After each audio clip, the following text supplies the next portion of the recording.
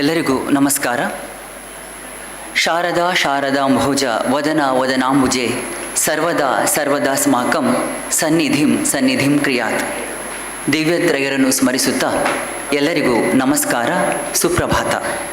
ಆಶ್ರಮದ ಪ್ರಶಾಂತ ಪರಿಸರಕ್ಕೆ ತಮ್ಮೆಲ್ಲರಿಗೂ ಪ್ರೀತಿಪೂರ್ವಕ ಸ್ವಾಗತ. ಆತ್ಮೀಯರೇ, ನಮ್ಮ ಆಶ್ರಮದ ಕಾರ್ಯ ಚಟುವಟಿಕೆಗಳನ್ನು ಪರಿಚಯಿಸಿಕೊಳ್ಳೋಣ. ಪ್ರಾರ್ಥನಾಲಯದಲ್ಲಿ ನಿತ್ಯ ಪೂಜೆ ಬೆಳಿಗ್ಗೆ 7:30ಕ್ಕೆ, ಸಂಧ್ಯಾರತಿ ಹಾಗೂ ಭಜನೆ ಪ್ರತಿದಿನ ಸಂಜೆ 6:30ಕ್ಕೆ. ಪ್ರತಿ ಬುಧವಾರ ಮತ್ತು ಭಾನುವಾರಗಳಂದು ಕನ್ನಡದಲ್ಲಿ ಪ್ರವಚನ ಸಂಜೆ 5 ಗಂಟೆಗೆ. ತಿಂಗಳ ಏಕಾದಶಿಯ ಸಂಜೆ 7 ಗಂಟೆಗೆ ರಾಮನಾಮ ಸಂಕೀರ್ತನೆ. ವಿದ್ಯಾರ್ಥಿಗಳಿಗೆ, ಯುವಕರಿಗೆ, ಶಿಕ್ಷಕರಿಗೆ ವಿಶೇಷ ಕಾರ್ಯಾಗಾರಗಳು ಸ್ವಾಮಿ ವಿವೇಕಾನಂದ ಅಂದರೆ ಈ ಸಭಾಭವನದಲ್ಲಿ ನಡೆಯುತ್ತದೆ.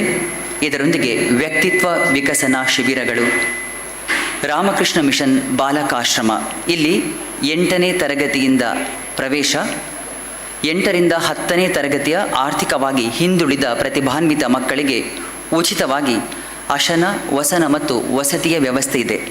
ಹಾಗೆ ವಿವೇಕಾನಂದ ತರಬೇತಿ ಕೇಂದ್ರ, ಇಲ್ಲಿ 5ರಿಂದ 9ನೇ ತರಗತಿಯ ಬಡ ಮಕ್ಕಳಿಗೆ ಉಚಿತ ತರಬೇತಿ. ಶಾರದಾ ಗ್ರಂಥಾಲಯ ಪ್ರತಿ ಸಂಜೆ 4ರಿಂದ 6ರವರೆಗೆ ತೆರೆದಿದ್ದು ಓದುವಿಕೆಗೆ ಅವಕಾಶವಿದೆ. ರಾಮಕೃಷ್ಣ ವಿವೇಕಾನಂದ ವೇದಾಂತ ಪುಸ್ತಕ ಪ್ರದರ್ಶನ ಮತ್ತು ಮಾರಾಟ ನಮ್ಮ ಶೋರೂಮಿನಲ್ಲಿ. ಹಾಗೆ ಆರ್ಥಿಕವಾಗಿ ಹಿಂದುಳಿದ ಪ್ರತಿಭಾನ್ವಿತ ವಿದ್ಯಾರ್ಥಿಗಳಿಗೆ ಧನ ಸಹಾಯ. ರಾಮಕೃಷ್ಣ ಬಾಲವೃಂದ ಭಾನುವಾರ ಬೆಳಿಗ್ಗೆ 8:30ರಿಂದ 11ರವರೆಗೆ. ಇಲ್ಲಿ ಮಕ್ಕಳಿಗೆ ಮೌಲ್ಯಯುತ ಶಿಕ್ಷಣವನ್ನು ನೀಡಲಾಗುತ್ತಿದೆ. ಇದರೊಂದಿಗೆ ಯೋಗಾಸನ ಶಿಬಿರಗಳು, ಆಧ್ಯಾತ್ಮಿಕ ಶಿಬಿರಗಳು, ಯಕ್ಷಗಾನವೇ ಮೊದಲಾದ ಸಾಂಸ್ಕೃತಿಕ ಕಾರ್ಯಕ್ರಮಗಳು ನಡೆಯುತ್ತಿವೆ. ಶಾರದಾ ದೇವಿ ಅಧ್ಯಯನ ಕೇಂದ್ರ ಹಾಗೂ ನಮ್ಮ ಪುಸ್ತಕ ಮಳಿಗೆ. ಅದೇ ರೀತಿ ಇದರೊಂದಿಗೆ ಈ ದಿನ ವಿಶೇಷವಾಗಿ ಇಸ್ರೋ ಸಂಸ್ಥೆಯ ಬಾಹ್ಯಯಾನಕ್ಕೆ ಸಂಬಂಧಿಸಿದ ಕಾರ್ಯಚಟುವಟಿಕೆಗಳನ್ನು ನಗರದ ಬೇರೆ ಬೇರೆ ಪ್ರೌಢಶಾಲೆ, ಕಾಲೇಜಿನ ವಿದ್ಯಾರ್ಥಿಗಳಿಗೆ ತಿಳಿಸಿಕೊಡುವ ಕಾರ್ಯಕ್ರಮ ಇಲ್ಲಿ ನಡೆಯಲಿದೆ. ಆಹ್ವಾನದ ಮೇರೆಗೆ ವಿವಿಧ ಸಂಸ್ಥೆಗಳಲ್ಲಿ ನಮ್ಮ ಪೂಜ್ಯ ಸ್ವಾಮೀಜಿಗಳಿಂದ ಪ್ರವಚನ, ಹಾಗೆಯೇ ಮಂಗಳೂರು ರಾಮಕೃಷ್ಣ ಮಠದ ಅಧ್ಯಕ್ಷರಾದ ಸ್ವಾಮಿ ಜಿತಾ ಕಾಮಾನಂದಜಿ ಮಹಾರಾಜ್ ಅವರಿಂದ ಪ್ರತಿ ಭಾನುವಾರ ಪ್ರವಚನ. ಹಾಗೆಯೇ ಸಂಜೆ 5ರಿಂದ 6ರವರೆಗೆ ಕನ್ನಡದಲ್ಲಿ ಆಧ್ಯಾತ್ಮಿಕ ವಿಷಯದ ಪ್ರವಚನವಿರುತ್ತದೆ. ಹೆಚ್ಚಿನ ಮಾಹಿತಿಗಾಗಿ, ಅದೇ ರೀತಿ ಆಶ್ರಮದ ಕಾರ್ಯ ಚಟುವಟಿಕೆಗಳ ಸಂಪರ್ಕಕ್ಕಾಗಿ ನಮ್ಮ ಕಾರ್ಯಾಲಯವನ್ನು ತಾವು ಸಂಪರ್ಕಿಸಬಹುದು.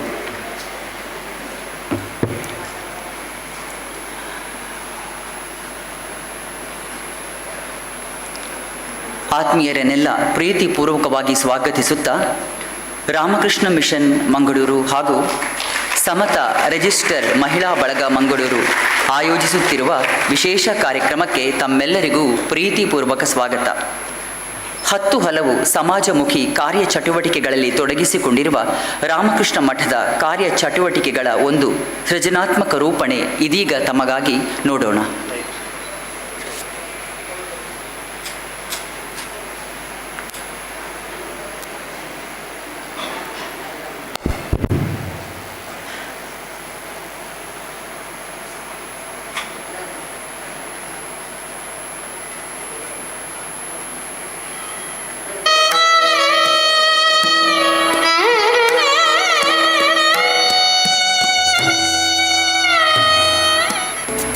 Welcome to Ramakrishna Mutt and Ramakrishna Mission Mangaluru.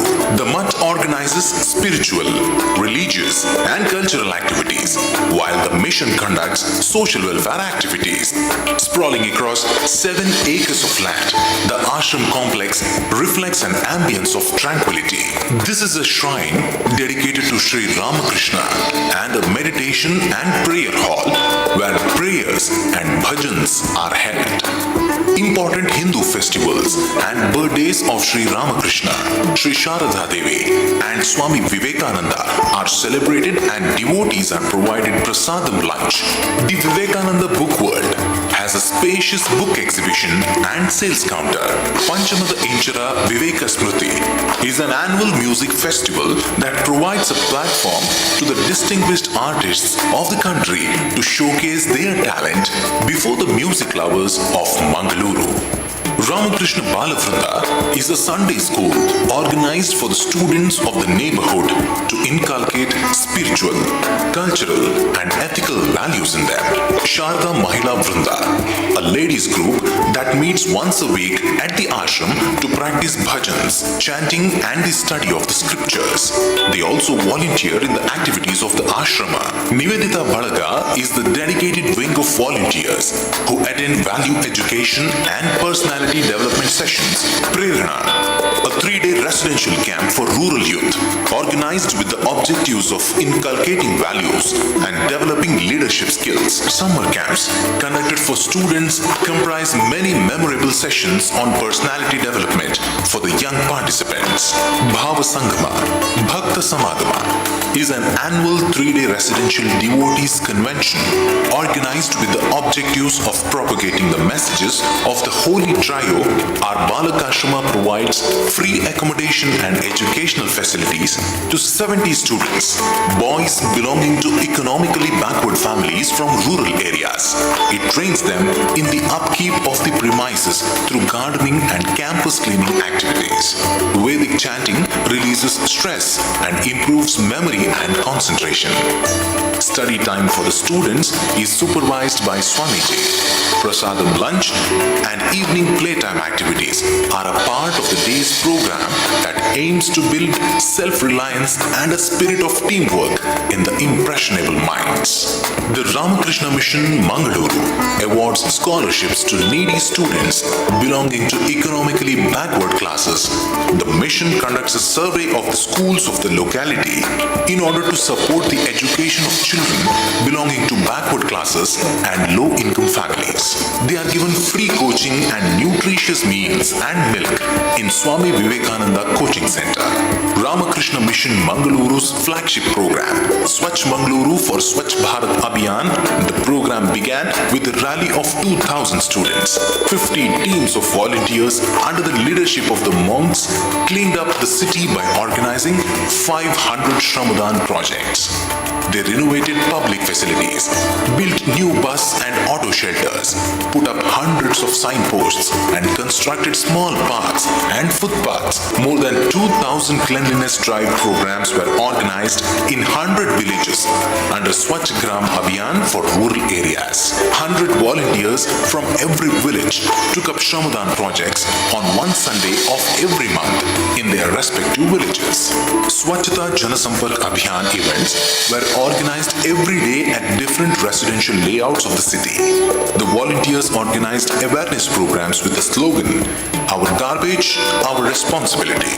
The concept of pot composting for wet waste management was introduced by providing pot composters at subsidized rates to 5,000 households in Mangaluru.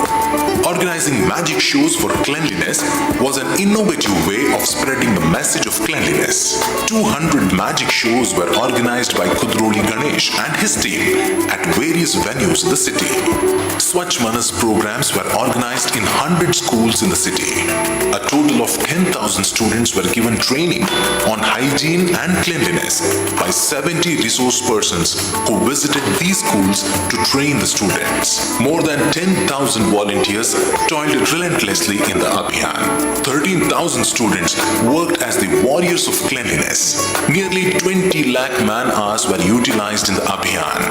The volunteers visited more than 40,000 houses to create awareness among people regarding the disposal of wet and dry household garbage. Ramakrishna Mission set a unique precedent by initiating a new concept of Miyawaki urban forests in Mangaluru city. ಮಂಗಳಾದೇವಿಯ ಸಮೀಪದಲ್ಲಿರುವ ಆಧ್ಯಾತ್ಮಿಕ ಪರಿಸರ ಹೊಂದಿರತಕ್ಕಂಥ ಸುಂದರವಾದ ಈ ರಾಮಕೃಷ್ಣ ಮಠಕ್ಕೆ ತಾವೆಲ್ಲರೂ ಆಗಮಿಸಿ ಇಲ್ಲಿಯ ಕಾರ್ಯಚಟುವಟಿಕೆಗಳಲ್ಲಿ ಕೈಜೋಡಿಸಬೇಕಾಗಿ ವಿನಂತಿ. ಇದು ನಮ್ಮೂರ ಮಠ, ರಾಮಕೃಷ್ಣ ಮಠ, ಮಂಗಳೂರು.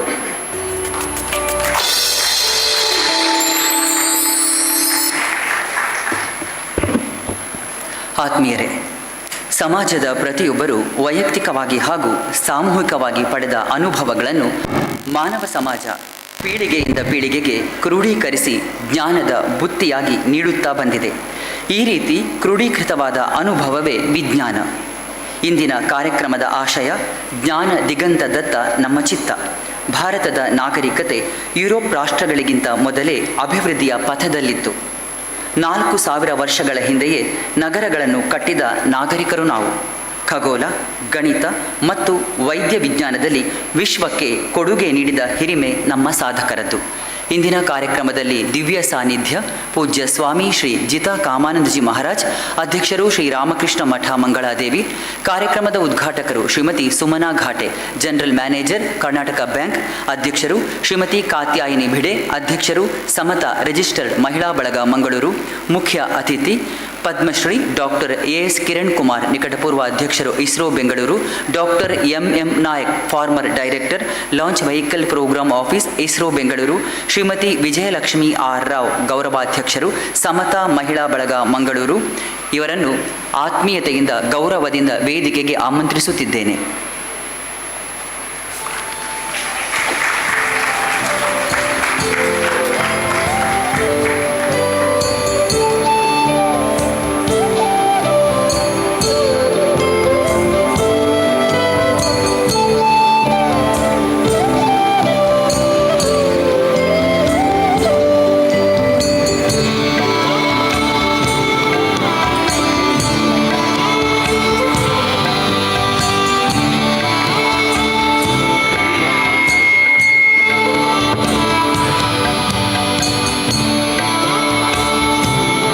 ಯುವಜನತೆಯಲ್ಲಿ ಪ್ರಯೋಗಾತ್ಮಕ ಸರ್ಜನಶೀಲತೆಯನ್ನು ಬೆಳೆಸಲು ಇಂದಿನ ಕಾರ್ಯಕ್ರಮವು ಪ್ರಸ್ತುತ. ಇಂದು ವಿಜ್ಞಾನದ ತಾಂತ್ರಿಕ ಯುಗ. ವ್ಯಕ್ತಿ ತಿಳಿದಿರುವುದಕ್ಕಿಂತ ತಿಳಿಯಬೇಕಾದುದು ಬಹಳಷ್ಟಿದೆ. ಹೇಗೆ, ಏಕೆ ಎನ್ನುವುದಕ್ಕೆ ಉತ್ತರ ಹುಡುಕುವ ಛಲ ಹಾಗೂ ದೊರೆತ ಫಲಿತಾಂಶಗಳ ತಾಳೆ ನೋಡುವಿಕೆಯ ತಾಳ್ಮೆ ಉಳ್ಳವನೇ ವಿಜ್ಞಾನಿ. ಕಾರ್ಯಕ್ರಮವನ್ನು ಪ್ರಾರ್ಥನೆಯೊಂದಿಗೆ ಆರಂಭಿಸೋಣ. ಪ್ರಾರ್ಥನೆ ಶ್ರೀಮತಿ ಸಾವಿತ್ರಿ ಬಿ ರಾವ್ ಹಾಗೂ ಶ್ರೀಮತಿ ಗೀತಾ ಪ್ರಸನ್ನ ಇವರಿಂದ.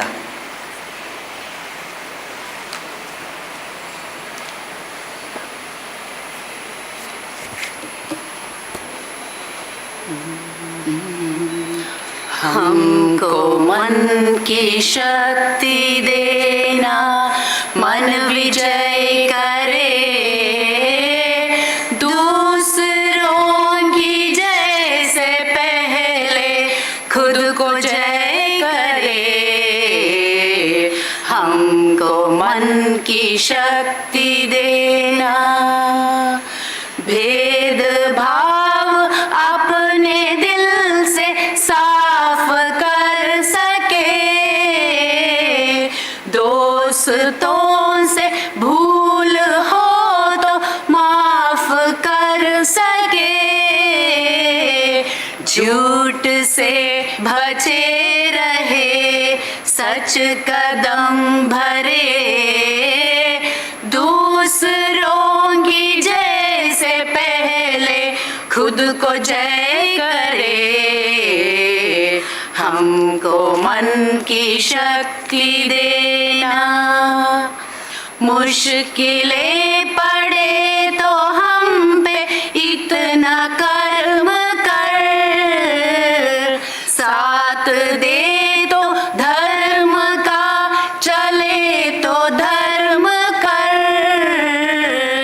खुद पे हौसला रहे, बदी से ना डरे, दूसरों की जैसे पहले खुद को जय करे.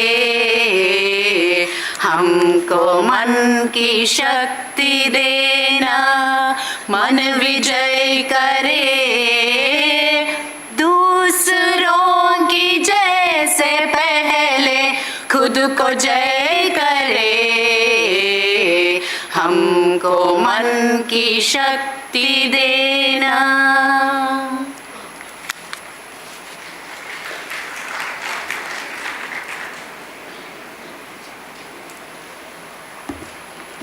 ಸ್ವಾಗತ ಮತ್ತು ಪರಿಚಯ ಶ್ರೀಮತಿ ಕಾತ್ಯಾಯಿನಿ ಭಿಡೆ, ಅಧ್ಯಕ್ಷರು ಸಮತಾ ಮಹಿಳಾ ಬಳಗ ಇವರಿಂದ.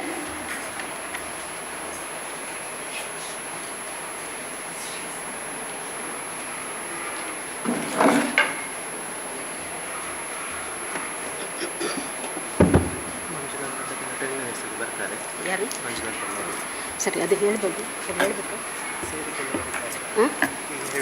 ಸೇರಿಕೊಳ್ಳುವವರಿದ್ದಾರೆ ಜಸ್ಟ್ ಮೆನ್ಷನ್ ಮಾಡಿದರೆ ಸಾಕು. ವೇದಿಕೆಯಲ್ಲಿ ಆಸೀನರಾಗಿರುವ ಗಣ್ಯರೇ, ಮಹನೀಯರೇ, ಮಹಿಳೆಯರೇ ಹಾಗೂ ವಿದ್ಯಾರ್ಥಿಗಳೇ, ಪ್ರತಿಭಾ ಪುರಸ್ಕಾರ ಹಾಗೂ ಇಸ್ರೋದ ಮಾಜಿ ಅಧ್ಯಕ್ಷರಾದ ಡಾಕ್ಟರ್ ಕಿರಣ್ ಕುಮಾರ್ ಅವರೊಂದಿಗೆ ಸಂವಾದ ಈ ವಿಶೇಷ ಕಾರ್ಯಕ್ರಮಕ್ಕೆ ನಿಮ್ಮೆಲ್ಲರನ್ನು ಸಮತಾ ಮಹಿಳಾ ಬಳಗ ಮತ್ತು ಶ್ರೀ ರಾಮಕೃಷ್ಣ ಮಿಷನ್ ಇವರ ಪರವಾಗಿ ಆತ್ಮೀಯವಾಗಿ ಸ್ವಾಗತಿಸುತ್ತಿದ್ದೇನೆ. ಈ ಕಾರ್ಯಕ್ರಮವು ಸ್ವಾಮಿ ಜಿತಕಾಮಾನಂದಜಿ ಅವರ ದಿವ್ಯ ಉಪಸ್ಥಿತಿಯಲ್ಲಿ ಜರುಗುತ್ತಿದೆ. ಸ್ವಾಮಿ ಜಿತಕಾಮಾನಂದಜಿ ಮಹಾರಾಜ್ ಅವರು ರಾಮಕೃಷ್ಣ ಮಹಾಸಂಘದ ಹಿರಿಯ ಯತಿಗಳಲ್ಲಿ ಒಬ್ಬರು. 1973ರಲ್ಲಿ ಬ್ರಹ್ಮಚಾರಿಯಾಗಿ ತ್ಯಾಗ ಜೀವನವನ್ನು ಆಯ್ದುಕೊಂಡ ಇವರು 1983ರಲ್ಲಿ ಸನ್ಯಾಸಿ ದೀಕ್ಷೆಯನ್ನು ಪಡೆದರು. ಈ ಆಶ್ರಮವು ಸ್ವಾಮೀಜಿಯವರ ನೇತೃತ್ವದಲ್ಲಿ ಹಲವಾರು ಪ್ರಶಸ್ತಿಗಳನ್ನು ಮುಡಿಗೇರಿಸಿಕೊಂಡಿದೆ. ಆಶ್ರಮವನ್ನು ಪ್ರಗತಿ ಪಥದತ್ತ ಕೊಂಡೊಯ್ಯುವಲ್ಲಿ ಸ್ವಾಮೀಜಿಯವರ ಪಾತ್ರ ಮಹತ್ತರವಾದುದು. ಅವರು ಎಲ್ಲರಿಗೂ ಮಾರ್ಗದರ್ಶಕರಾಗಿದ್ದಾರೆ, ಆದರ್ಶಪ್ರಾಯರಾಗಿದ್ದಾರೆ. ಅವರಿಗೆ ನಮನಪೂರ್ವಕ ಸ್ವಾಗತ.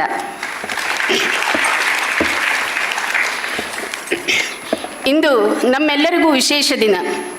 ಇಸ್ರೋದ ಮಾಜಿ ಅಧ್ಯಕ್ಷರಾದ ಡಾಕ್ಟರ್ ಕಿರಣ್ ಕುಮಾರ್ ಹಾಗೂ ಇಸ್ರೋದ ಮಾಜಿ ಹಿರಿಯ ವಿಜ್ಞಾನಿ ಡಾಕ್ಟರ್ ಮಂಜುನಾಥ್ ನಾಯಕ್ ಈ ದಿನ ನಮ್ಮೊಂದಿಗಿದ್ದಾರೆ. ಜೂನ್ 22 ಹಲವು ವಿಶೇಷಗಳನ್ನು ಹೊಂದಿದೆ. 2016ರಲ್ಲಿ ಡಾಕ್ಟರ್ ಕಿರಣ್ ಕುಮಾರ್ ಅವರ ನೇತೃತ್ವದಲ್ಲಿ ಇಸ್ರೋದ ವಿಜ್ಞಾನಿಗಳು ಒಂದೇ ಬಾರಿಗೆ 20 ಉಪಗ್ರಹಗಳನ್ನು ಉಡಾವಣೆ ಮಾಡಿ ಭಾರತದ ಬಾಹ್ಯಾಕಾಶ ಚರಿತ್ರೆಯಲ್ಲಿ ವಿಕ್ರಮ ಸಾಧಿಸಿದ ದಿನವೂ ಇದೆ.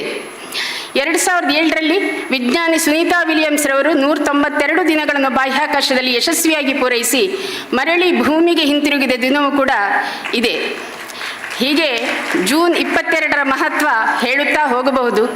ಆದರೆ ಮಂಗಳೂರಿನ ಜನತೆಗೆ ಜೂನ್ 22, 2025 ಮರೆಯಲಾರದ ದಿನ. ಕಾರಣ ಡಾಕ್ಟರ್ ಕಿರಣ್ ಕುಮಾರ್ ಅವರು ಇಂದು ನಮ್ಮೊಂದಿಗಿದ್ದಾರೆ. ಸರ್, ನಿಮ್ಮ ಪ್ರತಿಭೆಗೆ, ಉಪಸ್ಥಿತಿಗೆ ನಮ್ಮೆಲ್ಲರ ನಮನ. ಈ ವಿಶೇಷ ದಿನದಂದು ನಮ್ಮ ಕರೆಗೆ ಓಗೊಟ್ಟು ಈ ಸಮಾರಂಭದ ಮುಖ್ಯ ಅತಿಥಿಯಾಗಿ ಆಗಮಿಸಿ ನಮ್ಮನ್ನುದ್ದೇಶಿಸಿ ಮಾತನಾಡಲಿರುವ ನಮ್ಮ ಕನ್ನಡಿಗರೇ ಆದ ಡಾಕ್ಟರ್ ಕಿರಣ್ ಕುಮಾರ್ ಅವರನ್ನು ಸಮತಾ ಮಹಿಳಾ ಬಳಗ ಹಾಗೂ ರಾಮಕೃಷ್ಣ ಮಿಷನ್ನ ಪರವಾಗಿ ಹಾರ್ದಿಕವಾಗಿ ಸ್ವಾಗತಿಸ್ತಾ ಇದ್ದೇನೆ. ಶ್ರೀಮತಿ ಸುಮನಾ ಘಾಟೆಯವರು ನಮ್ಮೆಲ್ಲರ ಹೆಮ್ಮೆಯ ಕರ್ನಾಟಕ ಬ್ಯಾಂಕಿನಲ್ಲಿ ಆಫೀಸರ್ ಆಗಿ ವೃತ್ತಿ ಜೀವನವನ್ನು ಆರಂಭಿಸಿದವರು. BSc ಪದವೀಧರೆಯಾದ ಇವರು ಮುಂದೆ MBA ಹಾಗೂ CIIB ಪದವಿಗಳನ್ನು ಗಳಿಸಿದ್ದಾರೆ. ಆಫೀಸರ್ ಗ್ರೇಡ್ನಿಂದ ಹಂತ ಹಂತವಾಗಿ ಬಡ್ತಿ ಹೊಂದಿ ಈಗ ಬ್ಯಾಂಕಿನ ಆಪರೇಷನ್ ಡಿಪಾರ್ಟ್ಮೆಂಟಿನ ಜನರಲ್ ಮ್ಯಾನೇಜರ್ ಆಗಿ ಕಾರ್ಯನಿರ್ವಹಿಸುತ್ತಿದ್ದಾರೆ. ಬರವಣಿಗೆ ಇವರ ಪ್ರವೃತ್ತಿ. ಕನ್ನಡ ಅಲ್ಲದೆ ಇಂಗ್ಲಿಷ್ ಹಾಗೂ ಚಿತ್ಪಾವನಿ ಭಾಷೆಗಳಲ್ಲೂ ಕೂಡ ಕವನ ಪ್ರಬಂಧಗಳನ್ನು ರಚಿಸಿರುತ್ತಾರೆ. ಇಂದಿನ ಈ ಕಾರ್ಯಕ್ರಮದ ಉದ್ಘಾಟಕರಾಗಿ ಆಗಮಿಸಿದ ಇವರಿಗೆ ಉಭಯ ಸಂಯೋಜಕರ ಪರವಾಗಿ ಹಾರ್ದಿಕ ಸ್ವಾಗತ. ನಮ್ಮೊಂದಿಗಿರುವ ಇನ್ನೋರ್ವ ಅತಿಥಿ ಇಸ್ರೋದ ಹಿರಿಯ ವಿಜ್ಞಾನಿ ಡಾಕ್ಟರ್ ಮಂಜುನಾಥ್ ನಾಯಕ್ ರವರು. ನಮ್ಮ ಜಿಲ್ಲೆಯವರೇ, ಹುಟ್ಟೂರು ಉಜಿರೆ, ಮಂಗಳೂರು KPTಯ ಹಳೆ ವಿದ್ಯಾರ್ಥಿ. ಇವರು ಅಪ್ರತಿಮ ಪ್ರತಿಭಾವಂತರು ಮತ್ತು ಸಾಧಕರು. ದೀರ್ಘಕಾಲ ಇಸ್ರೋದಲ್ಲಿ ಸೇವೆ ಸಲ್ಲಿಸಿ ನಿವೃತ್ತರಾದ ಬಳಿಕ ಬೆಂಗಳೂರಿನ ಇಂಡಿಯನ್ ಇನ್ಸ್ಟಿಟ್ಯೂಟ್ ಆಫ್ ಸೈನ್ಸ್ನಲ್ಲಿ ಪ್ರೊಫೆಸರ್ ಆಗಿ ಕಾರ್ಯನಿರ್ವಹಿಸುತ್ತಾರೆ. ಡಾಕ್ಟರ್ ಕಿರಣ್ ಕುಮಾರ್ ಅವರು ಈ ಕಾರ್ಯಕ್ರಮದಲ್ಲಿ ಭಾಗವಹಿಸಲು ಮುಖ್ಯ ಕಾರಣಕರ್ತರು ಇವರೇ. ಇವರನ್ನು ಸಮತಾ ಮಹಿಳಾ ಬಳಗ ಮತ್ತು ರಾಮಕೃಷ್ಣ ಮಿಷನ್ನ ಪರವಾಗಿ ಹಾರ್ದಿಕವಾಗಿ ಸ್ವಾಗತಿಸ್ತಾ ಇದ್ದೇನೆ.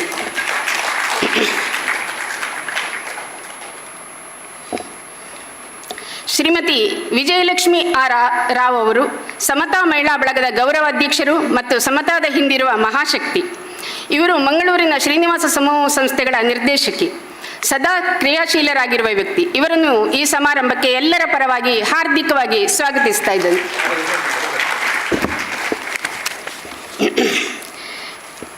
ಮಂಜುನಾಥ್ ಭಂಡಾರಿ ಅವರು. ಶ್ರೀ ಮಂಜುನಾಥ್ ಭಂಡಾರಿ ಅವರು ಕರ್ನಾಟಕ ವಿಧಾನ ಪರಿಷತ್ತಿನ ಮಾನ್ಯ ಸದಸ್ಯರು, ಜಿಲ್ಲೆಯ ಪ್ರತಿಷ್ಠಿತ ಶಿಕ್ಷಣ ಸಂಸ್ಥೆಗಳೊಂದಾದ ಸಹ್ಯಾದ್ರಿ ಸಮೂಹ ಶಿಕ್ಷಣ ಸಂಸ್ಥೆಗಳ ಸ್ಥಾಪಕರು ಹಾಗೂ ಅದನ್ನು ಮುನ್ನಡೆಸುತ್ತಿರುವವರು. ರಾಮಕೃಷ್ಣ ಮಠದ ಜೊತೆ ನಿಕಟ ಸಂಪರ್ಕ ಹೊಂದಿರುವ ಇವರು ಆಶ್ರಮದ ಎಲ್ಲ ಕಾರ್ಯಚಟುವಟಿಕೆಗಳಲ್ಲಿ ಭಾಗಿಯಾಗುತ್ತಿರುತ್ತಾರೆ. ತಮ್ಮ ಬಿಡುವಿಲ್ಲದ ಕಾರ್ಯಕ್ರಮಗಳ ನಡುವೆಯೂ ಇಂದು ಅವರು ನಮ್ಮನ್ನು ಸೇರಿಕೊಂಡಿದ್ದಾರೆ. ಇವರಿಗೆ ಉಭಯ ಸಂಯೋಜಕರ ಪರವಾಗಿ ಹಾರ್ದಿಕ ಸ್ವಾಗತ.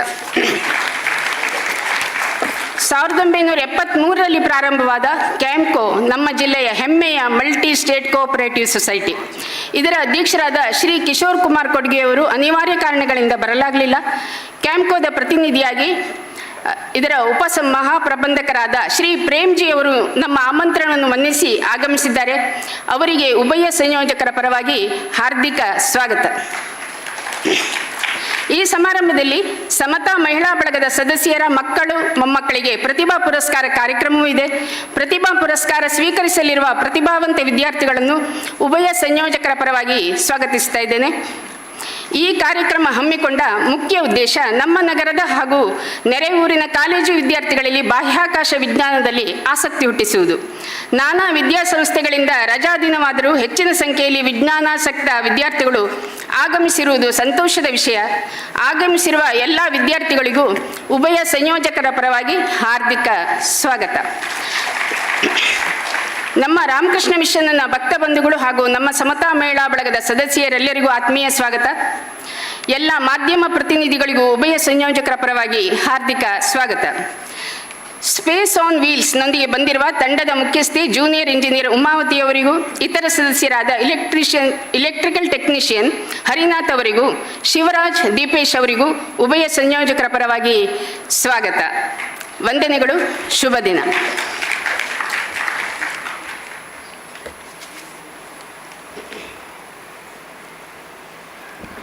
ಪೂಜ್ಯ ಸ್ವಾಮಿ ಶ್ರೀ ಜಿತಾ ಕಾಮಾನಂದಜಿ ಮಹಾರಾಜ್ ಅವರಿಗೆ ಸರ್ವರ ಪರವಾಗಿ ಪ್ರಣಾಮಗಳನ್ನು ಸಲ್ಲಿಸಿ ಈ ವೇದಿಕೆಯಲ್ಲಿ ಹೂವನ್ನು ನೀಡಿ ಸ್ವಾಗತಿಸಲು ನಿವೃತ್ತ ಯೋಧರು ಹಾಗೂ ಆಶ್ರಮದ ಸಕ್ರಿಯ ಕಾರ್ಯಕರ್ತರಾದ ಶ್ರೀಯುತ ಗೋಪಿನಾಥ್ ಸರ್ ಇವರಲ್ಲಿ ವಿನಂತಿಸುತ್ತಿದ್ದೇನೆ.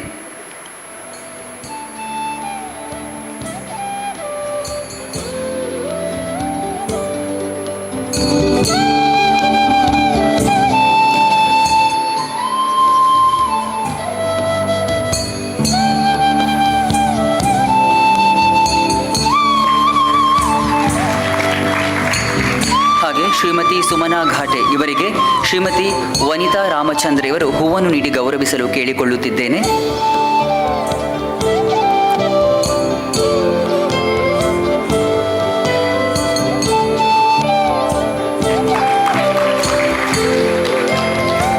ಪದ್ಮಶ್ರೀ ಡಾಕ್ಟರ್ ಎಸ್ ಕಿರಣ್ ಕುಮಾರ್ ಪೂರ್ವ ಅಧ್ಯಕ್ಷರು ಇಸ್ರೋ ಬೆಂಗಳೂರು ಇವರಿಗೆ ಡಾಕ್ಟರ್ ಚಂದ್ರು ಹೆಗಡೆ, ಸಂಯೋಜಕರು ಸ್ವಾಮಿ ವಿವೇಕಾನಂದ ಅಧ್ಯಯನ ಕೇಂದ್ರ ಮಂಗಳೂರು ವಿಶ್ವವಿದ್ಯಾನಿಲಯ ಇವರು ಹೂವನ್ನು ನೀಡಿ ಸ್ವಾಗತಿಸಲು ವಿನಂತಿಸುತ್ತಿದ್ದೇನೆ.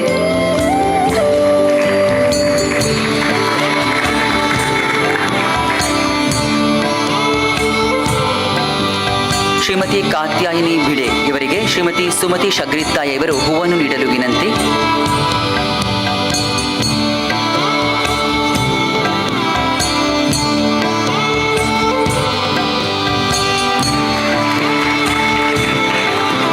ಶ್ರೀಯುತ ಡಾಕ್ಟರ್ ಎಂ ನಾಯಕ್ ಇವರಿಗೆ ಶ್ರೀ ಕಮಲಾಕ್ಷ ಪೈ ಇವರು ಹೂವನ್ನು ನೀಡಿ ಗೌರವಿಸಲು ಕೇಳಿಕೊಳ್ಳುತ್ತಿದ್ದೇನೆ.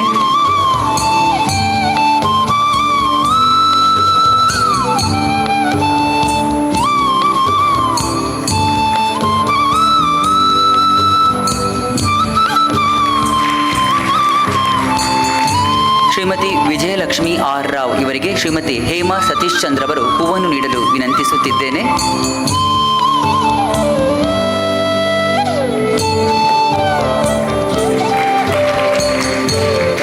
ಹಾಗೆ ಡಾಕ್ಟರ್ ಮಂಜುನಾಥ್ ಭಂಡಾರಿ ಸರ್ ಇವರಿಗೆ ಶ್ರೀಯುತ ಹೇಮಂತ್ ಬಿಡೆ ಇವರು ಹೂವನ್ನು ನೀಡಿ ಸ್ವಾಗತಿಸಲು ವಿನಂತಿಸುತ್ತಿದ್ದೇನೆ.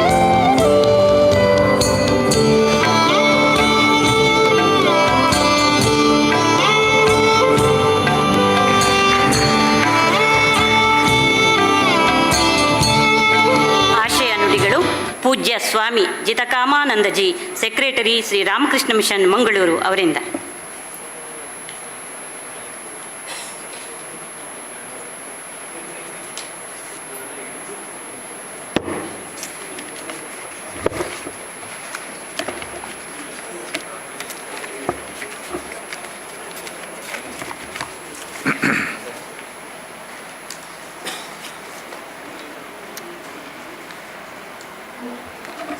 ಶ್ರೀ ಗುರುಭ್ಯೋ ನಮಃ. Igniting the future, ISRO'S legacy and beyond a special talk and interactive session with students by none other than PADMA SHRI DR.A.S. KIRAN Kumar.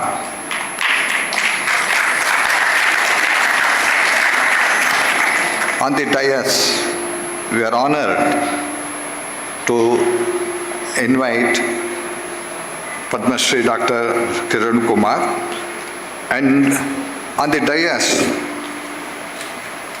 guest of honor, Dr. M.M. Nayak, former Director, Launch Vehicle Program Office, ISRO, Bangalore,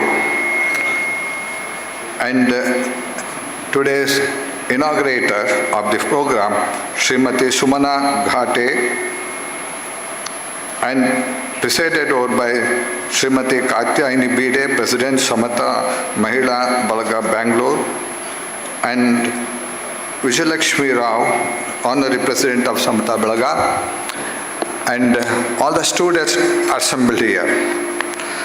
I'm very happy to inform you that Ramakrishna Mission Mangaluru is celebrating its 75th year this year. As you all know, Ramakrishna Mission since many years is organizing various programs, especially for younger generations, Shraddha, Medha, and other programs, Yuva programs. Not only we organize in this campus, and also we go to the colleges and interact with the students. So today's program is for Future India, you are all. And Samatha Balaga, when they approached us for organizing this program, we felt very happy. And we said that we'll give all the necessary help for you to organize. Let us organize both together. And today's program, you can see the president of Samatha Balaga is presiding over the program. Students, the contribution of ISRO to the progress of India is immense. It cannot be measured at all. Their contribution, I like to read out. The achievement of our nation's space agency, ISRO, have astonished the whole world. ISRO holds the distinction of creating history by launching the highest number of satellites in a single mission. ಚಪ್ಪಾಳೆ ಹೊಡೆಯೋದಾದರೆ ಜೋರು ಹೊಡಿಬೇಕು. ನಾವು ಸೈಂಟಿಸ್ಟಿಗೆ ಗೌರವ ಕೊಡುತ್ತಾ ಇದ್ದೀವಿ ಈಗ. ಆಮೇಲೆ the time in the past approaching when the space research, space-based industries and asteroid mining, I again repeat, asteroid mining will play a significant role in strengthening our nation's resources. To support this ambitious progress, our students must begin preparing themselves from now on. If India is to excel in space research through its own capabilities, it is essential to harness the immense potentials of our youth, especially assembled as young minds. The responsibility of advancing India's position in the space sector lies in the hands of today's students. In the future, many sectors such as education, agriculture, defense, and medical technology will increasingly rely on space technology. You already have come to know what a contribution that this ISRO has given for our defense. Recently, that we had a fight with, shall I call neighbor? No, enemies. Friendly neighbor. Therefore, students must start equipping themselves with the knowledge and skills needed in the field of science. The primary objective of today's program is to ignite curiosity about space science and inspire students to pursue studies in this field. Beginning his journey as a science student, just like many of you, and having attained extraordinary success in the domain of space science, we are honored to have with us today Dr. A.S. Kiran Kumar, former chairman of ISRO, who will address us shortly. Before inviting you heartily, I want to know how many of you want to become ISRO scientists? Let me know, lift your hands. How many of you, ಎಷ್ಟು ಜನ ನಿಮ್ಮಲ್ಲಿ scientist ಆಗಬೇಕು ಅಂತ ಇದ್ದೀರಾ? ಇಸ್ರೋದಲ್ಲಿ ಚಂದ್ರಾಯನಕ್ಕೆ ಹೋಗಬೇಕು ಅಂತ ಎಷ್ಟು ಜನ ಇದ್ದೀರಾ? ಕೈ ಎತ್ತಿ ನೋಡೋಣ ಮಕ್ಕಳೇ. ನಾನು ತಿಳ್ಕೊಂಡು ಎಲ್ಲ ಎದ್ದು ಬಿಡ್ತೀರಾ ಅಂತ ಕಾಣೋದೇ ಇಲ್ಲಲ್ಲ. So this program was to inspire you to become scientists. So I heartily welcome you all. I always tell when I invite the students, when we organize many programs especially, children, you have to be here, not physically, not only physically, mentally, intellectually also. So welcome you to all, and all the dignitaries here, I heartily welcome on behalf of Ramakrishna Mission. Thank you very much.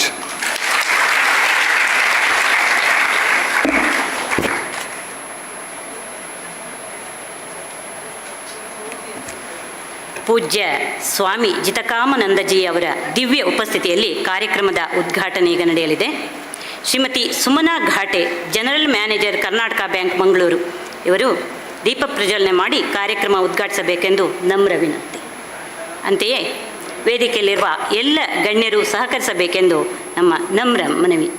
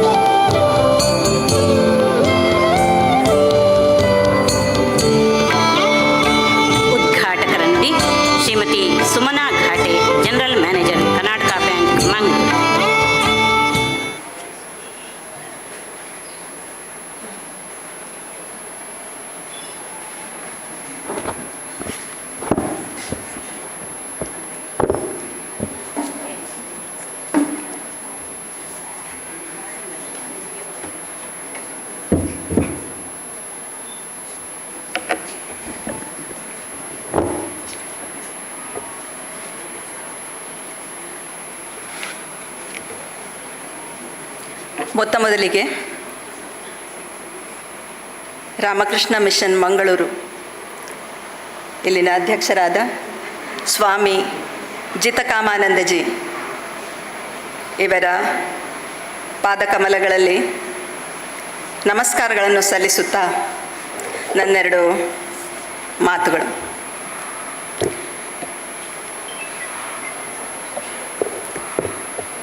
ಇಂದಿನ ಕಾರ್ಯಕ್ರಮದ ವಿದ್ಯಾರ್ಥಿಗಳೊಂದಿಗಿನ ಸಂವಾದ ಕಾರ್ಯಕ್ರಮ ಹಾಗೂ ವಿಶೇಷ ಉಪನ್ಯಾಸಗೈಯಲ್ಲಿರುವ ಇಸ್ರೋದ ನಮ್ಮ ದೇಶದ ಅಗ್ರಗಣ್ಯ ಹೆಮ್ಮೆಯ ಸಂಸ್ಥೆ, ಈ ಸಂಸ್ಥೆಯ ಪೂರ್ವಾಧ್ಯಕ್ಷರಾದ ಪದ್ಮಶ್ರೀ ಡಾಕ್ಟರ್ A.S. ಕಿರಣ್ ಕುಮಾರ್ ಅವರೇ, ಹಾಗೆಯೇ ಇಸ್ರೋದ ಇನ್ನೊಬ್ಬ ಗಣ್ಯರು, ಪೂರ್ವಾಧ್ಯಕ್ಷರು ವೆಹಿಕಲ್ ಪ್ರೋಗ್ರಾಮ್ ಆಫೀಸ್ ಇಸ್ರೋ, ಇದರ ಪೂರ್ವಾಧ್ಯಕ್ಷರಾಗಿದ್ದುಕೊಂಡು ಅನೇಕ ಸಫಲ ಸಾಧನೆಗಳನ್ನು ಗೈದ ಡಾಕ್ಟರ್ M.M. ನಾಯಕ್ರವರೇ, ಇಂದಿನ ಕಾರ್ಯಕ್ರಮದ ಆಯೋಜಕರಲ್ಲಿ ಒಬ್ಬರಾದ ಸಮತಾ ಮಹಿಳಾ ಬಳಗದ ಅಧ್ಯಕ್ಷೆ ಹಾಗೂ ಕಾರ್ಯಕ್ರಮದ ಅಧ್ಯಕ್ಷೆ ಆತ್ಮೀಯ ಶ್ರೀಮತಿ ಕಾತ್ಯಾಯಿನಿ ಭಿಡೆಯವರೇ, ಗೌರವಾನ್ವಿತ ಹಾಗೂ ಸಮತಾದ ಗೌರವಾಧ್ಯಕ್ಷರಾದ ಶ್ರೀಮತಿ ವಿಜಯಲಕ್ಷ್ಮಿ ರಾವ್ ಅವರೇ, ನಮ್ಮ ಊರಿನ ಹೆಮ್ಮೆಯ ಎಜುಕೇಷನಿಸ್ಟ್ ಮಂಜುನಾಥ್ ಭಂಡಾರಿ ಅವರು MLC ಕೂಡ ಹೌದು, ವೇದಿಕೆಯ ಮುಂದೆ ನೆರೆದಿರುವ ಗಣ್ಯಾತಿ ಗಣ್ಯರೇ, ಇಂದಿನ ಕಾರ್ಯಕ್ರಮದ ಕೇಂದ್ರ ಬಿಂದು ಅಂತ ಹೇಳ್ಬೋದು. ಇವತ್ತು ವಿದ್ಯಾರ್ಥಿ ಕೇಂದ್ರಿತ ಇದು ಕಾರ್ಯಕ್ರಮ. ಆದ ವಿದ್ಯಾರ್ಥಿಗಳೇ, ಪೋಷಕರೇ, ಸಮತಾ ಮಹಿಳಾ ಬಳಗ ಹಾಗೂ ರಾಮಕೃಷ್ಣ ಮಿಷನ್ನ ಪದಾಧಿಕಾರಿಗಳೇ, ಸದಸ್ಯರೇ ಹಾಗೂ ಮಂಗಳೂರಿನ ಸಜ್ಜನ ಬಂಧುಗಳೇ, ನಿಮಗೆಲ್ಲರಿಗೂ ನನ್ನ ನಮಸ್ಕಾರಗಳು. ಇವತ್ತು ಒಂದು ಮಂಗಳೂರಿನ ಪಾಲಿಗೆ ಐತಿಹಾಸಿಕ ದಿನ ಅಂತ ಹೇಳಿದರೆ ಆಶ್ಚರ್ಯ ಆಗಲಾರದು. ನಾನೀಗ ಒಂದು ತರಹದ ರೋಮಾಂಚಿತ ಅನುಭವವನ್ನು ಅನುಭವಿಸ್ತಾ ಇದ್ದೇನೆ. ಇಲ್ಲಿ ಹಾಲಿಗೆ ಬರ್ತಾ ಇದ್ದ ಹಾಗೆ ರಾಮಕೃಷ್ಣ ಮಿಷನ್ನ ಕಾರ್ಯವೈಖರಿಯ ಬಗ್ಗೆ ನಾವು ತಿಳಿದುಕೊಂಡೆವು. ನಿಜವಾಗಿಯೂ ಇಂತಹ ಕಾರ್ಯಕ್ರಮದಲ್ಲಿ ಇವತ್ತು ಪಾಲ್ಗೊಳ್ಳುವುದು ನನ್ನ ಪಾಲಿಗೂ ಒಂದು ಸುಯೋಗದ ದಿನ. ಈ ಕಾರ್ಯಕ್ರಮವನ್ನು ಆಯೋಜಿಸಿದ ಸಮತಾ ಮಹಿಳಾ ಬಳಗ ಹಾಗೂ ರಾಮಕೃಷ್ಣ ಮಿಷನ್ ಇವರಿಗೆ ನನ್ನ ಹಾರ್ದಿಕ ಅಭಿನಂದನೆಗಳು. ಇವತ್ತು ಒಂದು ಸುಯೋಗದ ದಿನ, ಐತಿಹಾಸಿಕ ದಿನ ಅಂತ ಹೇಳಿದೆ. ಯಾಕೆ ಅಂತ ಹೇಳಿದರೆ, ನನ್ನ ಮನಸ್ಸಿಗೆ ಬಂದದ್ದಂತ ಹೇಳಿದರೆ, ಇವತ್ತು ಈ ವಿಜ್ಞಾನ ಹಾಗೂ ಆಧ್ಯಾತ್ಮಿಕ ಜ್ಞಾನದ ಒಂದು ಸಂಗಮದ ದಿನ ಇದು ಅಂತ ಅನ್ನಿಸ್ತು. ಮುಖ್ಯವಾಗಿ ಬಾಹ್ಯಾಕಾಶ ವಿಜ್ಞಾನದ ಬಗ್ಗೆ ಇವತ್ತು ನಾವು ತಿಳಿದುಕೊಳ್ಳಲಿಕ್ಕಿದ್ದೇವೆ. ಅಂತೆಯೇ ನಮಗೆ ಜಿತಕಾಮಾನಂದಜಿಯವರ ನುಡಿಗಳನ್ನು ಸಹ ಈಗಷ್ಟೇ ಆಲಿಸಿದ್ದೇವೆ. ಈ ಆಧ್ಯಾತ್ಮಿಕ ಜ್ಞಾನ ಮತ್ತು ವಿಜ್ಞಾನ ಅನ್ನೋದು ಕ್ಲಿಷ್ಟಕರವಾದ ವಿಷಯಗಳು. ಅದು ಈ ಸೃಷ್ಟಿಯ ರಹಸ್ಯವನ್ನು ಅರಿತುಕೊಳ್ಳಿಕ್ಕೆ ಹಾಗೂ ಅದನ್ನು ಅರಿತುಕೊಂಡು ಮಾನವ ಕುಲದ ಹಾಗೂ ಮಾನವನ ಆತ್ಮದ ಒಂದು ಏಳಿಗೆ, ಒಂದು ಕಲ್ಯಾಣ ಆಗಬೇಕು ಅಂತ ಬಯಸುವಂತಹ ಒಂದು ಸೈನ್ಸ್ನ ವಿಭಾಗಗಳು ಇವು ಎರಡೂ ಇಲ್ಲಿ ಸಂಗಮಿಸಿವೆ. ಸರ್ವದೇವ ನಮಸ್ಕಾರಂ ಕೇಶವಂ ಪ್ರತಿ ಗಚ್ಚತೆ ಅನ್ನುವ ಹಾಗೆ ಅಂತ ಅನ್ನಿಸ್ತು. ಇಂತಹ ಈ ಕಾರ್ಯಕ್ರಮ ಇಲ್ಲಿ ಇವತ್ತು ಮಂಗಳೂರಿನಲ್ಲಿ ಆಯೋಜನೆಗೊಂಡಿದೆ. Doctor A.S. ಕಿರಣ್ ಕುಮಾರ್ ಅವರ ಮಾತುಗಳನ್ನು ಕೇಳಲಿಕ್ಕೆ ನಾವೆಲ್ಲರೂ ಉತ್ಸುಕರಾಗಿ ಕೂತಿದ್ದೇವೆ ಹಾಗೂ ಇತರ ಗಣ್ಯರ ಮಾತುಗಳನ್ನು ಕೇಳಲಿಕ್ಕಿದ್ದೇವೆ. ಈ ಸಂದರ್ಭದಲ್ಲಿ ಮಕ್ಕಳನ್ನು ನೋಡುವಾಗ ನನಗೊಂದು ಮಾತು ನೆನಪಿಗೆ ಬಂತು. ನಮ್ಮ ಆಫೀಸ್ಗಳಲ್ಲಿ ಇರ್ಬೋದು ಅಥವಾ ಶಾಲಾ ಕಾಲೇಜುಗಳಲ್ಲಿ ಇರ್ಬೋದು, ನಮಗೇನಾದರೂ ಕ್ಲಿಷ್ಟಕರ ಸಮಸ್ಯೆ ಬರುವಾಗ ನಮಗೆ ಹುರಿದಿಂಬಿಸಲಿಕ್ಕೆ ಒಂದು ಮಾತು ಹೇಳ್ತಾರೆ. ಏನು ಹೇಳ್ತಾರೆ ಅಂದರೆ, don't worry, it's not a rocket science ಅಲ್ವಾ? ನಿಮಗೆಲ್ರಿಗೂ ಶಾಲೆಯಲ್ಲಿ ಟೀಚರ್ಸ್ ಈ ಥರ ಹೇಳಿರ್ಬೋದು. ಅಥವಾ ನಮ್ಮ ಬ್ಯಾಂಕಿಂಗ್ನಲ್ಲೂ ಈಗ ತುಂಬ ಸೈಂಟಿಫಿಕ್ ವಿಷಯಗಳು ಬರ್ತದೆ. ರಿಸ್ಕ್ ಮ್ಯಾನೇಜ್ಮೆಂಟ್ ಅಂತ ಒಂದು ಕಾನ್ಸೆಪ್ಟ್ ಉಂಟು. ಅದೇ ತರಹ ಟೆಕ್ನಾಲಜಿ ಬಂದಿದೆ. ಅದೆಲ್ಲ ನಾವು ಅರಿತುಕೊಳ್ಳಲಿಕ್ಕೆ ಸ್ವಲ್ಪ ಕಷ್ಟಪಡುವಾಗ don't worry, it is not a rocket science ಅಂತ ಹೇಳ್ತಾರೆ. ಯಾಕೆ ಹಾಗೆ ಹೇಳ್ತಾರೆ ಅಂತ ಹೇಳಿದರೆ, ಅದು ಇದ್ದುದರಲ್ಲಿ ಕಷ್ಟ, ಅದರಷ್ಟು ಕಷ್ಟ ಇದು ಇರಲಿಕ್ಕಿಲ್ಲ ಅಂತ ಒಂದು ಭಾವನೆಯಲ್ಲಿ ಈ ಥರ ಹೇಳ್ತಾರೆ. ಅದೇ ಥರ ಈ ಆಧ್ಯಾತ್ಮಿಕತೆ ಬಗ್ಗೆ ಯೋಚನೆ ಮಾಡಬೇಕಾದ್ರೆ ನಮ್ಮ ಪುರಂದರ ದಾಸರು ಹೇಳಿದ್ದೊಂದು ನನಗೆ ನೆನಪಾಗತ್ತೆ. ಉದರ ವೈರಾಗ್ಯವಿದು ನಮ್ಮ ಪದುಮನಾಭನಲ್ಲಿ ಲೇಷ ಭಕುತಿ ಇಲ್ಲ ಅಂತ. ಅಂದರೆ ನಾವು ಥರಥರದ್ದು ಮಾಡ್ತೇವೆ, ಏನೇನೋ ವೇಷ ಹಾಕ್ತೇವೆ, ಏನೇನೋ ಇದು ಡಂಭಾಚಾರ ಮಾಡ್ತೇವೆ, ಅಥವಾ ಭಕ್ತಿ ಬರಬೇಕು ನಮಗೆ ಅಂತ ಯೋಚನೆ ಮಾಡ್ತೇವೆ, ಆತ್ಮಜ್ಞಾನ ಬರಬೇಕು ಅಂತ ಯೋಚನೆ ಮಾಡ್ತೇವೆ. ಆದರೆ ಅದನ್ನು ಗಳಿಸಬೇಕಾದ್ರೆ ತುಂಬ ಡಿವೋಷನ್ ಬೇಕು, ತುಂಬ ತಪಸ್ಸು ಬೇಕು. ತಪಸ್ಸು ಅಂದರೆ ಕಷ್ಟ, ಪರಿಶ್ರಮ, ಒಂದು ಆ ಥರದ ಒಂದು ಕ್ವಾಲಿಟಿ ಬೇಕು. ಹಾಗಾಗಿ ಇವೆಲ್ಲವನ್ನು ಒಂದು ಗೈದಿರುವ ಒಂದು ಸಂಸ್ಥೆಯ ಆಶ್ರಯದಲ್ಲಿ ಡಾಕ್ಟರ್ ಕಿರಣ್ ಕುಮಾರ್ ಅವರು ಮಾತಾಡಲಿಕ್ಕಿದ್ದಾರೆ ಅಂತ ಹೇಳಿದರೆ ನಮಗೆ ನಿಮಗೆ ಇದೊಂದು ಎಷ್ಟು ವಿಶೇಷ ದಿನ ಅಂತ ಅಂದಾಜು ಮಾಡಿ. ಮಕ್ಕಳೇ, ಇವತ್ತು ಸಾಧಕ ಮಕ್ಕಳಿಗೆ ಪುರಸ್ಕಾರ ಕಾರ್ಯಕ್ರಮ ನಡೆಯಲಿಕ್ಕಿದೆ ಸಮತಾ ಮಹಿಳಾ ಬಳಗದಿಂದ. ಅದೇ ರೀತಿ ಸ್ಪೇಸ್ ಬಸ್ ನೋಡಲಿಕ್ಕೆ ಆಸಕ್ತಿಯಿಂದ ಕುತೂಹಲದಿಂದ ಬಂದ ವಿದ್ಯಾರ್ಥಿಗಳು ಇದ್ದೀರಿ, ಪೋಷಕರು ಇದ್ದೀರಿ.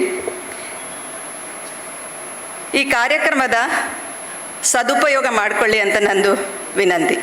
ಅಂದರೆ ಈ ತರುಣ ಜನಾಂಗ ಅಥವಾ ಮಕ್ಕಳು ಏನಿದ್ದಾರೆ, ನೀವು ನಮ್ಮ ಭವಿಷ್ಯ, ನೀವು ನಮ್ಮ ದೇಶದ ಆಸ್ತಿ, ನಮ್ಮ ದೇಶದ ಭವಿಷ್ಯ ನಿಮ್ಮ ಕೈಯಲ್ಲಿ ಇದೆ. ಈ ಕಾರ್ಯಕ್ರಮ ನಿಮ್ಮಲ್ಲಿ ಸ್ವಲ್ಪ ಎತ್ತರದ ಯೋಚನೆಗಳನ್ನು ಅಥವಾ ಒಂದು ಇನ್ಸ್ಪಿರೇಷನಲ್ ಆಗಿ ಆದರೆ ಈ ಪ್ರಯತ್ನ ತುಂಬ ಸಾರ್ಥಕ ಅಂತ ಅನ್ಸ್ಕೊಳ್ತೇವೆ. ಸಮತಾ ಮಹಿಳಾ ಬಳಗ ಅನೇಕ ಕಾರ್ಯಕ್ರಮಗಳನ್ನು, ನಾನು ಅಧ್ಯಕ್ಷೆಯನ್ನು ಬಲ್ಲೆ ಹಾಗೂ ಅನೇಕ ಸದಸ್ಯರನ್ನು ಬಲ್ಲೆ. ನಾನು ಕೂಡ ಈ ಸಮತಾ ಮಹಿಳಾ ಬಳಗದ ಮೆಂಬರ್ ಕೂಡ ಹೌದು. ಅನೇಕ ಕಾರ್ಯಕ್ರಮಗಳನ್ನು ಆಯೋಜಿಸ್ತಾರೆ. ಇದೊಂದು ಬಹಳ ವಿಶೇಷ ಕಾರ್ಯಕ್ರಮ. ಇಂತಹ ಕಾರ್ಯಕ್ರಮಗಳು ಇನ್ನೂ ಹೆಚ್ಚಾಗಿ ಮೂಡಿ ಬರಲಿ. ಮಂಗಳೂರಿನ ಜನತೆ, ಯುವ ಜನತೆ ಎಲ್ಲರೂ ಈ ಕಾರ್ಯಕ್ರಮದಿಂದ ಒಂದು ಪ್ರಯೋಜನ ಪಡೆಯುವಂತಾಗಲಿ ಅಂತ ನಾನು ಹಾರೈಸ್ತೇನೆ. ಅದೇ ರೀತಿ ರಾಮಕೃಷ್ಣ ಮಿಷನ್ ಅವರ ನೀವು ಸೂಕ್ಷ್ಮ ಇವತ್ತಿನ ಕಾರ್ಯಕ್ರಮ ನೋಡಿದರೆ ಎಷ್ಟು ಸೂಕ್ಷ್ಮ ಡಿಟೇಲ್ಸಿಗೆ ಅವರು ಮಹತ್ವ ಕೊಡ್ತಾರೆ. ಹೇಗೆ ಇಲ್ಲಿ ಸ್ವಚ್ಛ ವಾತಾವರಣ ಉಂಟು, ಹೇಗೆ ಇಲ್ಲಿ ಕಾರ್ಯ ನಿರ್ವಹಿಸ್ತಾರೆ ಅಂತ ನಿಮಗೆಲ್ಲ ಗೊತ್ತಾಗಿರ್ಬೋದು. ಇಲ್ಲಿ ನಾನು ಹೇಳಬೇಕಾ ಬೇಡ, ಒಂದು ವಿಷಯ ಹೇಳ್ತೇನೆ. ಸ್ವಾಮೀಜಿ, ನನ್ನ ತಮ್ಮ ಮತ್ತು ಅವನ ಮಗ ಇಲ್ಲಿಯೇ ಇನ್ಮೇಟ್ಸ್ ಆಗಿ ಕಲಿತು ಬಂದವರು. ಅವರಲ್ಲಿ ಒಂದು ಟ್ರಾನ್ಸ್ಫಾರ್ಮೇಷನ್ ಕಂಡಿದ್ದೇವೆ ನಾವು ಮನೆಯಲ್ಲಿ. ಅವರು ಆದರ್ಶ ಅಂತ ಹೇಳಿದರೆ ಅವರು ಈಗ ನನ್ನ ತಮ್ಮ ಫಸ್ಟ್ ಇಲ್ಲಿ ಕಲಿತ, ಅದನ್ನು ಅವನು ಮನಗಂಡು ಅವನ 2ನೇ ಮಗನನ್ನು ಇಲ್ಲೇ ಕಳಿಸಿದ. ಈಗ ಅವ ಕೂಡ ನಮ್ಗೆ ಆಶ್ಚರ್ಯ ಆಗತ್ತೆ, ಈ ಥರ ಒಂದು ಮಗು ಒಂದು ಎಷ್ಟು ಜವಾಬ್ದಾರಿಯುತವಾಗಿ ಒಂದು ಇರ್ತಾನೆ ಅಂತ ಹೇಳಿದರೆ ನಿಜವಾಗಿ ನೀವು ಇಲ್ಲಿಯ ಇನ್ಮೇಟ್ಸ್ ಮಕ್ಕಳು ನಿಜವಾಗಿ ನೀವು ಪುಣ್ಯವಂತರು ಅಂತ ನಾನು ತಿಳ್ಕೊಂಡಿದ್ದೇನೆ.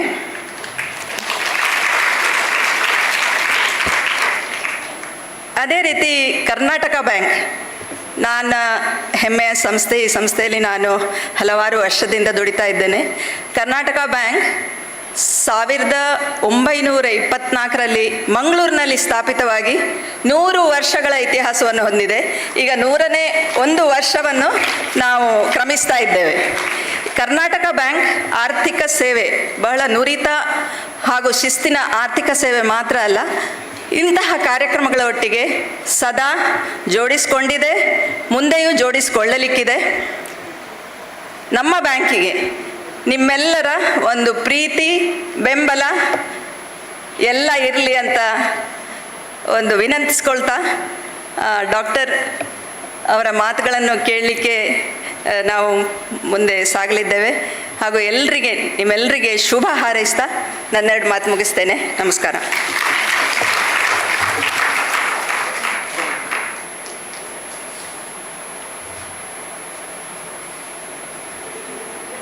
ಮುಂದಿನ ಕಾರ್ಯಕ್ರಮ ಪ್ರತಿಭಾ ಪುರಸ್ಕಾರ. 10ನೇ ತರಗತಿಯಲ್ಲಿ 95% ಅಧಿಕ ಹಾಗೂ ದ್ವಿತೀಯ PUCಯಲ್ಲಿ 90% ಅಧಿಕ ಅಂಕ ಗಳಿಸಿದ ಸಮತಾ ಬಳಗದ ಸದಸ್ಯರ ಮಕ್ಕಳು ಹಾಗೂ ಮೊಮ್ಮಕ್ಕಳಿಗೆ ಪುರಸ್ಕಾರ. ಇಂದಿನ ಕಾರ್ಯಕ್ರಮದ ಮುಖ್ಯ ಅತಿಥಿಗಳಾದ ಪದ್ಮಶ್ರೀ ಡಾಕ್ಟರ್ AS ಕಿರಣ್ ಕುಮಾರ್ ಅವರು ನಡೆಸಿಕೊಡಬೇಕೆಂದು ನಮ್ಮ ಆತ್ಮೀಯ ಮನವಿ. ಮೊದಲಿಗೆ 10ನೇ ತರಗತಿಯ ವಿದ್ಯಾರ್ಥಿಗಳು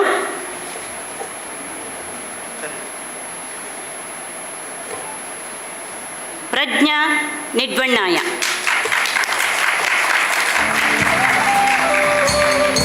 ಶೇಕಡ 99.68 ವಿವೇಕಾನಂದ ಕನ್ನಡ ಮಾಧ್ಯಮ ಶಾಲೆ ಪುತ್ತೂರು.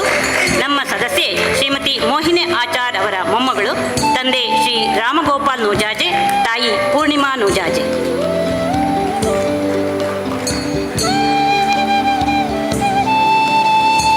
ಚಿರಂಜೀವಿ ನಿರಾಲ್ ಕನ್ನಪಾಡಿ. ಶೇಕಡ 98.8 ಶಾರದಾ ವಿದ್ಯಾಲಯ ಮಂಗಳೂರು. ನಮ್ಮ ಸದಸ್ಯೆ ಶ್ರೀಮತಿ ಕೆ ಅನುರಾಧ ಎಸ್ ರಾವ್ ಅವರ ಮೊಮ್ಮಗ, ತಂದೆ ಶ್ರೀ ರಾಮದೇವ್ ಕನಪಾಡಿ, ತಾಯಿ ಶ್ರೀಮತಿ ರೇಷ್ಮಾ ಕನಪಾಡಿ. ಈಗ ದ್ವಿತೀಯ PUC ಕುಮಾರಿ ಅಪೇಕ್ಷಾ ಸಿ ಭಟ್. ಶೇಕಡ 98.5 ರಾಜ್ಯ ಮಟ್ಟದಲ್ಲಿ 10ನೇ ರ್ಯಾಂಕ್, ಶಾರದಾ ವಿದ್ಯಾಲಯ ಮಂಗಳೂರು. ನಮ್ಮ ಸದಸ್ಯೆ ಶ್ರೀಮತಿ ವಸುಧಾ ಚಂದ್ರಹಾಸ್ ಅವರ ಮಗಳು, ತಂದೆ ಶ್ರೀ ಚಂದ್ರಹಾಸ್ ಭಟ್.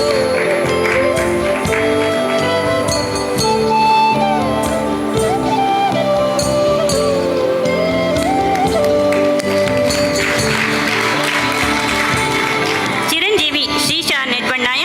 ಶೇಕಡ 97.5 ಅಂಬಿಕಾ ವಿದ್ಯಾಲಯ ಪುತ್ತೂರು. ನಮ್ಮ ಸದಸ್ಯೆ ಶ್ರೀಮತಿ ಮೋಹಿನಿ ಆಚಾರ್ ಅವರ ಮೊಮ್ಮಗ, ತಂದೆ ಶ್ರೀ ರಾಮಗೋಪಾಲ್ ನೂಜಾಜೆ, ತಾಯಿ ಪೂರ್ಣಿಮಾ ನೂಜಾಜೆ.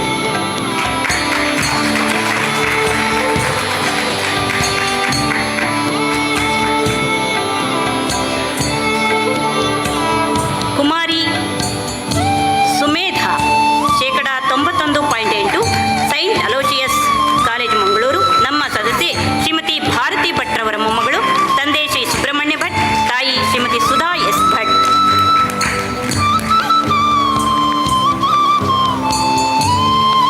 ಕುಮಾರಿ ಅನನ್ಯ ಎಸ್. ಶೇಕಡ 91 ಜ್ಞಾನಸುಧಾ ಕಾಲೇಜು ಉಡುಪಿ.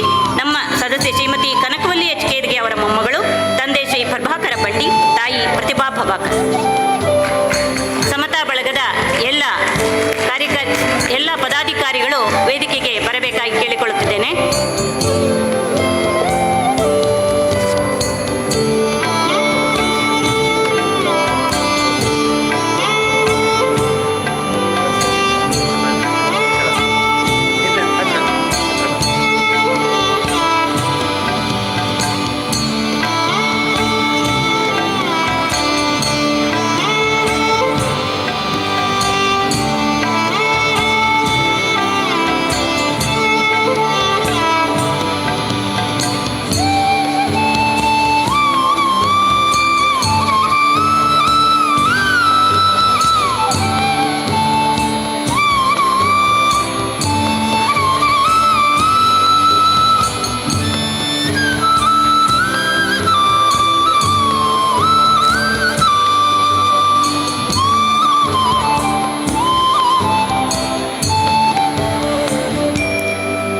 ಆತ್ಮೀಯರೇ, ಕಾರ್ಯಕ್ರಮವನ್ನು ಮುಂದುವರಿಸುತ್ತಾ ವಿಜ್ಞಾನದ ಆವಿಷ್ಕಾರದಿಂದಾಗಿ ಪ್ರತಿಯೊಂದು ಕ್ಷೇತ್ರವು ಪ್ರಗತಿಯನ್ನು ಕಂಡಿದೆ. ಸ್ಪರ್ಧಾತ್ಮಕ ಚಿಂತನೆ, ಕ್ರಿಯಾಶೀಲ ಚಟುವಟಿಕೆ, ಸಂಶೋಧನಾತ್ಮಕ ಬುದ್ಧಿಮತ್ತೆ ಮೈಗೂಡಿಸಲು ವೈಜ್ಞಾನಿಕ ಮನೋಭೂಮಿಕೆ ನಮ್ಮೆಲ್ಲರಿಗೂ ಅಗತ್ಯ. ವೇದಿಕೆಯಲ್ಲಿದ್ದಾರೆ ಅತಿಥಿ ಶ್ರೀಯುತ ಡಾಕ್ಟರ್ MM ನಾಯಕ್. ನಮ್ಮನ್ನೆಲ್ಲ ಉದ್ದೇಶಿಸಿ ಮಾತನಾಡಲು ವಿನಂತಿಸುತ್ತಿದ್ದೇನೆ.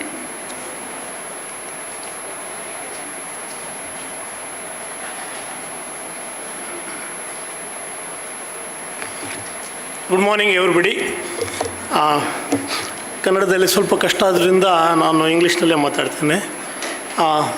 Respected Swami Jitakamanandaji is secretary Ramakrishna mission, most of you know very well. Shrimati Sumana Ghate, she is also the General Manager Karnataka Bank, and Katyayani Bide, who is the President of SAMATHA MAHILA BALAGA, Mangaluru, and PADMA SHRI DR.A.S. KIRAN KUMAR, our beloved Chairman ISRO, as well as he is also the Chairman of PRL Management Council. PRL is in Ahmedabad, it's under Department of Space, and also he is a member of Space Commission, Government of India, and he also holds many other designations, which if I tell you then you will sleep. So many things are there. So I just to tell you one point here, when 9 months back, on the same day, 22nd of September, when he is also one of our Pensioners Association is the President Petron. So he came to actually honor the senior scientists and engineers of, and also the other employees of ISRO, Department of Space, Senior Citizens Association. Then I just requested, he didn't have much time, but he was just going to his car in a hurry. Then I just caught him for a few seconds only. I told him, sir, one request. We want to have your presence and one talk to our students at Mangaluru in Ramakrishna Mission. He readily agreed. So it is actually fixed on 9 months back.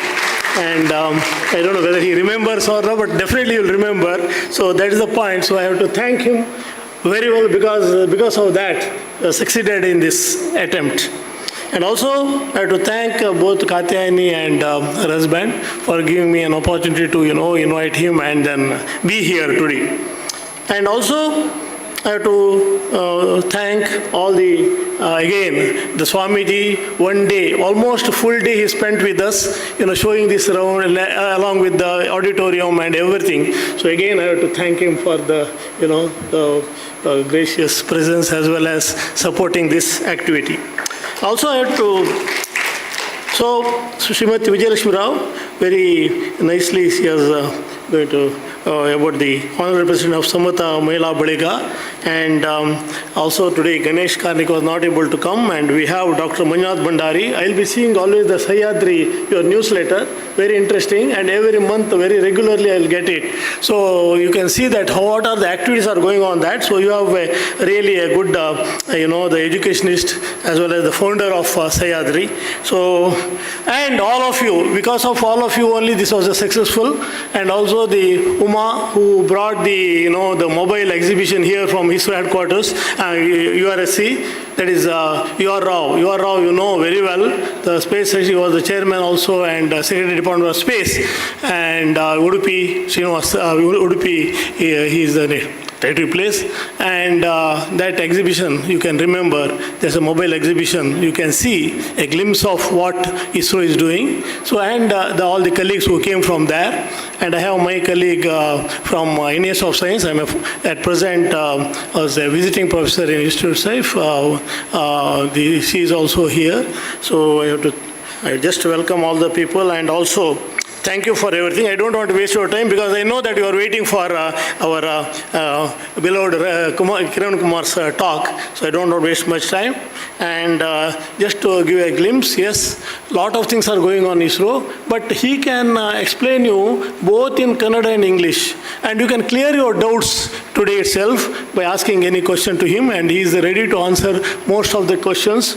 So you be prepared while he is presenting itself, and be ready for presentation.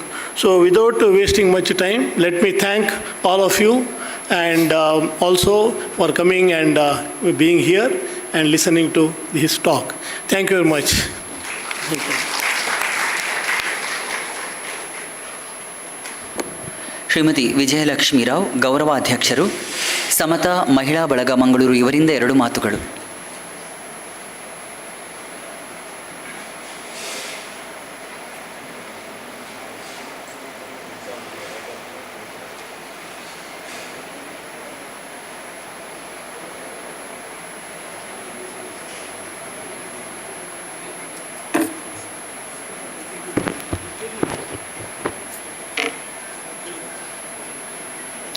ವೇದಿಕೆಯಲ್ಲಿರುವ ಸ್ವಾಮಿಯರೇ, ಹಾಗೆ ಕಿರಣ್ ಅವರೇ, ಇತರ ಗಣ್ಯ ವ್ಯಕ್ತಿಗಳೇ, ಹಾಗೂ ನಮ್ಮ ಸಮಾತದ ಸದಸ್ಯರು ಹಾಗೂ ವಿದ್ಯಾರ್ಥಿಗಳು, ಎಲ್ಲರಿಗೂ ನನ್ನ ನಮಸ್ಕಾರಗಳು.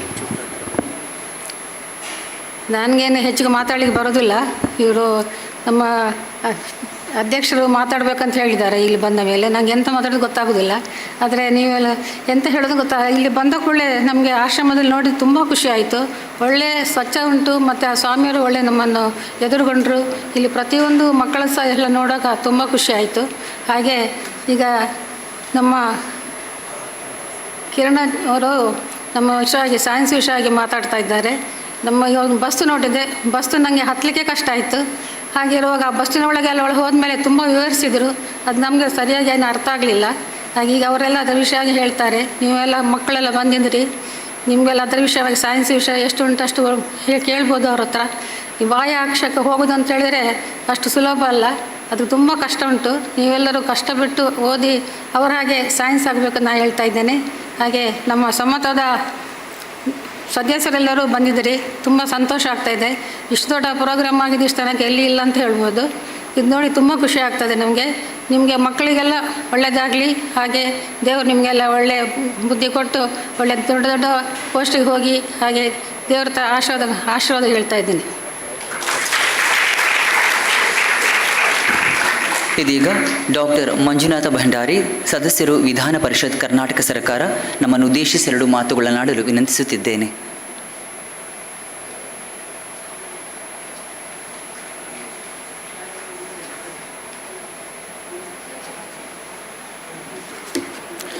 ಸ್ವಾಮೀಜಿಯವರಿಗೆ ಪ್ರಣಾಮಗಳನ್ನು ಸಲ್ಲಿಸುತ್ತಾ, ವೇದಿಕೆಯ ಮೇಲಿರುವಂತಹ ವಿಜ್ಞಾನಿಗಳಿದ್ದಾರೆ ಹಾಗೂ ಈ ಕಾರ್ಯಕ್ರಮಕ್ಕೆ ಸಂಪೂರ್ಣ ಸಹಕಾರವನ್ನು ಕೊಟ್ಟಂಥ ಮಹಿಳಾ ನಾಯಕರುಗಳಿದ್ದೀರ. ಹಾಗೆ ಈ ಒಂದು ಸಮ್ಮೇಳನವನ್ನು ನೋಡಲಿಕ್ಕೆ ಬಹಳಷ್ಟು ಜನ ಯುವ ಜನಾಂಗ ವಿದ್ಯಾರ್ಥಿಗಳಿಲ್ಲಿದ್ದೀರ. ನನಗೆ ಸ್ವಾಮೀಜಿಯವರಿಂದ ಆಮಂತ್ರಣ ಇತ್ತು. ಕಿರಣ್ ಕುಮಾರ್ ಮತ್ತು ನಾಯಕ್ ಸರ್ ಅವರ ಹೆಸರನ್ನು ನೋಡಿ ನಾನು ಆಡಿಯನ್ಸ್ ಆಗಿ ಇಲ್ಲಿಗೆ ಬಂದಿದ್ದು. ಆದರೆ ಕ್ಯಾಪ್ಟನ್ ಗಣೇಶ್ ಕಾರ್ಣಿಕ್ ಅವರು ಇಲ್ಲ ಅಂತೇಳಿ ಸ್ವಾಮೀಜಿಯವರು ನನ್ನನ್ನು ಆ ಜಾಗಕ್ಕೆ ಕರೆದಿದ್ದಾರೆ. ಯಾಕೆಂದರೆ ನನಗೆ ಕಿರಣ್ ಕುಮಾರ್ ಅವರ ಬಗ್ಗೆ ಬಹಳಷ್ಟು ಅಭಿಮಾನ, ನಾಯಕರವರ ಬಗ್ಗೆ ಬಹಳಷ್ಟು ಅಭಿಮಾನ. ಇವತ್ತು ಈ ಭಾರತ ದೇಶ ಬಹಳಷ್ಟು ಕೊಡುಗೆಗಳನ್ನು ಖಗೋಳಶಾಸ್ತ್ರದಲ್ಲಿ, ಮ್ಯಾಥಮೆಟಿಕ್ಸ್ನಲ್ಲಿ ಕೊಡುಗೆಗಳನ್ನು ಕೊಟ್ಟಿದ್ದರು. ಆದರೆ 1930-40ರ ದಶಕದಲ್ಲಿ ಅಮೇರಿಕಾ ಪ್ರಪ್ರಥಮ ಬಾರಿಗೆ ಸ್ಪೇಸ್ ರಿಸರ್ಚನ್ನು ಮಾಡಲಿಕ್ಕೆ ಅಂತ ಹೇಳಿಬಿಟ್ಟು ರಾಬರ್ಟ್ ಗೋಡೆರ್ಡ್ ಅವ್ರ ಜೊತೆ ಪ್ರಥಮವಾಗಿ ಮಾಡಿರ್ತಾರೆ.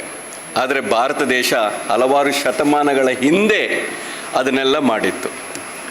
ನಂತರ 40-50ರ ದಶಕದಲ್ಲಿ USSR ರಷ್ಯಾ 2ನೇ ದೇಶವಾಗಿ ಬರುತ್ತೆ. ಆದರೆ 1969 ಅಥವಾ 70ರ ದಶಕದಲ್ಲಿ ಸಾರಾಭಾಯಿ ಅವರ ನೇತೃತ್ವದಲ್ಲಿ ಅಂದಿನ ಪ್ರಧಾನಮಂತ್ರಿಯಾದಂಥ ಶ್ರೀಮತಿ ಇಂದಿರಾ ಗಾಂಧಿ ಅವರನ್ನು ಒಪ್ಪಿಸಿ ಪ್ರಥಮ ಬಾರಿಗೆ ಭಾರತ ದೇಶದಲ್ಲಿ ಇಸ್ರೋನನ್ನು ಬೆಂಗಳೂರಿನಲ್ಲಿ ಸ್ಥಾಪನೆಯನ್ನು ಮಾಡ್ತಾರೆ. ನಾನು ಯಾವುದೋ ಭಾಳ ಹಿಂದೆ ನಾನು ಓದಿದ ನೆನಪು. ಇಸ್ರೋವನ್ನು ಸ್ಥಾಪನೆಯನ್ನು ಮಾಡಬೇಕಂತ ಸಮಯದಲ್ಲಿ ಬಹಳಷ್ಟು ಜನ ಒಂದು ಮಾತು ಹೇಳ್ತಾರಂತೆ, ಹೊಟ್ಟೆಗೆ ಹಿಟ್ಟಿಲ್ಲದಿದ್ದರೂ ಜುಟ್ಟಿಗೆ ಮಲ್ಲಿಗೆ ಹೂವನ್ನು ಇಡುವಂಥ ಸ್ಥಿತಿಯನ್ನು ಶ್ರೀಮತಿ ಇಂದಿರಾ ಗಾಂಧಿಯವರು ಮಾಡಿದ್ದಾರೆ ಅನ್ನೋ ಮಾತನ್ನು ಹೇಳ್ತಾ ಇದ್ರಂತೆ.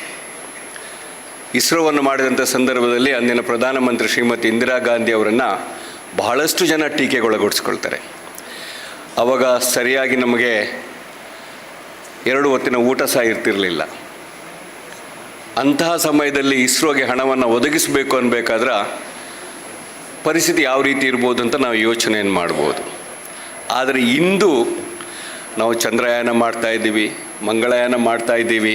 ಈಗ ಹಲವಾರು ಜನರು ಅದರ ಬಗ್ಗೆ ಹಲವಾರು ಒಳ್ಳೆಯ ಮಾತುಗಳನ್ನು ಆಡ್ತಾ ಇದ್ದಾರೆ. ಆದರೆ ಸಾರಾಭಾಯಿ ಅವರು ಶ್ರೀಮತಿ ಇಂದಿರಾ ಗಾಂಧಿ ಅವ್ರನ್ನ ಒಪ್ಪಿಸಬೇಕಾದ್ರೆ ಇಂದಿರಾ ಗಾಂಧಿಯವರು ಅದನ್ನು ಆದ ನಂತರ ಅದನ್ನು ತಡೆದೇ ಇದ್ದಂಥ ಕಥೆಗಳನ್ನು ನಾವು ಓದಬೇಕಾದ್ರೆ ಒಬ್ಬ ವಿಜ್ಞಾನಿ ಮತ್ತು ಒಬ್ಬ ಪ್ರಧಾನಮಂತ್ರಿ ಯಾವ ರೀತಿಯ ಈ ರಿಸರ್ಚ್ ಸೆಂಟರ್, ಯಾಕೆಂತ ಹೇಳಿದ್ರೆ ಇಸ್ರೋ ಅಥವಾ ನಾಸಾ ಏನಪ್ಪ ರಿಸರ್ಚ್ ಸೆಂಟರ್ಗಳು ಅಂತ ಹೇಳಿದ್ರೇನು, ಇದ್ದದ್ದನ್ನು ಮತ್ತೊಮ್ಮೆ ನಾವು ಯಾವ ರೀತಿ ಅದನ್ನು ಬದಲಾವಣೆಯನ್ನು ತರಬಹುದು ಅನ್ನೋದನ್ನು ಮಾಡಿದಂತಹ ಒಂದು ಸಂಸ್ಥೆಗಳು. ನನಗೆ ಸಂತೋಷ ಏನಂತ ಹೇಳಿದ್ರೆ ಅಂಥ 2 ಸೈಂಟಿಸ್ಟ್ಗಳನ್ನು ಇವತ್ತು ನಮ್ಮ ಮಹಿಳೆಯರು ಅವರ ಒಂದು ಉತ್ತೇಜನದಿಂದ ಅಂತಹ ಸೈಂಟಿಸ್ಟ್ಗಳನ್ನು ಇಲ್ಲಿ ಕರೆಸಿ ಮಕ್ಕಳೊಂದಿಗೆ ಸಂವಾದವನ್ನು ಮಾಡ್ತಾ ಇದ್ದಾರೆ ಅಂತ ಹೇಳ್ಬೇಕು. ಅದಕ್ಕೆ ನಿಜವಾಗಿಯೂ ಅಧ್ಯಕ್ಷರಿಗೂ ಮತ್ತು ಮಹಿಳೆಯ ಗೌರವಾನ್ವಿತ ವಿಜಯಲಕ್ಷ್ಮಿ ಅಮ್ಮನವರಿಗೂ ನನ್ನನ್ನು ಅಭಿನಂದನೆಗಳನ್ನು ಸಲ್ಲಿಸ್ತಾ ಇದ್ದೀನಿ. ಇಂತಹ ಒಂದು ಆರ್ಗನೈಸೇಷನ್ ಮಾಡಬೇಕು ಅದ್ರ ಕಷ್ಟ ಎಷ್ಟಿದೆ ಅಂತೇಳಿ ನನಗೆ ಗೊತ್ತಿದೆ. ಒಂದು 3-4 ವರ್ಷದ ಹಿಂದೆ ನಮ್ಮ ಕಾಲೇಜಲ್ಲಿ ನಾವು ಸೈನ್ಸ್ ಕಾನ್ಕ್ಲೇವ್ ಅಂತ ಮಾಡ್ತೀವಿ. ಪರಮ ಪೂಜ್ಯ ಸ್ವಾಮೀಜಿಯವರು ಉದ್ಘಾಟನೆಯನ್ನು ಮಾಡಿದರು. ಸುಮಾರು 4 ಜನ ನೋಬಲ್ ಆರೇಟ್ಸ್ ಅವರುಗಳನ್ನು, ಅದೇ ರೀತಿ ದೇಶದ ಮತ್ತು ವಿದೇಶದ ಸುಮಾರು ಒಂದು 100ರಿಂದ 150 ವಿಜ್ಞಾನಿಗಳನ್ನು ಕರೆಸಿ ಸುಮಾರು 5,000 ವಿದ್ಯಾರ್ಥಿಗಳಿಗೆ ಒಂದು ಸಂವೇದನವನ್ನು, ಅದು ಸ್ಕೂಲ್ ಮಟ್ಟದಿಂದ ಹೈಸ್ಕೂಲ್ ಮಟ್ಟದ ಮಕ್ಕಳಿಗೆ ನಾವು ಸಂವೇದನವನ್ನು ಏರ್ಪಡಿಸಿದ್ವಿ. ಆ 1 ತಿಂಗಳನ್ನು ನಾನು ಯೋಚನೆ ಮಾಡಿದ್ರೆ ಗೊತ್ತಾಗ್ಬೋದು ನಮಗೆಷ್ಟು ಶ್ರಮ ಆಗಿರ್ಬೋದು, ಎಷ್ಟು ನಾವು ಅಂತೇಳಿದ್ರೆ ಒಂದು ಆರ್ಗನೈಸೇಷನ್ನ ಮಾಡಬೇಕು, ಒಬ್ಬ ವಿಜ್ಞಾನಿನ ಕರೆಸಬೇಕು ಅಂತ ಹೇಳಿದ್ರೆ. ಬಹುಶಃ ಇವತ್ತು ಖ್ಯಾತ ಕಿರಣ್ ಕುಮಾರ್ ಅವರಾಗಲಿ, ನಾಯಕರಾಗಲಿ ಇವತ್ತು ಬಂದು ನಿಮ್ಮ ಜೊತೆ ಒಂದು ಇಂಟರ್ಯಾಕ್ಷನ್ ಮಾಡ್ತಾ ಇದ್ದಾರೆ, ಸಮಾಧಾನ ಮಾಡ್ತಾ ಇದ್ದಾರೆ ಅಂತ ಹೇಳಿದ್ರೆ ನೀವೆಲ್ಲರೂ ಪುಣ್ಯಾತ್ಮರು ಅಂತ ಹೇಳಿದ್ರು ತಪ್ಪಾಗಲಾರ್ದು. ಹಾಗಾಗಿ ನಾನು ಹೆಚ್ಚಿಗೆ ಏನನ್ನು ಮಾತಾಡದೆ ಈ ಕಾರ್ಯಕ್ರಮವನ್ನು ಆಯೋಜನೆ ಮಾಡಿದಂಥ ರಾಮಕೃಷ್ಣ ಮಠದ ಸ್ವಾಮೀಜಿಯವರಿಗೂ, ಯಾಕೆಂತ ಹೇಳಿದ್ರೆ ರಾಮಕೃಷ್ಣದ ಮಠ ಮತ್ತು ಸಹ್ಯಾದ್ರಿ ಕಾಲೇಜು ಅಂತ ಹೇಳಿದ್ರೆ ಒಂದೇ ನಾಣ್ಯದ 2 ಮುಖಗಳಿದ್ದ ಹಾಗೆ. ನಮಗೆ ಅವರು ಯಾರೇ ಒಬ್ಬರು ಸೈಂಟಿಸ್ಟ್ಗಳು ಬಂದಾಗ ಅಥವಾ ಅವರ ಕಾಲೇಜ್ ಈ ಸ್ವಾಮಿ ಮಠಕ್ಕೆ ಯಾರಾದರೂ ಬಂದಾಗ ಅವರು ಪ್ರಥಮ ಬಾರಿಗೆ ಕರ್ಕೊಂಡು ಬರ್ತಾ ಇರೋದು ನಮ್ಮ ಕಾಲೇಜಿಗೆ. ಅದೇ ರೀತಿ ಸ್ವಾಮೀಜಿಯವರ ಯಾವುದೇ ಕಾರ್ಯಕ್ರಮಗಳಾಗಿರಬೇಕಾದ್ರೂ ನಾನು ಯಾವತ್ತೂ ಹೇಳ್ತಾ ಇದ್ದೀನಿ, ಸ್ವಾಮೀಜಿಯವರೇ ನನ್ನನ್ನು ಅತಿಥಿಯಾಗಿ ಕರಿಬೇಡಿ, ನಾನು ನಿಮ್ಮವನಾಗಿ ಒಬ್ಬನಾಗಿ ಇರ್ತೀನಿ ಅಂತ ಹೇಳಿ ಪ್ರತಿಯೊಂದು ಕಾರ್ಯಕ್ರಮಕ್ಕೂ ನಮಗೂ ಅವರು ಬೆಂಬಲವನ್ನು ಕೊಡ್ತಾ ಇದ್ದಾರೆ, ನಾವು ಅವರಿಗೆ ಬೆಂಬಲವನ್ನು ಕೊಡ್ತಾ ಇದ್ದೀವಿ. ಅವರ ಮೂಲಕ ವಿದ್ಯಾರ್ಥಿಗಳಿಗೆ ನಿಮ್ಮ ಇವತ್ತೆಲ್ಲ ವಿದ್ಯಾರ್ಥಿಗಳು ತಾವು ಕಿರಣ್ ಕುಮಾರ್ ಸಾಹೇಬ್ರನ್ನ ಮತ್ತು ನಾಯಕ್ ಸಾಹೇಬ್ರ ಒಂದು ಮಾತನ್ನು ಕೇಳಲಿಕ್ಕೆ ತಾವೆಲ್ಲ ಬಂದಿದ್ದೀರ. ನಾನು ಇಷ್ಟೇ ಹೇಳೋದು, ಸುಮ್ಮನೆ ಅದನ್ನು ಕೇಳಿಕೊಂಡು ಹೋಗೋದಲ್ಲ. ಅವ್ರು ಯಾಕೆ ಹೇಳಿದ್ರು, ಯಾವ ರೀತಿ ಹೇಳಿದ್ರು, ಇದರಿಂದ ಏನು ಆಗಬಹುದು ಅಂತ ಪ್ರಶ್ನಾರ್ಥಕ ಚಿಹ್ನೆಯನ್ನು ನಿಮ್ಮ ತಲೆಯಲ್ಲಿ ನೀವು ಬಿಡಿಸಿದಾಗ ಮಾತ್ರ ನೀವು ವಿಜ್ಞಾನಿ ಆಗ್ಲಿಕ್ಕೆ ಸಾಧ್ಯನೇ ಹೊರತು ಬರೀ ನಾವು ಕೇಳ್ಕೊಂಡು ಹೋದ್ವಿ, ಇವತ್ತು ಯಾರ್ದೋ ಭಾಷಣವನ್ನು ಕೇಳಿದ್ವಿ, ಯಾರ ಜೊತೆ ನಾವು ಮಾತಾಡಿದ್ವಿ ಅಂತ ಹೇಳಿದ್ರೆ ಏನನ್ನು ಆಗೋದಿಲ್ಲ. ಅವ್ರು ಹೇಳಿದ ಮಾತುಗಳಿಗೆ ಪ್ರತಿಯೊಂದು ಮಾತುಗಳಿಗೆ ನಿಮ್ಮ ಪ್ರಶ್ನೆಗಳನ್ನು ಇರಬೇಕು, ನಿಮಗೆ ಪ್ರಶ್ನಾರ್ಥಕಗಳನ್ನು ಇರಬೇಕು. ಅದರ ಉತ್ತರವನ್ನು ಯಾವ ರೀತಿ ಅಬ್ದುಲ್ ಕಲಾಂ ಅವ್ರು ಹೇಳ್ತಾ ಇದ್ರು, ನೀವು ರಾತ್ರಿಯ ಕನಸನ್ನು ಕಾಣೋದಲ್ಲ ಹಗಲು ಕನಸನ್ನು ಕಾಣಬೇಕು ಅಂತ ಹೇಳಿ.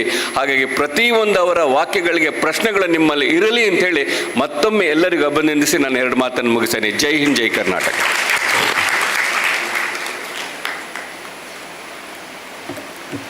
ವೇದಿಕೆಯಲ್ಲಿರುವ ಪೂಜ್ಯ ಸ್ವಾಮಿ ಶ್ರೀ ಜಿತಾ ಕಾಮಾನಂಜಿ ಮಹಾರಾಜ್ ಅವರಿಗೆ ಇಸ್ರೋ ಸಂಸ್ಥೆಯ ಪರವಾಗಿ ಗೌರವ ಸ್ಮರಣಿಕೆಯ ಸಮರ್ಪಣೆ Padmashri doctor S Kiran Kumar sir ಇವರಿಂದ.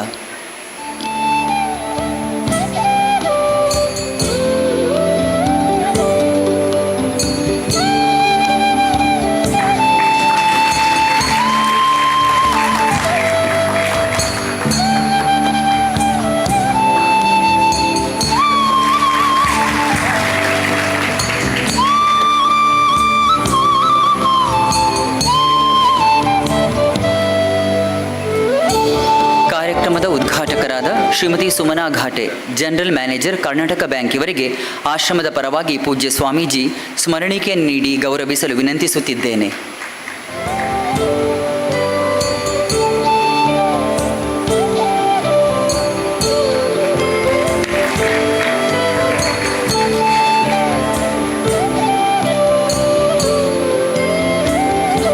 ವೇದಿಕೆಯಲ್ಲಿರುವ ಗಣ್ಯರು ಡಾಕ್ಟರ್ ಎಂ ನಾಯಕ್ ಸರ್ ಅವರಿಗೆ ಆಶ್ರಮದ ಪರವಾಗಿ ಪೂಜ್ಯ ಸ್ವಾಮೀಜಿಯವರು ಸ್ಮರಣಿಕೆಯನ್ನು ನೀಡಿ ಗೌರವಿಸಲು ಕೇಳಿಕೊಳ್ಳುತ್ತಿದ್ದೇನೆ.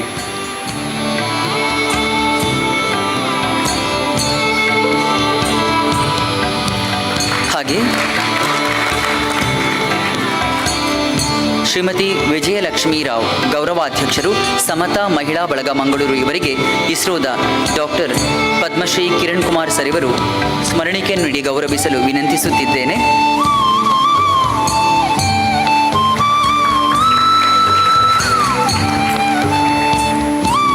ಹಾಗೆ ಡಾಕ್ಟರ್ ಮಂಜುನಾಥ್ ಭಂಡಾರಿ ಸರ್ ಇವರಿಗೆ ಪೂಜ್ಯ ಸ್ವಾಮೀಜಿ ಸ್ಮರಣಿಕೆಯನ್ನು ನೀಡಿ ಆಶೀರ್ವದಿಸಲು ವಿನಂತಿಸುತ್ತಿದ್ದೇನೆ.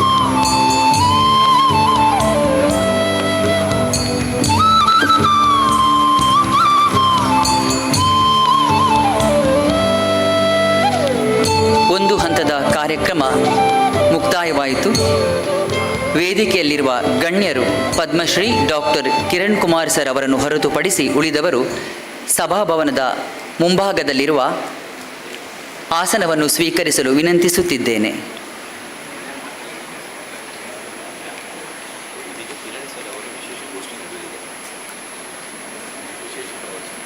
ಈಗ doctor Padmashri S Kiran Kumar sir ಅವರ ವಿಶೇಷ ಉಪನ್ಯಾಸದ ಕಾರ್ಯಕ್ರಮ. ಆತ್ಮೀಯರೇ, ದೊರೆಯುವ ವಸ್ತುಗಳನ್ನು ಉಪಯೋಗಿಸಿಕೊಳ್ಳುವ ಚಾತುರ್ಯದೊಂದಿಗೆ ಅಪೇಕ್ಷಿತ ವೈಜ್ಞಾನಿಕ ಚಿಂತನೆಯಿಂದ ಮಾತ್ರ ನಿರೀಕ್ಷಿತ ಪ್ರಯೋಜನ ಪಡೆಯಲು ಸಾಧ್ಯ. ಮನುಷ್ಯ ಸುಖಕರ ಹಾಗೂ ನೆಮ್ಮದಿಯ ಬದುಕು ನಡೆಸಲು ವಿಜ್ಞಾನವು ಬಹಳಷ್ಟು ಸಹಕಾರಿಯಾಗಿದೆ.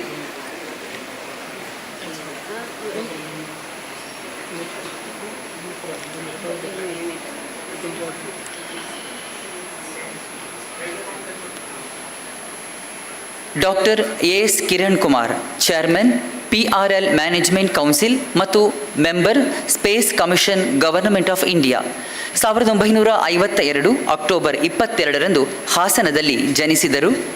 ಬೆಂಗಳೂರು ವಿಶ್ವವಿದ್ಯಾನಿಲಯದಿಂದ ಭೌತಶಾಸ್ತ್ರದಲ್ಲಿ ಸ್ನಾತಕೋತ್ತರ ಪದವಿ ಹಾಗೂ ಎಂಟೆಕ್ ಪದವಿಯನ್ನು ಪಡೆದಿರುತ್ತಾರೆ. ತನ್ನ ಕ್ರಿಯಾಶೀಲತೆ ಮತ್ತು ಸಂಶೋಧನಾ ಪ್ರವೃತ್ತಿಯಿಂದ ಭಾರತೀಯ ಖಗೋಳ ವಿಜ್ಞಾನಕ್ಕೆ ಮಹತ್ತರ ಕೊಡುಗೆ ನೀಡಿದವರು. ಇವರ ಕಾರ್ಯದಕ್ಷತೆಯಿಂದ 1979ರಲ್ಲಿ ಭಾರತ ಬಾಹ್ಯಾಕಾಶಕ್ಕೆ ಉಡಾಯಿಸಿದ ಗಗನನೌಕೆ ಭಾಸ್ಕರ ತನ್ನ ಕಾರ್ಯಚಟುವಟಿಕೆಯನ್ನು ಯಶಸ್ವಿಯಾಗಿ ನಿಭಾಯಿಸಿದೆ. ಅಲ್ಲದೆ ಭಾರತದ ಖಗೋಳ ವಿಜ್ಞಾನದಲ್ಲಿ ಐತಿಹಾಸಿಕ ದಾಖಲೆಯ ಮೈಲುಗಲ್ಲಾದ ಚಂದ್ರಯಾನ 1 ಮತ್ತು ಮಂಗಳಯಾನಗಳಲ್ಲಿ ಸಕ್ರಿಯವಾಗಿ ತಮ್ಮನ್ನು ತೊಡಗಿಸಿಕೊಂಡವರು. ಭಾರತದ ಖಗೋಳ ವಿಜ್ಞಾನ ಮತ್ತು ಗಗನನೌಕೆಗಳ ವಿವಿಧ ವಿಭಾಗಗಳಲ್ಲಿ ಮುಖ್ಯಸ್ಥರಾಗಿ ಸೇವೆ ಸಲ್ಲಿಸುತ್ತಾ ಭಾರತವನ್ನು ಅಂತಾರಾಷ್ಟ್ರೀಯ ಮಟ್ಟದ ಖಗೋಳ ವಿಜ್ಞಾನ ಕ್ಷೇತ್ರದಲ್ಲಿ ಗುರುತಿಸುವಂತೆ ಮಾಡಿದ ಖ್ಯಾತಿ ಇವರದ್ದು. ಇವರ 85 ವೈಜ್ಞಾನಿಕ ಸಂಶೋಧನಾ ಲೇಖನಗಳು ಜಾಗತಿಕ ಮಟ್ಟದಲ್ಲಿ ಪ್ರಕಟಗೊಂಡಿವೆ. ಅಷ್ಟೇ ಅಲ್ಲ, ಭಾರತದ ಪ್ರತಿಷ್ಠಿತ 18 ವಿಶ್ವವಿದ್ಯಾನಿಲಯಗಳು ಇವರ ಖಗೋಳ ಸಾಧನೆಗಾಗಿ ಗೌರವ ಡಾಕ್ಟರೇಟ್ ಪದವಿಯನ್ನು ನೀಡಿ ಪುರಸ್ಕರಿಸಿದೆ. ಇವರ ಅನರ್ಘ್ಯ ಸಾಧನೆಗಾಗಿ ಭಾರತ ಸರ್ಕಾರ 2014ರಲ್ಲಿ ಪ್ರತಿಷ್ಠಿತ ಪದ್ಮಶ್ರೀ ಪ್ರಶಸ್ತಿಯನ್ನು ನೀಡಿ ಗೌರವಿಸಿದೆ. 2015ರಲ್ಲಿ ಕರ್ನಾಟಕ ಸರ್ಕಾರದ ರಾಜ್ಯೋತ್ಸವ ಪ್ರಶಸ್ತಿ, 2018ರಲ್ಲಿ ಇಸ್ರೋ ಜೀವಮಾನ ಸಾಧನಾ ಪ್ರಶಸ್ತಿಗಳೊಂದಿಗೆ ಮಹತ್ವದ ರಾಷ್ಟ್ರೀಯ ಮತ್ತು ಅಂತಾರಾಷ್ಟ್ರೀಯ ಪ್ರಶಸ್ತಿಗಳನ್ನು ಪಡೆದಿರುತ್ತಾರೆ. ಶ್ರೀಯುತ ಪದ್ಮಶ್ರೀ ಡಾಕ್ಟರ್ ಎಸ್ ಕಿರಣ್ ಕುಮಾರ್ ಅವರ ಸಾಧನೆಯ ಆಗಸದ ನುಡಿದಿಗಂತಕ್ಕೆ ವೇದಿಕೆಯನ್ನು ಅನುವು ಮಾಡಿಕೊಡುತ್ತಿದ್ದೇನೆ.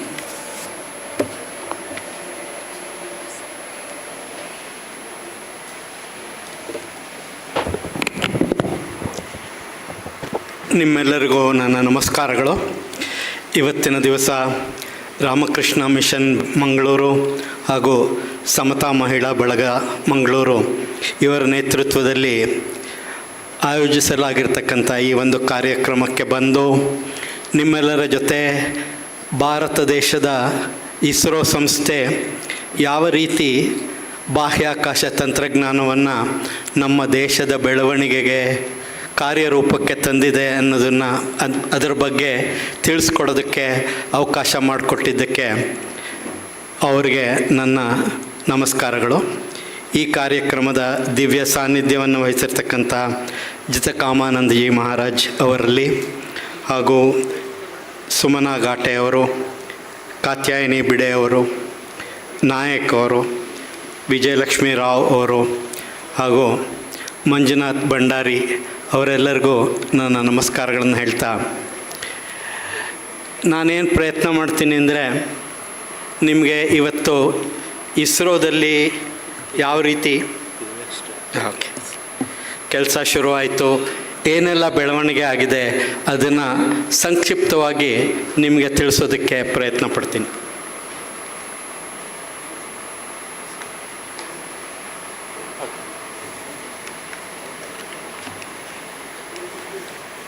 ಮೇ ಬಿ ಅಲ್ಲಿಂದನೇ ಮಾಡಿಸ್ಬಿಡಿ ಇಷ್ಟೇ. ಹಾಂ, ನೆಕ್ಸ್ಟ್ ಓಕೆ. ಈಗ ಇದನ್ನು ಈಗಾಗಲೇ ಮಂಜುನಾಥ್ ಅವ್ರು ಹೇಳಿದ್ರು, ಇಸ್ರೋ ಸಂಸ್ಥೆ ಶುರುವಾಗೋದಕ್ಕೆ ವಿಕ್ರಮ್ ಸಾರಾಭಾಯ್ ಅವರ ತುಂಬ ದೊಡ್ಡ ಕೊಡುಗೆ ಇದೆ. ಅವ್ರನ್ನ ಬಾಹ್ಯಾಕಾಶದ ಫಾದರ್ ಆಫ್ ಸ್ಪೇಸ್ ಟೆಕ್ನಾಲಜಿ ಅಂತ ಕರಿತೀವಿ ಅವ್ರಿಗೆ. ಅವ್ರು ಹೇಳಿದ ಮಾತು ಏನಪ್ಪ ಅಂದರೆ, ನಮ್ಮ ದೇಶ ಬೇರೆ ಯಾರಿಗಿಂತನೂ ಹಿಂದೆ ಇರಬಾರ್ದು. We should be second to none in bringing in use of technology for application ಅಂತ. ಮುಂದಿನ ಸ್ಲೈಡ್. ನಮ್ಮದು ಸ್ಪೇಸ್ ಪ್ರೋಗ್ರಾಮು ಬೇರೆಯವ್ರಿಗಿನ್ನ ತುಂಬ ಡಿಫ್ರೆಂಟ್ ಆಗಿತ್ತು. ಅದು ಹೇಗೆ ಅಂತ ಮುಂದಿನ ಸ್ಲೈಡ್ಗಳಲ್ಲಿ ನಿಮಗೆ ತೋರಿಸಿ ಹೇಳ್ತೀನಿ. ಮುಖ್ಯವಾಗಿ ಪ್ರಪಂಚದಲ್ಲಿ ಎಲ್ಲರೂ ಸ್ಪೇಸ್ ಆ್ಯಕ್ಟಿವಿಟಿ ಶುರು ಮಾಡಿದ್ದು ಮಿಲಿಟ್ರಿ ಪರ್ಪಸ್ಗೋಸ್ಕರ, ಆದರೆ ಕೇವಲ ಭಾರತ ನಾನ್ ಮಿಲಿಟ್ರಿ ಆ್ಯಕ್ಟಿವಿಟೀಸ್ಗೋಸ್ಕರ ಈ ಕೆಲಸ ಶುರು ಮಾಡಿದ್ದು. ಮನುಷ್ಯನಿಗೆ ಮೊಟ್ಟ ಮೊದಲ ಬಾರಿಗೆ ಬಾಹ್ಯಾಕಾಶಕ್ಕೆ ಹೋಗುವಂಥ ಒಂದು ಕೆಲಸ ಮಾಡಿದ್ದು ರಷ್ಯಾದವರು. ಅವರ ಸ್ಪುಟ್ನಿಕ್ನ 1957ನೇ ಇಸ್ವಿನಲ್ಲಿ ಲಾಂಚ್ ಮಾಡಿದಾಗ ಅಕ್ಟೋಬರ್ ತಿಂಗಳಲ್ಲಿ.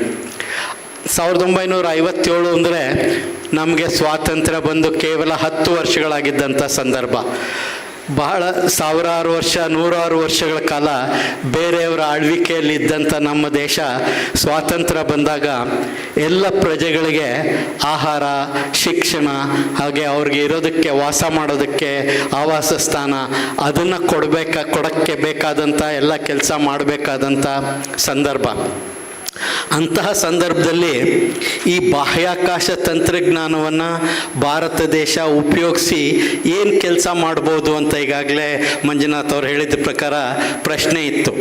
ಆದರೆ ಈ ಮನುಷ್ಯನಿಗೆ ಸಿಕ್ಕಂಥ ಈ ಒಂದು ಹೊಸ ಸಾಮರ್ಥ್ಯ, ಭೂಮಿಯಿಂದ ಹೊರಗಡೆ ಏನಾದರೂ ಒಂದು ವಸ್ತುನ ತಗೊಂಡೋಗಿ ಅದನ್ನು ಭೂಮಿ ಸುತ್ತೋ ಹಾಗೆ ಮಾಡ್ತಾ ಇದ್ದಂಥ ಈ ಒಂದು ಕೆಲಸ ಏನಿತ್ತಪ್ಪ ಅಂದ್ರೆ ಆವಾಗ ಅಮೇರಿಕಾದವರು, ರಷ್ಯಾದವರು ಅವರು ಯಾರು ಹೆಚ್ಚು ಸಾಮರ್ಥ್ಯ ಇದ್ದವರು ಅಂತ ತೋರಿಸ್ತಾ ಇದ್ದಂಥ ಸಮಯ.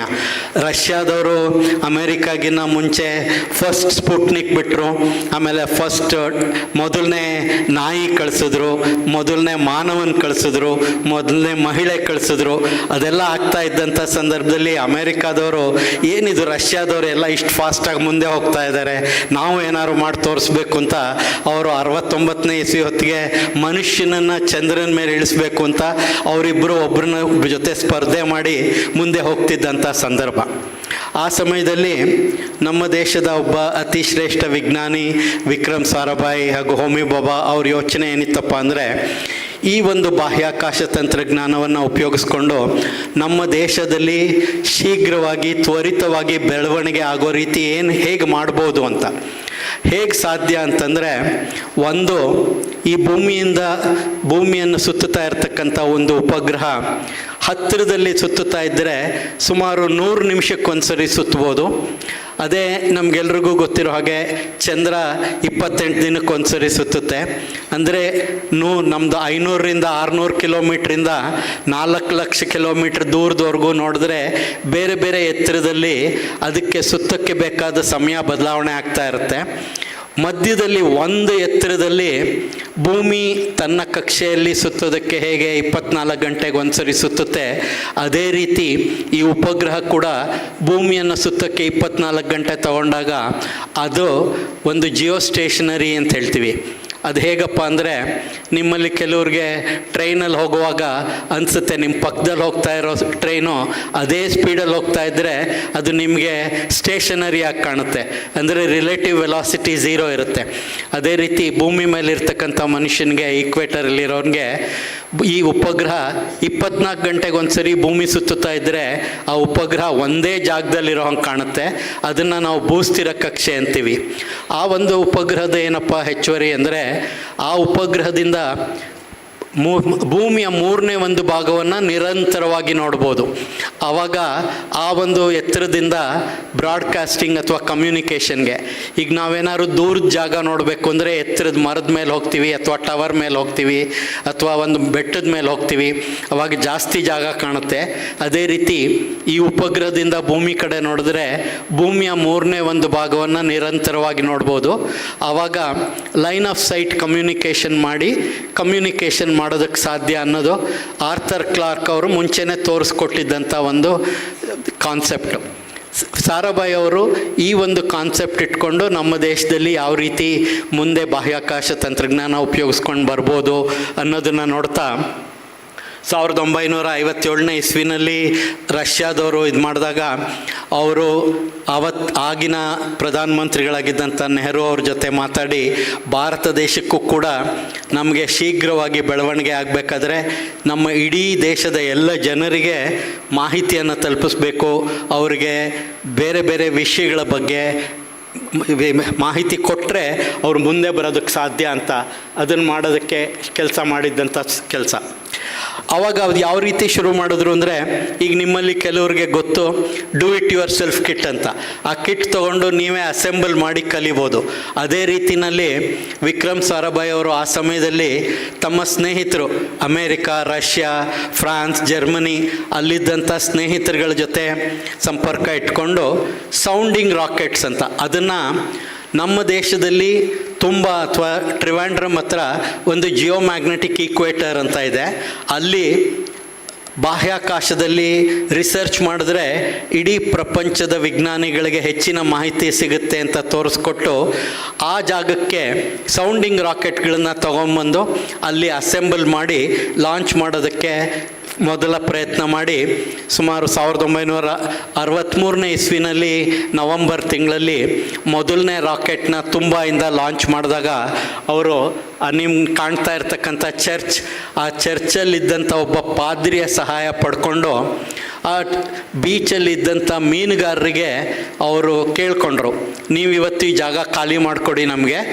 ನಾವು ಈ ಎಕ್ಸ್ಪೆರಿಮೆಂಟ್ ಎಲ್ಲ ಮಾಡಿ ಮುಂದೆ ನಮ್ಮ ದೇಶಕ್ಕೆ ಒಳ್ಳೆಯದಾಗೋ ರೀತಿಯಲ್ಲಿ ವೈಜ್ಞಾನಿಕ ಕಾರ್ಯಕ್ರಮನ ಮಾಡಬೇಕು ಅಂತಿದ್ದೀವಿ ಅಂತ ಮೀನುಗಾರರಿಗೆ ಸಮಜಾಯಿಷಿಕೆ ಕೊಟ್ಟು ಒಪ್ಪಿಸಿ ಆ ಕೆಲಸ ಶುರು ಮಾಡಿದ್ದು. ಅವ್ರು ಹೇಳಿದ ರೀತಿಯಲ್ಲಿ ಆ ಕೆಲಸ ಯಾವ ರೀತಿ ಶುರು ಆಯಿತು ಅಂದರೆ, ಭಾರತ ದೇಶ 1975ನೇ ಇಸ್ವಿನಲ್ಲಿ ಈ ವರ್ಷದಲ್ಲಿ ಅದು 50 ವರ್ಷ ಆಗುತ್ತೆ. ನಾವು ಗೋಲ್ಡನ್ ಜೂಬ್ಲಿ ಸೆಲೆಬ್ರೇಟ್ ಮಾಡ್ತೀವಿ ಸದ್ಯದಲ್ಲೇ. ಸ್ಯಾಟಲೈಟ್ ಇನ್ಸ್ಟ್ರಕ್ಷನಲ್ ಟೆಲಿವಿಷನ್ ಎಕ್ಸ್ಪೆರಿಮೆಂಟ್ ಅಂತ ಅದೇನಪ್ಪ ಕಾರ್ಯಕ್ರಮ ಇತ್ತು ಅಂದರೆ, 1975ನೇ ಇಸ್ವಿನಲ್ಲಿ ಇಲ್ಲಿರ್ತಕ್ಕಂಥ ಹಿರಿಯವ್ರಿಗೆ ಸುಮಾರು ಜನಕ್ಕೆ ಗೊತ್ತು, ಆ ಸಮಯದಲ್ಲಿ ಕೇವಲ 4 ಪಟ್ಟಣಗಳಲ್ಲಿ ಅಥವಾ ಮೆಟ್ರೋಗಳಲ್ಲಿ ಭಾರತ ದೇಶದಲ್ಲಿ ಈ ಒಂದು ಟೆಲಿವಿಷನ್ ಪ್ರೋಗ್ರಾಮ್ ನೋಡೋಕ್ಕೆ ಸಾಧ್ಯತೆ ಇತ್ತು. ಡೆಲ್ಲಿ, ಕಲ್ಕಟ್ಟ, ಮಡ್ರಾಸ್ ಹಾಗೂ ಮುಂಬೈ, ಈ 4 ಜಾಗದಲ್ಲಿ ಮಾತ್ರ.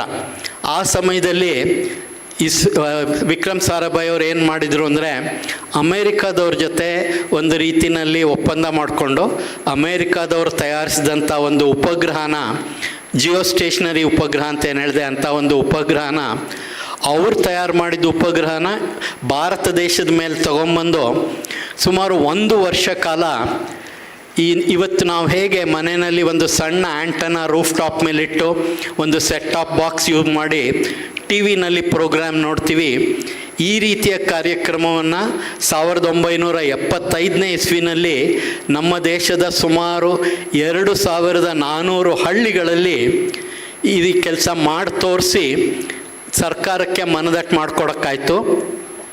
ಯಾಕೆಂದರೆ ಆವತ್ತಿನ ದಿವಸ ಈ ರೀತಿಯ ಬಾಹ್ಯಾಕಾಶ ಈ ಬ್ರಾಡ್ಕಾಸ್ಟಿಂಗ್ ಸರ್ವಿಸ್ನ ಇಡೀ ದೇಶದಲ್ಲಿ ಎಲ್ಲರೂ ನೋಡಬೇಕು ಅಂತಿದ್ರೆ ಪ್ರತಿ 1 ಕಿಲೋಮೀಟ್ರಿಗೆ ಒಂದು ಮೈಕ್ರೋವೇವ್ ಟವರ್ ಬೇಕು. ನಿಮ್ಮಲ್ಲಿ ಕೆಲವರು ರೋಡಲ್ಲಿ ಹೋಗುವಾಗ ನೋಡ್ತೀರಾ ಮೈಕ್ರೋವೇವ್ ಟವರ್ಸ್ ಇದೆ. 1 ಕಿಲೋಮೀಟ್ರ್ ಇಂಟರ್ವಲಲ್ಲಿ ಅದರಲ್ಲಿ ಕಮ್ಯುನಿಕೇಷನ್ ಎಸ್ಟಾಬ್ಲಿಷ್ ಮಾಡ್ಬೋದು. ಅವತ್ತಿನ ಸಮಯದಲ್ಲಿ ಏನಾದ್ರು ನಾವು ಅದೇ ರೀತಿ ಮಾಡಬೇಕಾಗಿದ್ದರೆ ಭಾರತ ದೇಶ 3.25 ಮಿಲಿಯನ್ ಸ್ಕ್ವೇರ್ ಕಿಲೋಮೀಟ್ರ್ ಇರ್ತಕ್ಕಂಥ ಒಂದು ದೇಶ. ನೀವೇ ಊಹೆ ಮಾಡ್ಬೋದು ಎಷ್ಟು ಟವರ್ಸ್ ಬೇಕಾಗಿತ್ತು ನಮಗೆ ಎಲ್ಲ ಇಡೀ ಭಾರತವನ್ನು ಜೋಡಿಸ್ಬೇಕಾಗಿದ್ದರೆ. ಅದೇ ಈ ಒಂದು ಉಪಗ್ರಹದಿಂದ ಇಡೀ ಭಾರತವನ್ನು ನಾವು ಈ ಟೆಲಿವಿಷನ್ ಮೂಲಕ ಮಾಡ್ಬೋದು ಅಂತ ತೋರಿಸ್ಕೊಟ್ಟಂಥ ಈ ಕಾರ್ಯಕ್ರಮ ಸ್ಯಾಟಲೈಟ್ ಇನ್ಸ್ಟ್ರಕ್ಷನಲ್ ಟೆಲಿವಿಷನ್ ಎಕ್ಸ್ಪೆರಿಮೆಂಟ್, ಅದು ಆ ಸಮಯದಲ್ಲಿ ಇಡೀ ಪ್ರಪಂಚದಲ್ಲೇ ಆದಂಥ ಒಂದು ಬಿಗ್ಗೆಸ್ಟ್ ಸೋಷಿಯೋ ಟೆಕ್ನಾಲಜಿಕಲ್ ಎಕ್ಸ್ಪೆರಿಮೆಂಟ್ ಅಂತ ಕರೀತಾರೆ ಅದನ್ನು. ಅಮೇರಿಕಾದವ್ರು ತಯಾರು ಮಾಡಿದಂಥ ಉಪಗ್ರಹ ಅದನ್ನು ಭಾರತದ ಮೇಲೆ ತಗೊಂಬಂದು 1 ವರ್ಷ ಕಾಲ ಈ ಉಪಗ್ರಹದ ಮೂಲಕ ಹಳ್ಳಿಯ ಜನಗಳಿಗೆ ಮಾಹಿತಿ ಕೊಟ್ಟು ಯಾವ ರೀತಿ ಬೆಳೆಗೆ ಇರ್ಬೋದು ಅಥವಾ ಅವ್ರಿಗೆ ಆರೋಗ್ಯದ ಬಗ್ಗೆ ಬೇರೆ ಬೇರೆ ಮಾಹಿತಿ ಎಲ್ಲ ಕೊಡೋದಕ್ಕೆ ಈ ಕೆಲಸ ನಡೀತು 1 ವರ್ಷ ಕಾಲ. ಆ ಎಕ್ಸ್ಪೆರಿಮೆಂಟ್ ಮಾಡೋದಕ್ಕೆ ನೀವು ಅಲ್ಲಿ ಮಧ್ಯದಲ್ಲಿ ಒಂದು ಆ್ಯಂಟನ ನೋಡ್ತಾ ಇದ್ದೀರಾ, ಅದನ್ನು ಚಿಕನ್ ಮೆಶ್ ಆ್ಯಂಟನ ಅಂತಾರೆ. 10 ಅಡಿ ಡಯಾಮೀಟ್ರ್ ಇರ್ತಕ್ಕಂಥ ಆ್ಯಂಟನ ಅದು. ಇವತ್ತು ಹೇಗೆ ಒಂದು ಸಣ್ಣ ಆ್ಯಂಟನ ನಮ್ಮ ರೂಫ್ ಟಾಪಲ್ಲಿದೆ, ಆವತ್ತಿನ ಸಮಯದಲ್ಲಿ ಅಷ್ಟು ದೊಡ್ಡ ಆ್ಯಂಟನ ಬೇಕಾಗಿತ್ತು. ಸೆಟ್ ಟಾಪ್ ಬಾಕ್ಸ್ ಬದಲು ಇಷ್ಟು ಎತ್ತರದ ಒಂದು ರ್ಯಾಕು, ಅದರಲ್ಲಿ ಎಲ್ಲ ಉಪಕರಣಗಳನ್ನು ಜೋಡಿಸಿ ನಮ್ಮ ದೇಶದಲ್ಲೇ ತಯಾರಾದಂಥ black and white television sets ECIL ಮಾಡ್ತಿದ್ದಿದ್ದು ಅದನ್ನು ಉಪಯೋಗಿಸಿ ಇದು ಎಲ್ಲ ತೋರಿಸ್ಕೊಟ್ಟಾಗ ನಿಮಗೂ ಅರ್ಥ ಆಗುತ್ತೆ. ಆ ಸಮಯದಲ್ಲಿ ಪ್ರಧಾನಿಗಳಿಗೆ ಅಥವಾ ರಾಷ್ಟ್ರವನ್ನು ಆಳ್ತಾ ಇರೋರಿಗೆ ನೀವು ಆಡೋ ಮಾತು ಇಡೀ ದೇಶದಲ್ಲಿ ಕೇಳ್ಬೋದು ಅಂತ ಹೇಳಿದ್ರೆ ಅವ್ರಿಗೆ ಜಾಸ್ತಿ ಸಮಜಾಯಿಷಿಕೆ ಕೊಡೋ ಅವಶ್ಯಕತೆ ಇಲ್ಲ. ಆ ಒಂದು ಕಾರಣದಿಂದ ಈ ಬಾಹ್ಯಾಕಾಶ ತಂತ್ರಜ್ಞಾನದ ಉಪಯೋಗವನ್ನು ಇನ್ಸ್ಯಾಟ್ ಸೀರೀಸ್ ಮಾಡೋಕ್ಕೆ ಅವಕಾಶ ಆಯಿತು. ಅದಲ್ಲದೆ ಇನ್ನೊಂದು, ವಿಕ್ರಮ್ ಸಾರಾಭಾಯ್ ಅವರು ಆ ಸಮಯದಲ್ಲಿ ಈ ಮೀನುಗಾರರಿಗೆ ಅವ್ರಿಗೆ ಒಂದು ಸಮಜಾಯಿಷಿಕೆ ಹೇಳಿ, ನೀವು ಜಾಗ ಖಾಲಿ ಮಾಡಿಕೊಟ್ರೆ ಮುಂದೆ ಒಂದಿನ ದೇಶಕ್ಕೆ ಒಳ್ಳೆ ಆಗುತ್ತೆ ಅಂತ ಅವ್ರು ಏನು ಹೇಳಿದರು, ಅದನ್ನು ಯಾವ ರೀತಿ ಕಾರ್ಯರೂಪಕ್ಕೆ ತರಕ್ಕೆ ಸಾಧ್ಯ ಆಯಿತು ಅಂದರೆ, ಅದೇ ಜಾಗದಲ್ಲಿ ಈಗ ಇದು ತೋರಿಸ್ತಾ ಇದ್ದೀನಿ, ಮಧ್ಯದಲ್ಲಿ ಬರ್ನಾಡ್ ಪೆರೀರಾ ಅಂತ ಇದ್ದಾರೆ, ಅವರ ಸಹಾಯ ತಗೊಂಡು ಮೀನುಗಾರರಿಗೆ ಹೇಳಬೇಕಾಯ್ತು. ಈ ಒಂದು ಕೆಲಸ ಯಾವ ರೀತಿ ನಡೀತು ಅಂದರೆ, 1999ನೇ ಇಸ್ವಿಯಿಂದ ಬಾಹ್ಯಾಕಾಶದಲ್ಲಿರ್ತಕ್ಕಂಥ ಒಂದು ಉಪಗ್ರಹದ ಮೂಲಕ ಸಮುದ್ರದ ನೀರಿನ ಬಣ್ಣನ ನೋಡಿ, ಆ ಬಣ್ಣದಿಂದ ಕ್ಲೋರೋಫಿಲ್ ಎಲ್ಲಿ ಸಿಗುತ್ತೆ, ಕ್ಲೋರೋಫಿಲ್ಲಿಂದ ಮೀನಿನ ಆಹಾರದ ಸರಪಳಿ ಅಂದರೆ ಕ್ಲೋರೋಫಿಲ್ ತಿನ್ನುವಂಥ ಆಲ್ಗೆಗಳು, ಅದನ್ನು ತಿನ್ನುವಂಥ ಬೇರೆ ಜೀವರಾಶಿಗಳು, ಅದನ್ನು ತಿನ್ನುವಂಥ ಮೀನು, ಅದರ ಬಗ್ಗೆ ಎಲ್ಲ ಮಾಹಿತಿ ತಗೊಂಡು ಮೀನುಗಾರರಿಗೆ ಸಮುದ್ರದಲ್ಲಿ ನೀವು ಯಾವ ಜಾಗಕ್ಕೆ ಹೋದರೆ ನಿಮಗೆ ಮೀನು ಸಿಗುತ್ತೆ ಅಂತ ತೋರಿಸ್ಕೊಡೋಕ್ಕೆ ಸಾಧ್ಯ ಆಗ್ತಿತ್ತು. ಈ ಕಾರ್ಯವನ್ನು 1999ನೇ ಇಸ್ವಿಯಿಂದ ಹೈದರಾಬಾದಲ್ಲಿ ಒಂದು Indian national centre for ocean information systems ಅಂತ ಅವರ ಮೂಲಕ ಮೀನುಗಾರರಿಗೆ ಅವತ್ತಿನ ಸಮಯದಲ್ಲಿ ಪೇಜರ್ ಮೂಲಕ ಅಥವಾ ಈ ಟೆಲಿಗ್ರಾಮ್ ಮೂಲಕ ಅವ್ರ ಮೀನುಗಾರರ ಅಸೋಸಿಯೇಷನ್ಗೆ ತಿಳಿಸಿ ಮೀನುಗಾರರಿಗೆ ಸಮುದ್ರದಲ್ಲಿ ಹೋಗಿ ಮೀನು ಹಿಡಿಯೋದಕ್ಕೆ ಹೆಲ್ಪ್ ಮಾಡೋ ಹಂಗೆ ಆಯಿತು. ಈ ಒಂದೇ ನಮ್ಮ ದೇಶದಲ್ಲಿ ನಿಮ್ಗೆ ಗೊತ್ತಿರೋ ಹಾಗೆ ಸುಮಾರು 11,500 ಕಿಲೋಮೀಟ್ರಷ್ಟು ಕರಾವಳಿ ಪ್ರದೇಶ ಇದೆ. ಅಲ್ಲಿ ಲಕ್ಷಾಂತರ ಮೀನುಗಾರರು ತಮ್ಮ ಜೀವನಕ್ಕೆ ಮೀನು ಹಿಡಿಯೋದಕ್ಕೆ ಹೋಗಿ ಸಮಯ ಸ್ಪೆಂಡ್ ಮಾಡ್ತಾರೆ. ಈ ಕಾರ್ಯಕ್ರಮದಿಂದ ಏನು ಉಪಯೋಗ ಆಯಿತು ಅಂದರೆ, ಮೀನುಗಾರರಿಗೆ ಸಮುದ್ರಕ್ಕೆ ಹೋಗಿ ಅವ್ರಿಗೆ ಹುಡುಕಬೇಕಾದ ಅವಶ್ಯಕತೆ ಇರಲಿಲ್ಲ, ಹುಡುಕಕ್ಕೆ ಸಿಗುತ್ತೋ ಇಲ್ವೋ ಅನ್ನೋದು ಅನಿಶ್ಚಿತತೆ ಇರ್ತಿರಲಿಲ್ಲ. ಈ ಒಂದು ಕೆಲಸದಿಂದ ಅವ್ರು ಖರ್ಚು ಮಾಡ್ತಿದ್ದಂಥ ಪೆಟ್ರೋಲ್ ಡೀಸೆಲ್ ಉಳಿತಾಯ ಆಗುತ್ತೆ. ಇದೊಂದೇ ಕಾರ್ಯಕ್ರಮದಿಂದ ನಮ್ಮ ದೇಶದಲ್ಲಿ ಪ್ರತಿ ವರ್ಷ ಸುಮಾರು 10ರಿಂದ 15,000 ಕೋಟಿ ರೂಪಾಯಿ ಉಳಿತಾಯ ಆಗುತ್ತೆ. ಈ ಕಾರ್ಯದಲ್ಲಿ ಇತ್ತೀಚಿನ ದಿನಗಳಲ್ಲಿ ನಾವು ಇನ್ನೂ ಮುಂದೆ ಹೇಗೆ ತೊಗೊಂಬಂದಿದ್ದೀವಿ ಅಂದರೆ, ನೀವು ಕೇಳಿದ ಹಾಗೆ ನಾವಿಕ್ ಉಪಗ್ರಹಗಳು ಬಂದ ಮೇಲೆ ಒಂದು ಸಣ್ಣ ಬ್ಯಾಟ್ರಿ ಆಪ್ರೇಟೆಡ್ ಗ್ಯಾಡ್ಜೆಟ್, ಅದನ್ನು ಮೀನುಗಾರರ ಬೋಟಲ್ಲಿ ಫಿಟ್ ಮಾಡಿ ಆ ಗ್ಯಾಡ್ಜೆಟ್ಟು ಉಪಗ್ರಹಗಳ ಜೊತೆ ಸಂಪರ್ಕ ಇಟ್ಕೊಂಡು ಹೇಗೆ GPS ನಮಗೆ ನಾವು ಎಲ್ಲಿದ್ದೀವಿ ಅಂತ ತೋರಿಸುತ್ತೆ, ಅದೇ ರೀತಿ ಈ ಗ್ಯಾಡ್ಜೆಟ್ಟು ಮೀನುಗಾರ ಸಮುದ್ರದ ಯಾವ ಜಾಗದಲ್ಲಿದೆ ಅನ್ನೋದು ಪತ್ತೆ ಮಾಡುತ್ತೆ. ಜೊತೆಗೆ ನಮ್ಮ ನಾವಿಕ್ ಉಪಗ್ರಹದಿಂದ ಮೀನು ಎಲ್ಲಿ ಸಿಗುತ್ತೆ ಅನ್ನೋದನ್ನು ತೋರಿಸೋದಕ್ಕೆ ಅದರ ಲ್ಯಾಟಿಟ್ಯೂಡ್ ಲಾಂಜಿಟ್ಯೂಡ್ನ ಬ್ರಾಡ್ಕಾಸ್ಟ್ ಆಗುತ್ತೆ. ಅದನ್ನು ತಗೊಂಡು ಮೀನುಗಾರ ಅವನ ಕೈಯಲ್ಲಿ ಒಂದು ಮೊಬೈಲ್ ಹಿಡ್ಕೊಂಡ್ರೆ ಆ ಮೊಬೈಲ್ ಟೆರೆಸ್ಟ್ರಿಯಲ್ ಟವರ್ ಜೊತೆ ಏನು ಕನೆಕ್ಷನ್ ಇಲ್ಲದೇ ಇದ್ದರೂ ಕೂಡ ಈ ಗ್ಯಾಡ್ಜೆಟ್ ಜೊತೆ ಬ್ಲೂಟೂತ್ ಅಥವಾ ವೈಫೈಯಲ್ಲಿ ಮಾತಾಡಿ ಆ ಗ್ಯಾಡ್ಜೆಟ್ಟಲ್ಲಿ ಒಂದು ಆ್ಯಪ್ ಮೂಲಕ ಅವನಿಗೆ ವಿಡಿಯೋ ಕಂಪಾಸಲ್ಲಿ ಅವನು ಎಲ್ಲಿ ಹೋದರೆ ಮೀನು ಸಿಗುತ್ತೆ ಅಂತ ತೋರಿಸುತ್ತೆ. ಜೊತೆಗೆ ಕೆಲವು ಸರಿ ಇದು ಹವಾಮಾನ ವಿಪರೀತ ಆದಾಗ ತುಂಬ ಜೋರು ಮಳೆ ಅಥವಾ ಭಯಂಕರವಾದ ಗಾಳಿ ಅಥವಾ ನೀರಿನ ಮಟ್ಟ ಅಲ್ಲೋಲ ಕಲ್ಲೋಲ ಆಗ್ತಿದ್ರೆ ಆ ಮಾಹಿತಿ ಅದನ್ನು ಕೂಡ ಅವನ ಮಾತೃಭಾಷೆಯಲ್ಲಿ ಅವನಿಗೆ ಚಿತಾವಣೆ ಕೊಡುತ್ತೆ. ಜೊತೆಗೆ ನೀವು ಕೆಲವು ಸರಿ ನೋಡಿರ್ತೀರ, ಓಕೆ ಒಂದು ರಿಕ್ವೆಸ್ಟ್, ಬರೀ ಕನ್ನಡಲ್ಲಿ ಬೇಡ, ಇಂಗ್ಲೀಷು ಮಿಸ್ ಮಾಡಿ ಅಂತ. ಓಕೆ, ಅವರು ಈ ಕೆಲವು ಸರಿ ನಾವು ಪೇಪರಲ್ಲಿ ನೋಡಿರ್ತೀವಿ, ಈ ಮೀನುಗಾರನ ನಮ್ಮ ಪಕ್ಕದ ದೇಶದವರು ಹಿಡಿತಾರೆ, ಯಾಕೆಂದರೆ they cross the international boundary. ಆವಾಗ ಈ ಅವ್ರ ಮೊಬೈಲಲ್ಲಿ they get a warning in their mother tongue. It says you are approaching the international boundaries, be careful. ಅಂದರೆ ಇದರಲ್ಲಿ ನೀವೇನು ನೋಡ್ಬೋದು, what you can see here, a person who does not know reading or writing is making use of the most advanced technology of a rocket putting a satellite into orbit and that satellite generating information which is essential for the livelihood of the human being. ಮೀನುಗಾರರಿಗೆ ಈ ರೀತಿ ಕೆಲಸ ಆಗ್ತಾ ಇರೋದ್ರಿಂದ ಇವರು ವಿಕ್ರಮ್ ಸಾರಾಭಾಯ್ ಅವರು ಏನು ತೋರಿಸ್ಕೊಟ್ಟಿದ್ರು ಆವಾಗ ಮೀನುಗಾರರಿಗೆ ಇದು ಕೆಲಸ ಕಾರ್ಯರೂಪಕ್ಕೆ ಬಂದಂಗೆ ಆಯಿತು. one more very big achievement is, in the earlier decades, when super cyclones used to come, tens of thousands of Indians used to lose their life because it was not clear when the cyclone will hit the coast. But with the geostationary satellites, we can constantly look at Indian subcontinent, and by looking at the clouds, ಮೋಡಗಳನ್ನು ನೋಡಿ ಪ್ರತಿ ಕಾಲು ಗಂಟೆ ಅಥವಾ ಅರ್ಧ ಗಂಟೆಗೆ ಒಂದು picture ತೆಗೆದಾಗ ಆ ಮೋಡಗಳ ಚಲನೆಯನ್ನು ನೋಡಿ ವಿಂಡ್ ಸ್ಪೀಡ್ ಪತ್ತೆ ಮಾಡ್ಬೋದು. ಜೊತೆಗೆ ಬೇರೆ ಬೇರೆ ತರಂಗಗಳಲ್ಲಿ ಮಾಹಿತಿ ತಗೊಂಡು ಸೈಕ್ಲೋನ್ ಯಾವಾಗ ಬರುತ್ತೆ, ಎಲ್ಲಿ ಬರುತ್ತೆ, ಯಾವ ಸಮಯದಲ್ಲಿ ಬರುತ್ತೆ ಎಲ್ಲವನ್ನು ತೋರಿಸ್ಕೊಡೋಕ್ಕೆ ಸಾಧ್ಯ ಆಗ್ತಾ ಇರೋದ್ರಿಂದ, in the recent past we are able to tell India Meteorological Department well in advance, days in advance, in which coastal region cyclone is going to hit, and with that disaster relief agencies are able to evacuate people and save their lives. So that's how in the recent past you are seeing when super cyclones hit the country, loss of life has reduced to single digit. Otherwise in the earlier era it used to be tens of thousands of people. So this is another very significant development because of the space technology. ಜೊತೆಗೆ you can also see by observing Earth from space, you can get lot of information. You can get information about weather. You can also get information about crops. What is the crop that is going to grow this year? What will be the yield? Today there is a center in Delhi called Mangaluru Crop Forecasting Center, which is able to tell the government ahead of actual harvesting what is the likely yield of major crops. That is possible. And in the earlier era, using these satellite pictures, it was also possible to identify where you should drill a bore well, so that with almost 90 to 95% success rate, it was possible to tell more than 4 lakh bore wells got drilled during a period of 3 to 4 decades in the earlier era. Beyond that, you can see communication.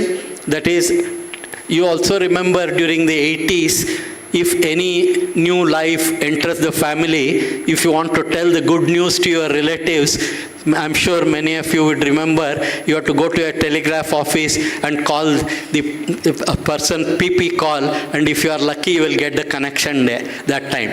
But today a small gadget which you carry in your hand can connect you to any person across the globe, and all this has been possible because of satellite technology which is connecting people across the globe and communication. And similarly you can also see when you are in the orbit, you can cover any part of the globe. That means there is no restriction of which portion of the globe you are taking a picture. Otherwise on ground if you are going, you cannot even get into the next person's compound.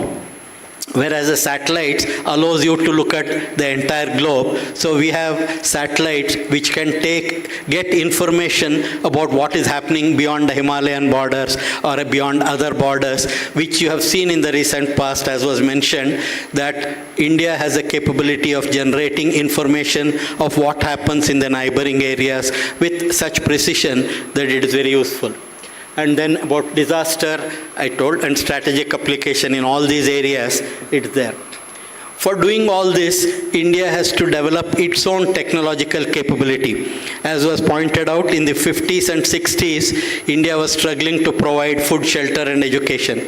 By starting the activities in space technology, ಹಂತವಾಗಿ ನಾವು ರಾಕೆಟ್ಗಳನ್ನ develop ಮಾಡ್ತಾ, ಮೊದಲು satellite launch vehicle SLV ಅಂತ ಕೇವಲ 40 kg launch ಮಾಡೋದು, ಆಮೇಲೆ ASLV, PSLV, GSLV ಇದನ್ನೆಲ್ಲ develop ಮಾಡ್ತಾ ಇವತ್ತು ಭಾರತ ದೇಶ ಪ್ರಪಂಚದಲ್ಲಿ ಕೆಲವೇ ರಾಷ್ಟ್ರಗಳಲ್ಲಿ ಒಂದಾಗಿದೆ. ತನ್ನ ಸ್ವಸಾಮರ್ಥ್ಯದಿಂದ ಬಾಹ್ಯಾಕಾಶಕ್ಕೆ ಉಪಗ್ರಹಗಳನ್ನು ಉಡಾವಣೆ ಮಾಡೋದಕ್ಕೆ ಕ್ಷಮತೆ ಇದೆ. 101 ಲಾಂಚ್ ವೆಹಿಕಲ್ಸ್ ಇದುವರೆಗೂ ಲಾಂಚ್ ಆಗಿದೆ. ಜೊತೆಗೆ ನಮ್ಮ ದೇಶದ ಉಪಗ್ರಹಗಳಷ್ಟೇ ಅಲ್ಲ, even satellites from other countries, almost 34 other countries, 450+ satellites India has launched. In addition to that, as you can see, when you keep building your capability, it also becomes necessary. Space is becoming a big frontier. Space is the fourth frontier. If you do not have enough capabilities in space technology, you will fall behind and others will overtake you. So it is necessary to build an ability to put humans in space. Towards this also, India started conducting experiments. This one experiment is what is called as a satellite capsule recovery experiment, because when an orbiting satellite has to come back to Earth, it has to pass through the atmosphere, and when it is traversing at high speed, huge amount of heat gets generated, and you have to build special technology for doing this. This experiment was conducted in 2007. Polar Satellite Launch Vehicle is considered as one of the very efficient launch vehicles, which has done huge amount of activity already. It has taken our satellites into near Earth orbit. It has taken our satellites to Moon and Mars, and also to actually Aditya, many of that. So this capability has been built over a period of many decades. And while you are building all these capabilities and ensuring that the essential requirements are met, it is also necessary that you need to improve your technological competence.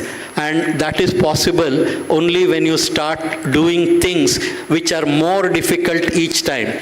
At any given point of time, if you restrain yourself to the knowledge you have today, you will not be able to make progress. So India had developed capability to go up to 384,000 kilometers. Before that, 36,000 kilometers for the geostationary satellite. Moon is at a distance of 380,000 kilometers. So unless you are able to reach Moon, which is the nearest celestial body, your technological capability is limited, and India attempted to do it in 2008. And you will appreciate that when we did this experiment, man had already landed on Moon. A large number of probes had touched the surface of the Moon. But still, when India conducted this experiment, the credit for this mission is, it is through this mission that world got confirmation that the processes of water molecule formation and presence of water on Moon was demonstrated by this mission. What this also shows is, it is never too late in science and technology. No matter what people have done up to this point of time, there is always something new to do. So this mission demonstrated to the world, though India started much later, it proved that you had enough capability to create new findings and new capabilities. In many ways, this Chandrayaan mission actually restarted the desire of many, both nations and private entities, to go towards Moon. Otherwise, at that point of time, it was Moon was considered bone dry, no water, no presence. But then this mission made a huge change. And even for that mission, the way we approached that mission was very different. And we made use of a capability which was well within the launch vehicle we had. Though it had limited capacity to carry weight, we made use of it and developed a technology of going through step by step. I'll describe it in a little later slide. So, using this mission, we also it was a very good demonstration of international collaboration, where almost 6 different countries we worked with, and many of the instruments carried on this satellite had capabilities. And then after Chandrayaan 1, in Chandrayaan 1, we also had a probe called Moon Impact Probe. It was a probe which was released from an orbiter and went and hit the surface of the Moon. It impacted the Moon at a point which is later known as Jawahar Sthal. Then follow on to this, we decided we will develop a mission where we will land on the surface of the Moon in a controlled way. And Chandrayaan 2 was attempted to do that. And then in this, we also, in addition to our landing, we had an orbiter, and this orbiter carried cameras, and in fact you will be happy to know that this orbiter is still working, and we expect it to make it functional for maybe a decade or more. When our next generation of Chandrayaan missions are going, we are looking at the possibility of using it as some relay, etc.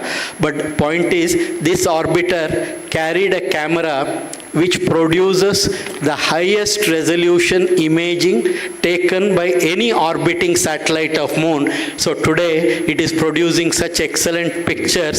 In fact, it is using those pictures we were able to improve our ability in Chandrayaan 3 and successfully land there. In Chandrayaan 2, of course, we had to depend on data from others, and you are always you are aware that nobody shares easily very important information. So in Chandrayaan 2, when we were trying to land using our lander, we faced some difficulties and we could not succeed. But then whatever difficulties we faced, we learnt, and then in Chandrayaan 3, we successfully landed on the moon August 23rd, where we landed. You will see some details later. In addition to that, this Chandrayaan 2 orbiter is still working, producing many important data.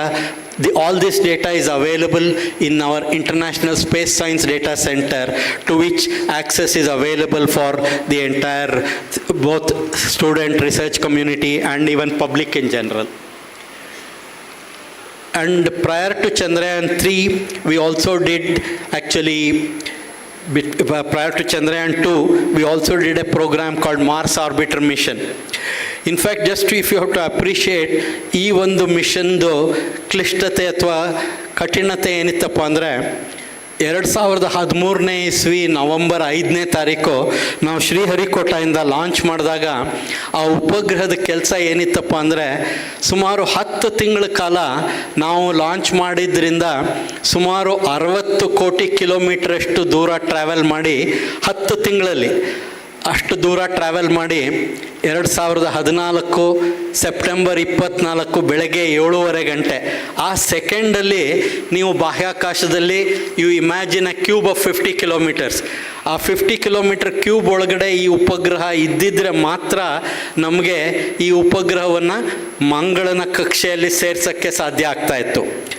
ಈ ಜರ್ನಿಯಲ್ಲಿ ಏನೆಲ್ಲ ತೊಂದರೆಗಳು ಬರ್ಬೋದು ಅಂದರೆ, ನಿಮ್ಮಲ್ಲಿ ಕೆಲವ್ರಿಗೆ ಗೊತ್ತು, ಈಗ ಸೂರ್ಯನ ಬೆಳಕು ಯಾವುದಾದ್ರೂ ಒಂದು ಸರ್ಫೇಸ್ ಮೇಲೆ ಬಿದ್ದರೆ ಸ್ವಲ್ಪ ಒಂದು ಫೋರ್ಸ್ ಜನ್ರೇಟ್ ಆಗುತ್ತೆ.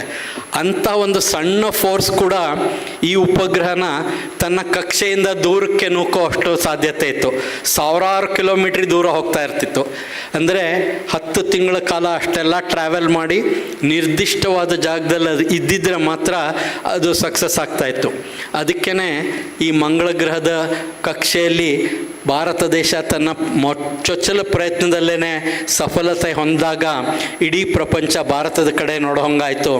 ಈ ಎಲ್ಲ ಕೆಲಸದಲ್ಲಿ ಕೂಡ ಅದರಲ್ಲಿ ಬೇಕಾದಂಥ ಈ ಉಪಕರಣಗಳನ್ನು ಎಲ್ಲ ಭಾರತ ದೇಶದಲ್ಲೇ ನಿರ್ಮಾಣ ಆಗಿ ಇದರ ಟೆಸ್ಟಿಂಗು ಎಲ್ಲ ಇಲ್ಲೇ ಮಾಡಿ ಅದನ್ನು ಮಾಡಿ ತೋರಿಸಿದಾಗ ಕೂಡ ನಮ್ಮ ದೇಶದ ವಿಜ್ಞಾನಿಗಳು ಹಾಗೂ ತಂತ್ರಜ್ಞಾನಿಗಳ ಸಾಮರ್ಥ್ಯವನ್ನು ಇಡೀ ಪ್ರಪಂಚ ಒಪ್ಕೋತು. ಈ ಒಂದು ಉಪಗ್ರಹ ಕೂಡ ಇದರಲ್ಲಿ ಬೆಂಗಳೂರಲ್ಲಿ ಬೈಲಾಡು ಅಂತ ಒಂದು ಜಾಗ ಇದೆ. ಅಲ್ಲಿ 100 ಅಡಿ ಡಯಾಮೀಟ್ರ್ ಇರ್ತಕ್ಕಂಥ ಒಂದು ಆ್ಯಂಟನ, ಅಷ್ಟು ದೊಡ್ಡ ಆ್ಯಂಟೆನಾಯಿಂದ ಈ 60 ಕೋಟಿ ಅಥವಾ ಈಗ 20ರಿಂದ 40 ಕೋಟಿ ದೂರ ಇರುತ್ತೆ ಭೂಮಿಯಿಂದ ಮಂಗಳ.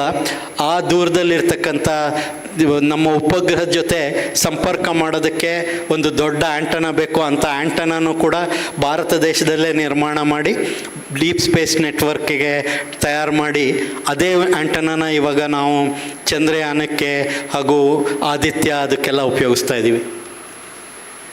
ಮಾರ್ಸ್ನಲ್ಲಿ ನಾವು ತೊಗೊಂಡೋಗಿದ್ದಂಥ ಕ್ಯಾಮ್ರಾಗಳಿಂದ ಚಿತ್ರಗಳನ್ನು ತೆಗೆದು ಅದರಲ್ಲೂ ಸಾಕಷ್ಟು ಹೊಸ ಹೊಸ ವಿಷಯಗಳನ್ನು ಸಂಗ್ರಹ ಮಾಡೋದಕ್ಕೆ ಸಾಧ್ಯ ಆಯಿತು. Originally we had plan this satellite for only 6 months of operation. ಕೇವಲ 6 ತಿಂಗಳ ಕೆಲಸ ಮಾಡುತ್ತೆ ಅಂತ ನಾವು ಅಂದ್ಕೊಂಡು ಮಾಡಿದ್ದು. ಅದು ಸುಮಾರು 8.5 ವರ್ಷಗಳ ಕಾಲ ಕೆಲಸ ಮಾಡಿ ಸಾಕಷ್ಟು ಮಾಹಿತಿಯನ್ನು ಮಂಗಳ ಗ್ರಹದ ಬಗ್ಗೆ ನಮಗೆ ಕೊಡ್ತು. ಅದೇ ರೀತಿ ಇನ್ನೊಂದು ಆಸ್ಟ್ರೋಸ್ಯಾಟ್ ಅಂತ. ಇವತ್ತಿನ ದಿವಸ ನಾವು ಹೇಗೆ ರಾತ್ರಿ ಹೊತ್ತು ಆಕಾಶ ನೋಡಿದಾಗ ಆಕಾಶಕಾಯಗಳ ಬಗ್ಗೆ, ಬೇರೆ ಬೇರೆ ನಕ್ಷತ್ರಗಳು, ನಕ್ಷತ್ರ ಪುಂಜಗಳು, ಅದನ್ನೆಲ್ಲ ಬರೀ ಕಣ್ಣಲ್ಲಿ ನೋಡ್ತಾ ಇರ್ತೀವಿ. ಹಾಗೆ ನೋಡೋದಕ್ಕೆ ಬರೀ ಕಣ್ಣಲ್ಲಿ ನೋಡೋದಕ್ಕೆ ಸಾಧ್ಯ ಆಗಲ್ಲ ಅಂದಾಗ ಟೆಲಿಸ್ಕೋಪ್ ನಿರ್ಮಾಣ ಮಾಡಿ ಟೆಲಿಸ್ಕೋಪಿಂದ ನೋಡ್ತೀವಿ. ದೊಡ್ಡ ದೊಡ್ಡ ಟೆಲಿಸ್ಕೋಪ್ಗಳು ಅದೆಲ್ಲ ಭೂಮಿಯಿಂದ ನೋಡ್ತಾ ಇರುವಾಗ ಅದರ ಮಧ್ಯೆ ಇರ್ತಕ್ಕಂಥ ಈ ಅಟ್ಮಾಸ್ಫಿಯರು ಎಷ್ಟೋ ಸರಿ ಕೆಲವು ತೊಂದರೆಗಳು ಬರುತ್ತೆ. ಅದರಿಂದ ಈ ಬಾಹ್ಯಾಕಾಶದಲ್ಲಿ ಒಂದು ಟೆಲಿಸ್ಕೋಪ್ನ ಇಟ್ಟರೆ ಅದರ ಸಾಮರ್ಥ್ಯ ಇನ್ನೂ ಹೆಚ್ಚುತ್ತೆ. ನಾವು ಒಂದು ಆಸ್ಟ್ರೋಸ್ಯಾಟ್ ಅಂತ ಒಂದು ಉಪಗ್ರಹ ಮಾಡಿ ಈಗ 10 ವರ್ಷಕ್ಕಿಂತ ಹೆಚ್ಚು ಕೆಲಸ ಮಾಡ್ತಾ ಇದೆ.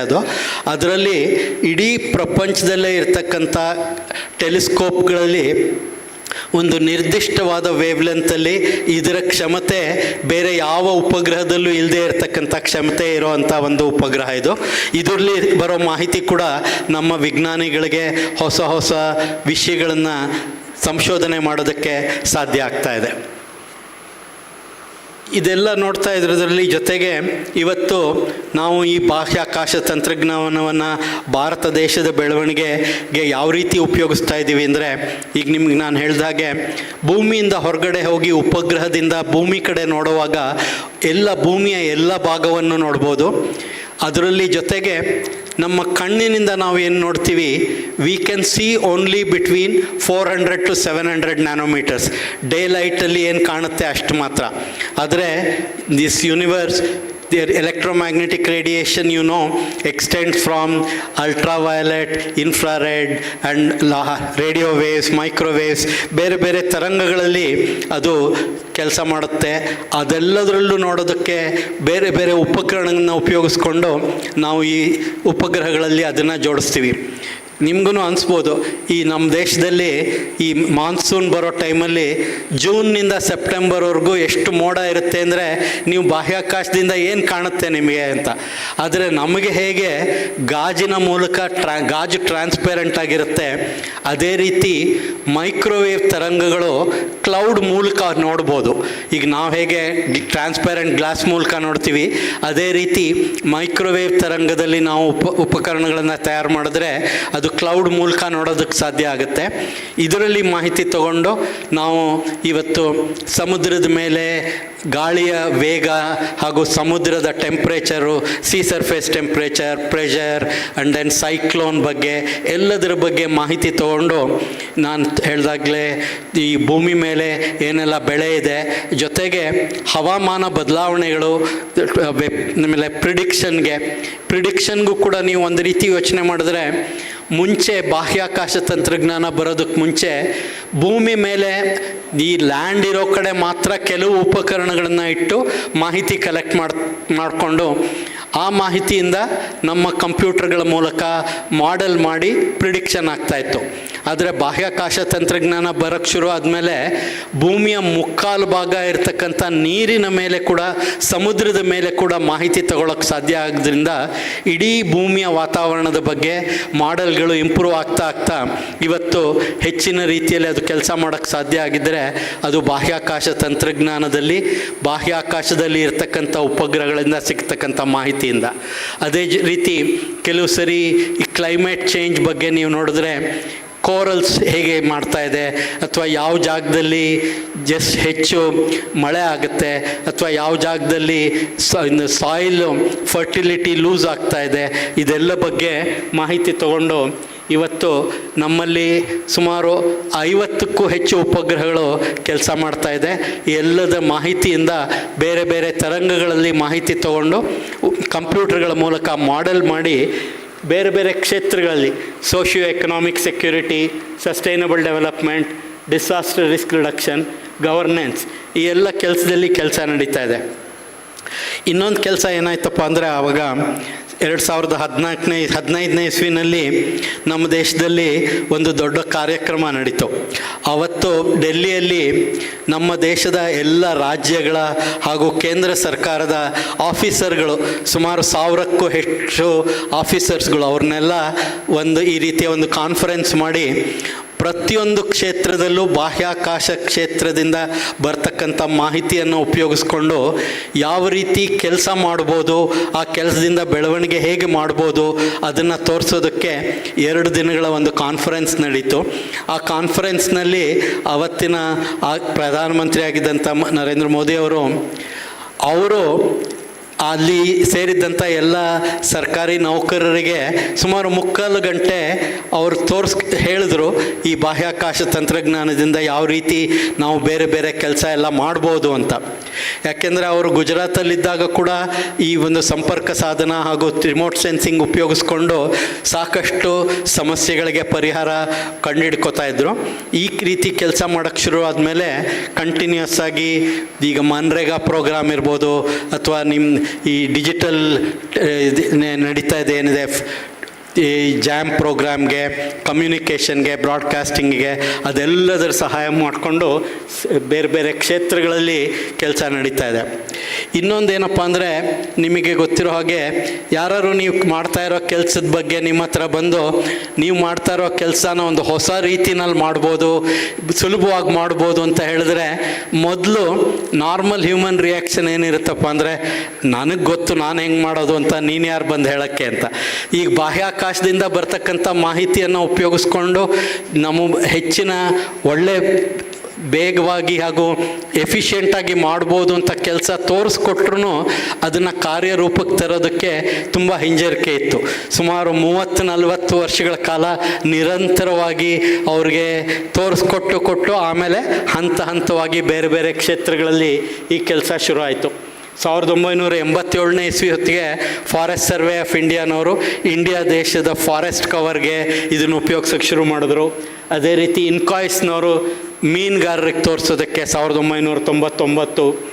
ಆಮೇಲೆ ಕ್ರಾಪ್ ಫೋರ್ಕಾಸ್ಟಿಂಗ್ ಸೆಂಟರ್ ಅವರು ಈ ಪ್ರಿಡಿಕ್ಷನ್ ಹೇಗೆ ಎಷ್ಟು ಈಲ್ಡ್ ಇದೆ ಅದ್ರ ಬಗ್ಗೆ, ಜೊತೆಗೆ ಏರ್ಪೋರ್ಟ್ ಅಥಾರಿಟಿ ಇಂಡಿಯಾನವರು ಕೂಡ ಇಂಡಿಯಾದಲ್ಲಿ ಇವತ್ತು ಯಾವುದಾದ್ರು ಒಂದು ಹೊಸ ಪ್ಲೇನು 2009ನೇ ಇಸ್ವಿಯಿಂದ ಹೊಸ ಪ್ಲೇನ್ ಬಂದರೆ ಆ ಪ್ಲೇನಲ್ಲಿ ಒಂದು ಗ್ಯಾಡ್ಜೆಟ್ ಫಿಟ್ ಮಾಡಬೇಕು. ಅದು ಈ ನಾವಿಕ್ ಅಥವಾ GPS ಉಪಯೋಗ ಮಾಡಿಕೊಂಡು ಅದು ತನ್ನ ಟ್ರಾವೆಲಿಂಗ್ನ ಜೊತೆಗೆ ಆ ಟ್ರ್ಯಾಕ್ ಪ್ರಿಡಿಕ್ಷನ್ಗೆ ಜೊತೆಗೆ ಲ್ಯಾಂಡಿಂಗ್ಗೆ ಅದಕ್ಕೆಲ್ಲ ಉಪಯೋಗ ಆಗುವಂಥ ಮಾಹಿತಿ ಸಿಗುತ್ತೆ.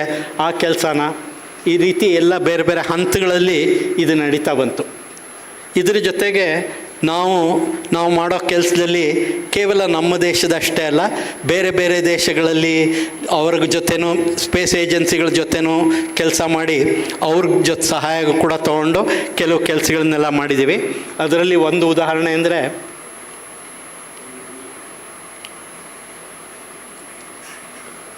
ಓಕೆ, ಇದು ಆಡಿಯೋ ಕೊಡ್ತೀರಾ?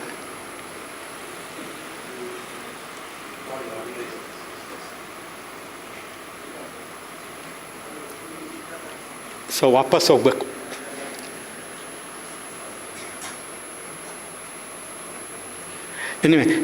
ಬೇರೆ ಬೇರೆ ಕ್ಷೇತ್ರಗಳಲ್ಲಿ ಬೇರೆ ಬೇರೆ ದೇಶಗಳವ್ರ ಜೊತೆ ಕೂಡ ನಾವು ಒಪ್ಪಂದ ಮಾಡಿಕೊಂಡು ಅವರ ಉಪಗ್ರಹಗಳನ್ನು ಕೂಡ ನಾವು ಲಾಂಚ್ ಮಾಡಿ ಅದು ಕೆಲಸ ಮಾಡಿದ್ದೀವಿ. ಇಲ್ದಿದ್ರೆ ಪರವಾಗಿಲ್ಲ, ಹಾಗೆ ಪ್ಲೇ ಮಾಡಿ. ಇನ್ನು ಹಿಂದಕ್ಕೆ ಹೋಗ್ಬೇಕು.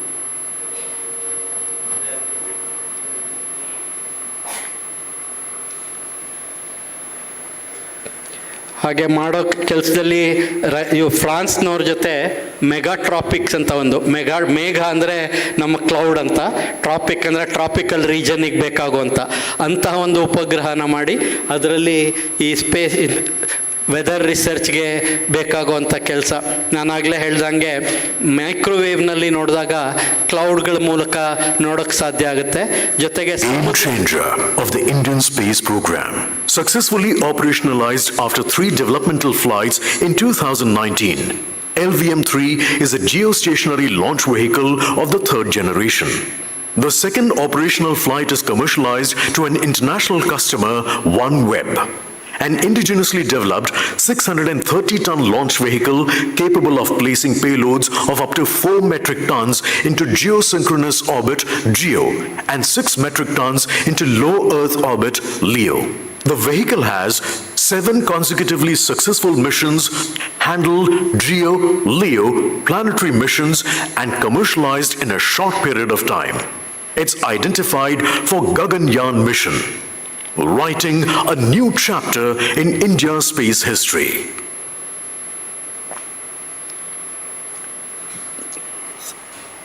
ಸೊ ಅದೇ ರೀತಿ ಈ LVM-3 ಇದರಲ್ಲಿ ಚಂದ್ರಯಾನ್ 2 ಲಾಂಚ್ ಮಾಡಿದಾಗ ಇದರಲ್ಲಿ ನಿಮಗೆ ಕಾಣುತ್ತೆ. ಇದರಲ್ಲಿ ಮುಖ್ಯವಾಗಿ ನಾವೇನು ನೋಡಬೇಕು ಅಂದರೆ ಚಂದ್ರ ಅಥವಾ ಮಾರ್ಸ್ ಆ ಥರ ಆರ್ಬಿಟ್ಗೆ ಹೋಗುವಾಗ ನಮ್ಮಲ್ಲಿರ್ತಕ್ಕಂಥ ಲಾಂಚ್ ವೆಹಿಕಲ್ ಕ್ಷಮತೆ ಬೇರೆಯವ್ರಿಗೆ ಕಂಪೇರ್ ಮಾಡಿದ್ರೆ ಕಡಿಮೆ. ಆದರೆ ಈ ಕಡಿಮೆ ಕ್ಷಮತೆ ಇರತಕ್ಕಂಥ ಲಾಂಚ್ ವೆಹಿಕಲ್ನ ಉಪಯೋಗಿಸ್ಕೊಂಡು ಯಾವ ರೀತಿ ಈ ರೀತಿ ಮಿಷನ್ಸ್ ಮಾಡ್ಬೋದು ಅನ್ನೋದನ್ನು ಕೂಡ ನಾವು ಅಳವಡಿಸ್ಕೊಂಡಿದ್ದಂಥ ಒಂದು ತಂತ್ರಜ್ಞಾನ ಪ್ರಪಂಚದವ್ರು ಬೇರೆಯವ್ರು ಮಾಡಿರೋದಕ್ಕಿಂತ ತುಂಬ ವಿಪರೀತವಾಗಿತ್ತು. ಇದು ಹೇಗಪ್ಪ ಅಂದರೆ ಈಗ ನಮ್ಮ ಹತ್ರ ಇರೋದು ಬರೀ ಸುವೇಗ, ಅದು ಬುಲೆಟ್ ಥರ ಹೋಗಬೇಕು ಅಂದರೆ ಹೆಂಗೆ ಸಾಧ್ಯ? ಅದಕ್ಕೆ ನಾವು ಇದರಲ್ಲಿ ಏನು ಮಾಡಿದ್ವಿ ಅಂದರೆ ಒಂದು ಉಪಗ್ರಹ ಲಾಂಚ್ ಮಾಡಿದಾಗ ಭೂಮಿಯನ್ನು ಒಂದು ಎಲಿಪ್ಟಿಕಲ್ ಆರ್ಬಿಟಲ್ ಸುತ್ತುತ್ತೆ. ಅದು ಪ್ರತಿ ಸರಿ ಪೆರಿಜಿ ಅಂದರೆ ಭೂಮಿಯ ಹತ್ತಿರದ ಜಾಗಕ್ಕೆ ಬಂದಾಗ ಅಲ್ಲಿ ಸ್ವಲ್ಪ ಜಾಸ್ತಿ ಅದಕ್ಕೆ ಎನರ್ಜಿ ಕೊಟ್ಟರೆ ದೂರದು ಜಾಗ ಇನ್ನೂ ದೂರ ಹೋಗುತ್ತೆ. ಹಾಗೆ ಪ್ರತಿ ಸರಿ ಅದು ಪೆರಿಜಿಗೆ ಬಂದಾಗ ಸ್ವಲ್ಪ ಸ್ವಲ್ಪ ಎನರ್ಜಿ ಕೊಡ್ತಾ ನಾವು ಚಂದ್ರನ ಹತ್ರ, ಮಂಗಳನ ಹತ್ರ ಹಾಗೂ ಆಸ್ಟ್ರೋಸ್ಯಾಟ್ ಅದೆಲ್ಲದಕ್ಕೂ ಮಾಡೋದಕ್ಕೆ ಸಾಧ್ಯ ಆಯಿತು. ಅದೇ ಈ ಚಂದ್ರಯಾನ್ 2 ಮಿಷನ್ನಲ್ಲಿ we almost came very close to landing. But ಇದರಲ್ಲಿ ನಾವು ಒಂದು ಹೊಸ ಇಂಜಿನ್ ತಯಾರು ಮಾಡಬೇಕಾಗಿತ್ತು. ಅಲ್ಲಿವರೆಗೂ ಮಾಡಿದ್ದಂಥ ಇಂಜಿನ್ಗಳು ಯಾವ ರೀತಿ ಕೆಲಸ ಮಾಡ್ತಿತ್ತಪ್ಪ ಅಂದರೆ, ನೀವು ಒಂದು ಸರಿ ಅದನ್ನು ಶುರು ಮಾಡಿದ್ರೆ ಫಿಕ್ಸೆಡ್ ಥ್ರಸ್ಟಲ್ಲಿ ಅದರಲ್ಲಿ ಫ್ಯೂಯಲ್ ಇರೋವರೆಗೂ ಕೆಲಸ ಮಾಡೋದು. ಆದರೆ ನಾವು ಯಾವುದಾದ್ರು ಒಂದು ಪ್ಲ್ಯಾನೆಟ್ ಮೇಲೆ ಇಳಿಬೇಕಾದ್ರೆ ನಮಗೆ ವೇರಿಯಬಲ್ ಥ್ರಸ್ಟ್ ರಿಕ್ವೈರ್ಮೆಂಟ್ ಇರುತ್ತೆ. ನಿಧಾನವಾಗಿ ಬಂದು ಇಳಿಯುವಾಗ ಥ್ರಾಟ್ಲಿಂಗ್ ಕೇಪಬಿಲಿಟಿ ಅಂತೀವಿ ಇದಕ್ಕೆ. ಹೇಗೆ ಕಾರಲ್ಲಿ ಆಕ್ಸಿಲರೇಟ್ರ್ ಇದೆ ಅಥವಾ ಸ್ಕೂಟ್ರಲ್ಲಿ ಆಕ್ಸಿಲರೇಟ್ರ್ ಮಾಡ್ತೀವಿ, ಡಿಸೆಲರೇಟ್ರ್, ಆಕ್ಸಿಲರೇಟ್ರ್, ಆ ರೀತಿ ಇಂಜಿನ್ನ ತಯಾರು ಮಾಡಬೇಕಾಗಿತ್ತು. ಮೊದಲನೇ ಸರಿ ತಯಾರು ಮಾಡ್ತಾ ಇದ್ದಿದ್ದಂಥ ಇಂಜಿನ್ನ ನಾವು ಚಂದ್ರಯಾನ 2ರಲ್ಲಿ ಉಪಯೋಗಿಸಿದಾಗ ಅದನ್ನು 4 ಒಟ್ಟಿಗೆ ಕೆಲಸ ಮಾಡಿಸುವಾಗ ಸ್ವಲ್ಪ ಹೆಚ್ಚು ಕಡಿಮೆ ಆಗಿದ್ದರಿಂದ ಕೆಲವೇ ಮೀಟರ್ಗಳ ದೂರದಲ್ಲಿ ನಾವು ಅಸಫಲರಾದ್ವಿ. ಆದರೆ ಇದರಲ್ಲಿ ಸಿಕ್ಕಿದ್ದಂಥ ಮಾಹಿತಿಯನ್ನು ಉಪಯೋಗಿಸ್ಕೊಂಡು ನಾವು ಚಂದ್ರಯಾನ 3ರಲ್ಲಿ ಸಕ್ಸಸ್ಫುಲ್ಲಾಗಿ ಮಾಡೋಕ್ಕಾಯಿತು. Next okay okay so Chandrayaan 3ರಲ್ಲಿ ನಾವು ಚಂದ್ರಯಾನ 2 ಆಗಸ್ಟ್ ಸೆಪ್ಟೆಂಬರಲ್ಲಿ 2019 ಎಲ್ಲರೂ ಪ್ರಾಬ್ಲಿ ನಿಮ್ಮಲ್ಲೂ ಸುಮಾರು ಜನ ನೋಡ್ತಾ ಇದ್ದೀರಿ ಅಂತ ಕಾಣುತ್ತೆ ಅವತ್ತು. ಬಟ್ ಅದರಲ್ಲಿ ಏನು ತೊಂದರೆ ಆಯಿತು, ಅದು 2023 ಆಗಸ್ಟ್ 23ನೇ ತಾರೀಕು ಸಾಯಂಕಾಲ 6 ಗಂಟೆಗೆ ಸಫಲವಾಗಿ ಮಾಡೋಕ್ಕಾಗಿದ್ದು. ಅದರಲ್ಲಿ ಕಲಿತ ಒಂದು ಲೆಸನ್ಸ್ ಅಂತೇನು ಹೇಳ್ತೀವಿ ಅದರ ಮೂಲಕ. ಸೊ ಅದನ್ನು ಇದರಲ್ಲಿ 2 ಮುಖ್ಯವಾಗಿ ನಾವು ನೋಡಬೇಕಾಗಿದ್ದೇನಪ್ಪ ಅಂದರೆ, ಇದು ಚಂದ್ರನ ಸುತ್ತಲೂ ಸುತ್ತಾ ಇರ್ತಕ್ಕಂಥ ಒಂದು ಉಪಗ್ರಹ ಒಂದು ನಿರ್ದಿಷ್ಟವಾದ ಜಾಗದಲ್ಲಿ ಹೋಗಿ ಇಳಿಬೇಕಾದ್ರೆ ನಮ್ಗೆ ಏನೆಲ್ಲ ಮಾಹಿತಿ ಇರಬೇಕು, ನಾವು ಎಲ್ಲಿಂದ ಹೊರಡ್ತೀವಿ, ಯಾವ ಜಾಗದಲ್ಲಿ ಇಳಿತೀವಿ, ಆ 2 ಜಾಗಗಳ ಬಗ್ಗೆ ನಿರ್ದಿಷ್ಟವಾದ ಮಾಹಿತಿ ಇರಬೇಕು. ಆ ನಿರ್ದಿಷ್ಟವಾದ ಮಾಹಿತಿ ಇರಬೇಕಾದ್ರೆ ನಮಗೆ ಆರ್ಬಿಟ್ ಡಿಟರ್ಮಿನೇಷನ್ ಕೇಪಬಿಲಿಟಿ ಜೊತೆಗೆ ಆ ಜಾಗದ ಮಾಹಿತಿ. ನಾನು ಆಗಲೇ ಹೇಳಿದೆ ನಿಮಗೆ, ಚಂದ್ರಯಾನ 2ರಲ್ಲಿ we had to depend on others for getting information. So we had decided only something like 500 meter by 500 meter area where we had to touch down. But in Chandrayaan 3, since we had our own data, we collected the entire information about that stretch and we chose an area which is 2 kilometer by 4 kilometer. That means you had lot of margin for error. So even if your intermediate activity gets into problem, you can make sure that you are in a safe zone. Another thing is you have lot of craters, hilly regions there. So when the lander touches down, you need to make sure that none of the leg is hitting a crater or a boulder. So what we did in this time is we identified a 4 kilometer by 2 kilometer area, and also we had improved our ability to predict the orbit position accurately. So we knew our starting point more accurately, and we had lot of margin for transiting. And then we had built features in this mission where all the problems we had faced in Chandrayaan 2, we could verify it during operation in moon orbit. In many times what happens, you have built a capability, but unless you have tested it and validated it, you don't know how it will work. So we had built all those features, and that's why in Chandrayaan 3, we were able to predict this. And many times, probably many of you also get a question, why a particular time gets fixed. See, for example, in this, we were talking about 604 as a time.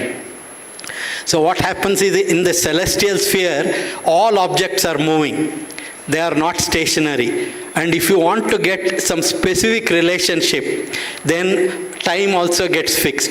See, for example, our task was to land in a place where there is going to be sunlight. On moon, 14 Earth days of sunlight will be there in a given point, and 14 Earth days of night will be there. So if you want to land on moon during sunlit period, you have a 14-day period available.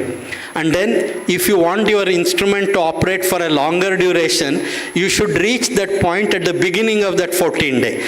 So then if you take any latitude, longitude on moon, then the time at which you go there and touch down becomes fixed. ಈಗ ನಾವು ಪಂಚಾಂಗದಲ್ಲೆಲ್ಲ ನೋಡೋದು ಏನಪ್ಪ ಅಂದರೆ basically celestial objects relative positions. ಅದೇ ಥರ ಇದರಲ್ಲೂ ಎಷ್ಟೋ ಸರಿ ಕೇಳ್ತಿರ್ತಾರೆ ನಮಗೆ ಪ್ರಶ್ನೆನ, ನೀವೇನು ಪಂಚಾಂಗ ನೋಡಿ ಫಿಕ್ಸ್ ಮಾಡ್ತೀರಾ ಡೇಟ್ ಅಂತ. ಅಲ್ಲ, ಪಂಚಾಂಗ ಅಲ್ಲ. It is because celestial objects have to be reached only at specific points. You have to reach there at a specific time. So ಇದೇ ರೀತಿ ನಾವು ಲ್ಯಾಂಡ್ ಮಾಡಿದಾಗ ಸನ್ಲೈಟ್ ಬೇಕು ನಮಗೆ. Panel has to see sun, otherwise if we get into dark side, we cannot operate. And then we have to reach there at the beginning of the sunlight period, so that time gets fixed.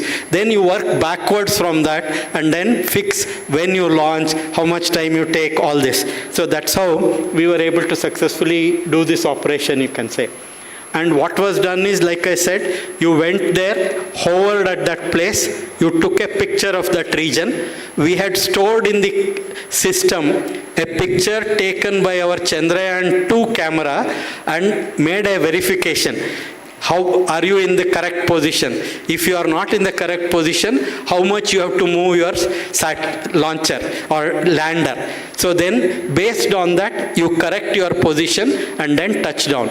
You will be happy to know that with respect to our originally scheduled plan, we were within about 100 meters of that. So it was almost like a precision landing that was achieved in that. And this was possible only because we had made all the preparation with our own data. Otherwise, in Chandrayaan 2, we had to depend on a lot of information from others. And then you also saw how the lander came out. It traversed on that, and this shows some of the tracks that got formed. And then it also carried many instruments. In fact, one of the instruments called APXS has already created a significant ripple in the scientific findings on this particular region. And why people are interested is, though a lot of probes have landed on the moon, in this region nobody has gone. And also you saw last year and even subsequently, many people attempted to land, and you saw how difficult it was. One group landed upside down, another group landed horizontally. So it's not an easy task to do this, and what was achieved was a very significant capability. And in addition to that, what was not originally planned also we were able to do, because whatever fuel we had carried was still available. So what we did was, we made this lander again go up and come down. So it is, for example, tomorrow when we are doing in our Chandrayaan 4 sample return mission, from the lander it has to come back, enter the orbit and come down. So we did a trial. This was not an originally planned activity, but because we had fuel and we were successfully doing the activity, we conducted this experiment. The lander went up and came down to a slightly different point.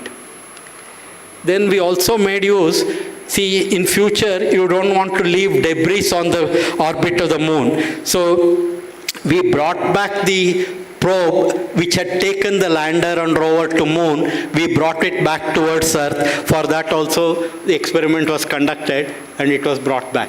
Then subsequently, of course, you saw, apart from moon, we are also doing a program for sun, which is a source of energy for life on Earth. It is very important to understand what all happens in sun.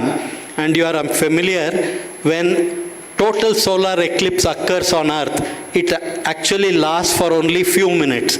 But a lot of scientists spend their time building instruments for making observation of just beyond the photosphere of sun. This is possible only during the total solar eclipse. But in this mission, what we are doing is, we have built a coronagraph which can look at sun, and it's almost like solar eclipse 24/7. So you can study coronal mass ejection and many of these material. When it reaches Earth, it can create havoc. Probably many of you are familiar.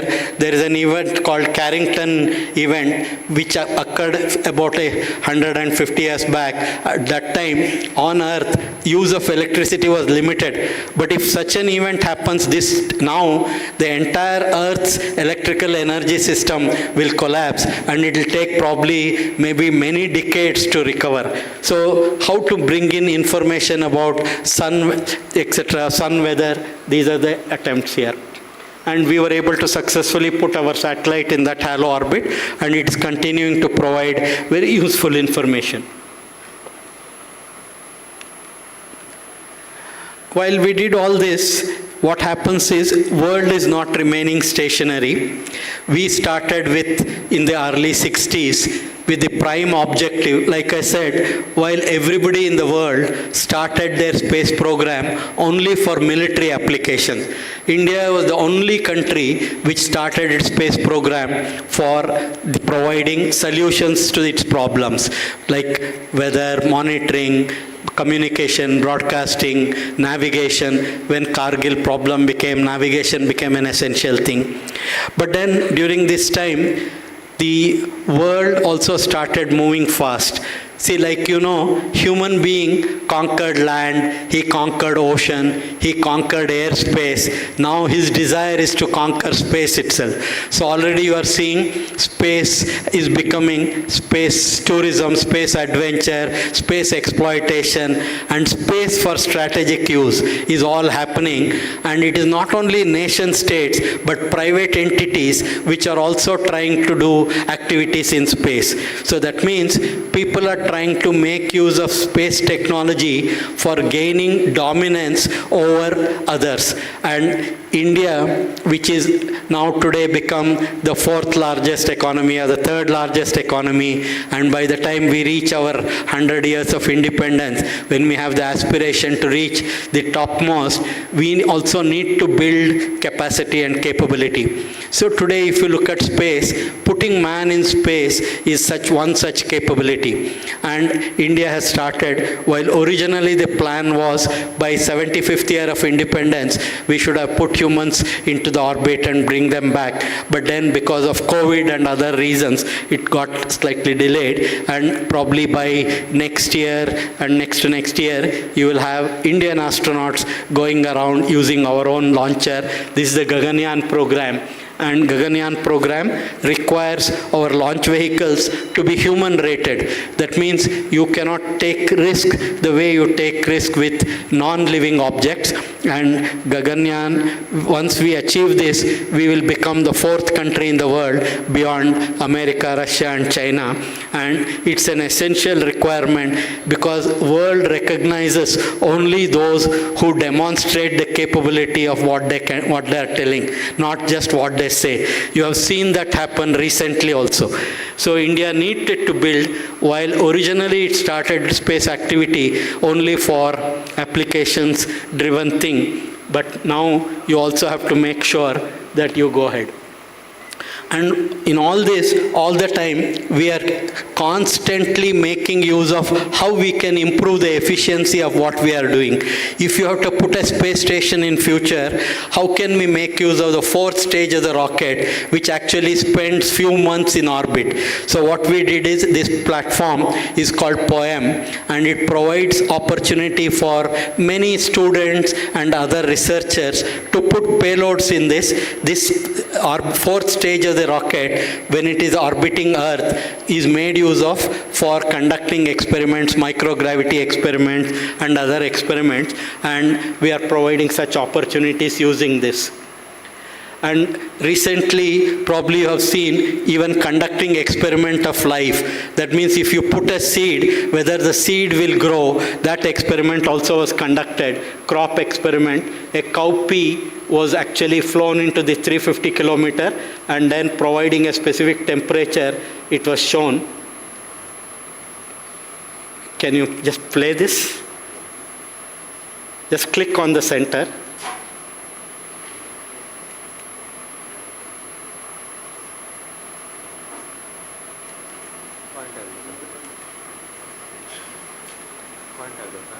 ಅದರೊಳಗಡೆ ಒಂದು ಆರೋ ಏನಾದ್ರು ಬರುತ್ತೆ. ಬರುತ್ತೆ ಬಿಡಿ. ಬಂತು ಬಿಡಿ. ಇಲ್ಲ, pointer ಬೇಡ. ಶುರು ಆಗುತ್ತೆ. ಪ್ಲೇ ಆಗ್ತಿದೆಯಾ? ಇಲ್ಲ, ಹಿಂದಕ್ಕೆ ವಾಪಸ್ ಹೋಗ್ಬೇಕು.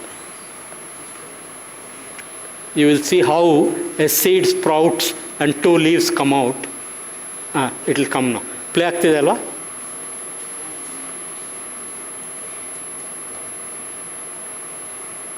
ಆಗ್ತಿಲ್ವಾ? ಒಂದು ತಳಗಡೆ ಒಂದು ಆ್ಯರೋ ಇದೆ, ಅದು ಮೂವ್ ಆಗ್ತಾ ಇರ್ಬೇಕು ನೋಡಿ. Okay. You will soon see some leaves emerging. So what is done is, the seed is carried and some water is sprayed. So now you can see one of the sprouted thing, and you will very soon see leaves coming out of that. So this experiment was done in the microgravity of the 4th stage, which was carried in December, and this experiment was actually done by one research group. They had taken this into space, and then how life forms, you can see. Yeah, you can see here the leaves and all that.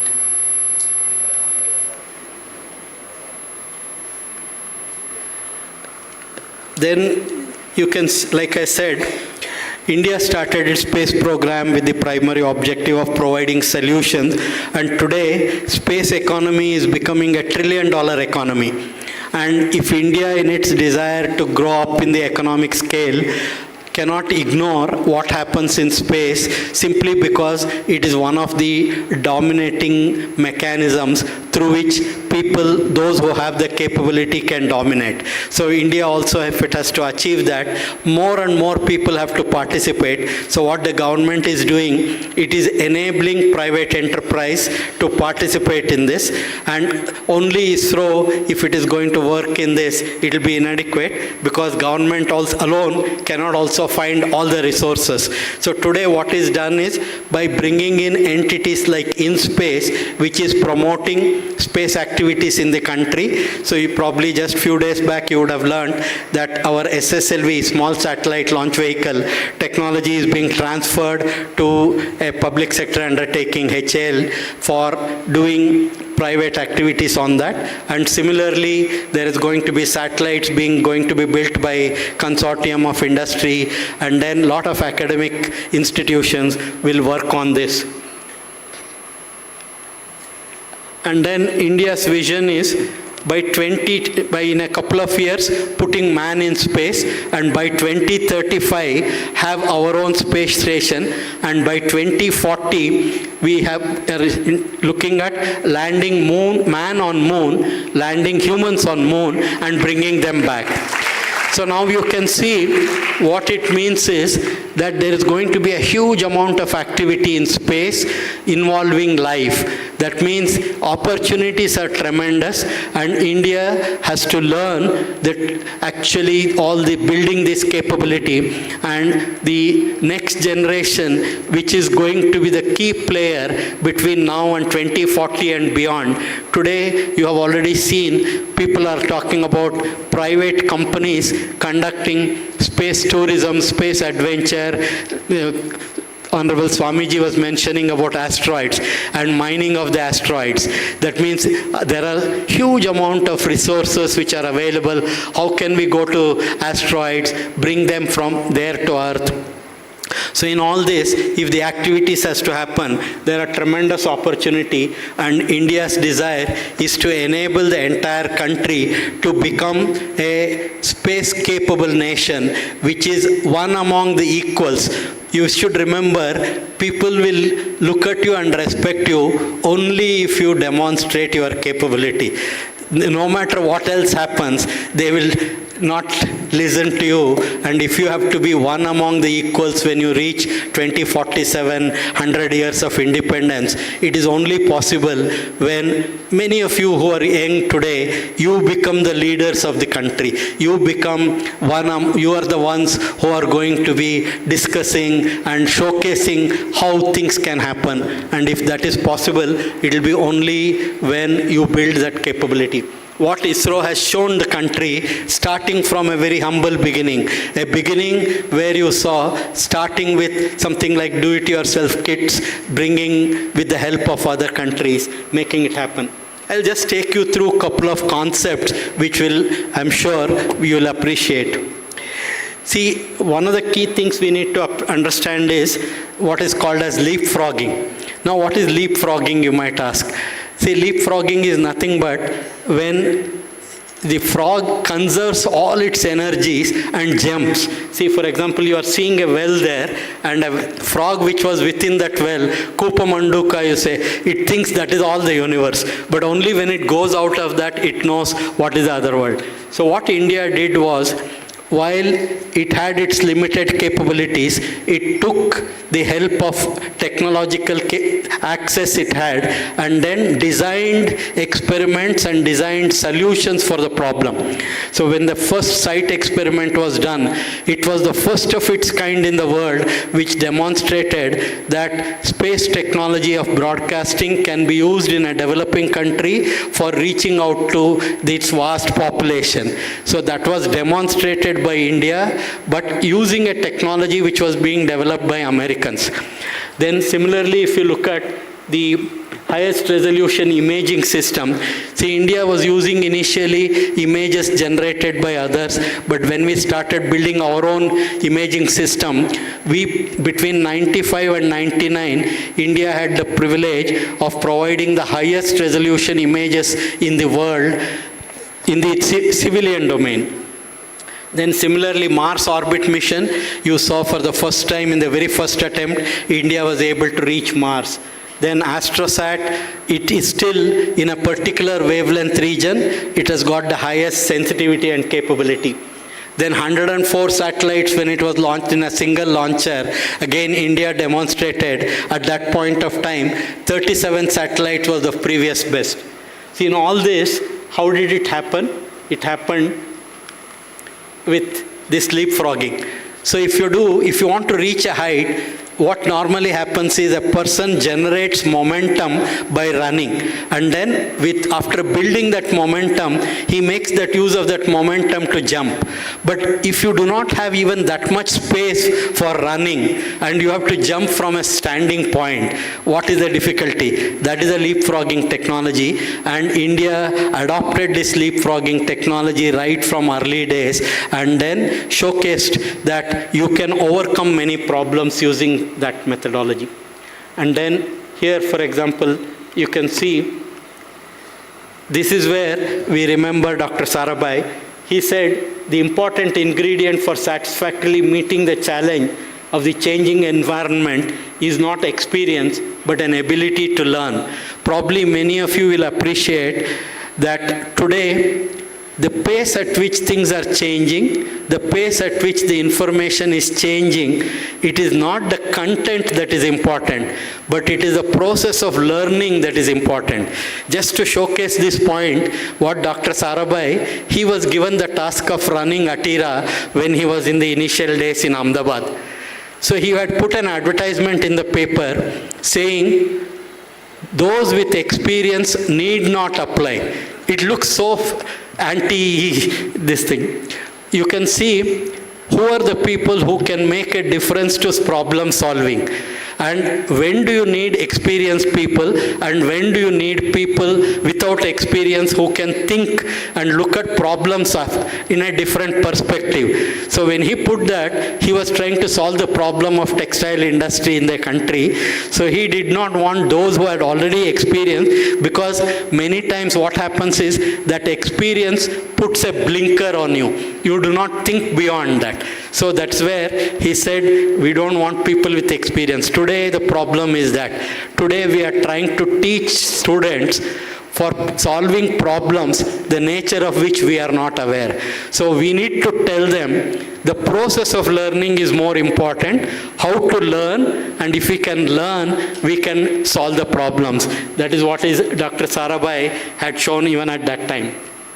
Experience is less relevant than knowledge and the ability to learn and innovate. And then technology is not an objective in itself, but a tool to be used. That means today again you see in your hands you have a mobile.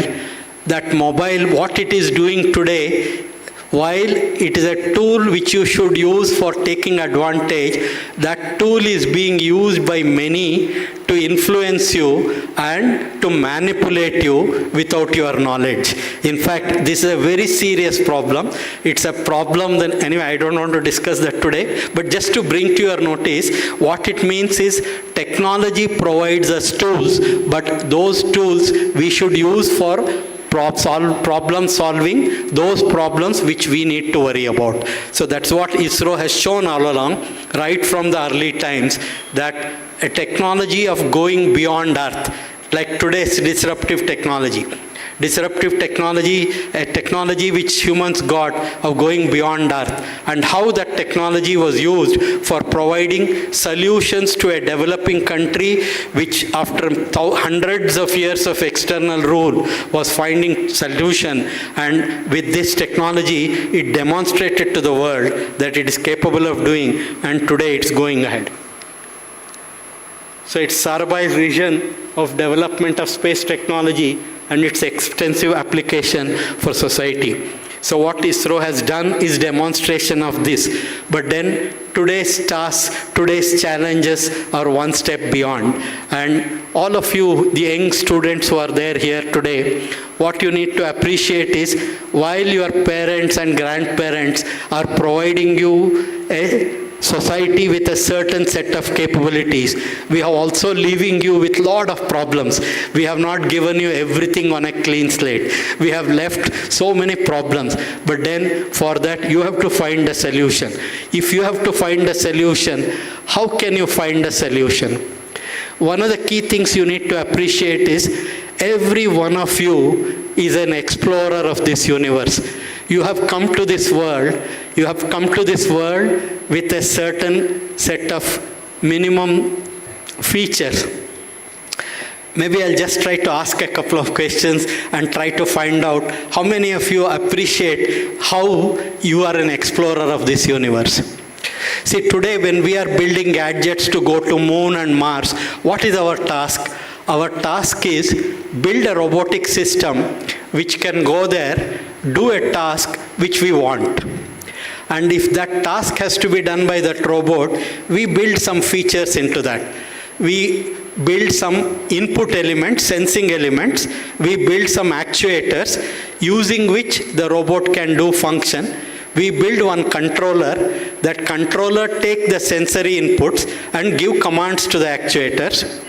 And then this information we store in one memory. So controller take the instructions from memory and give it to the actuator.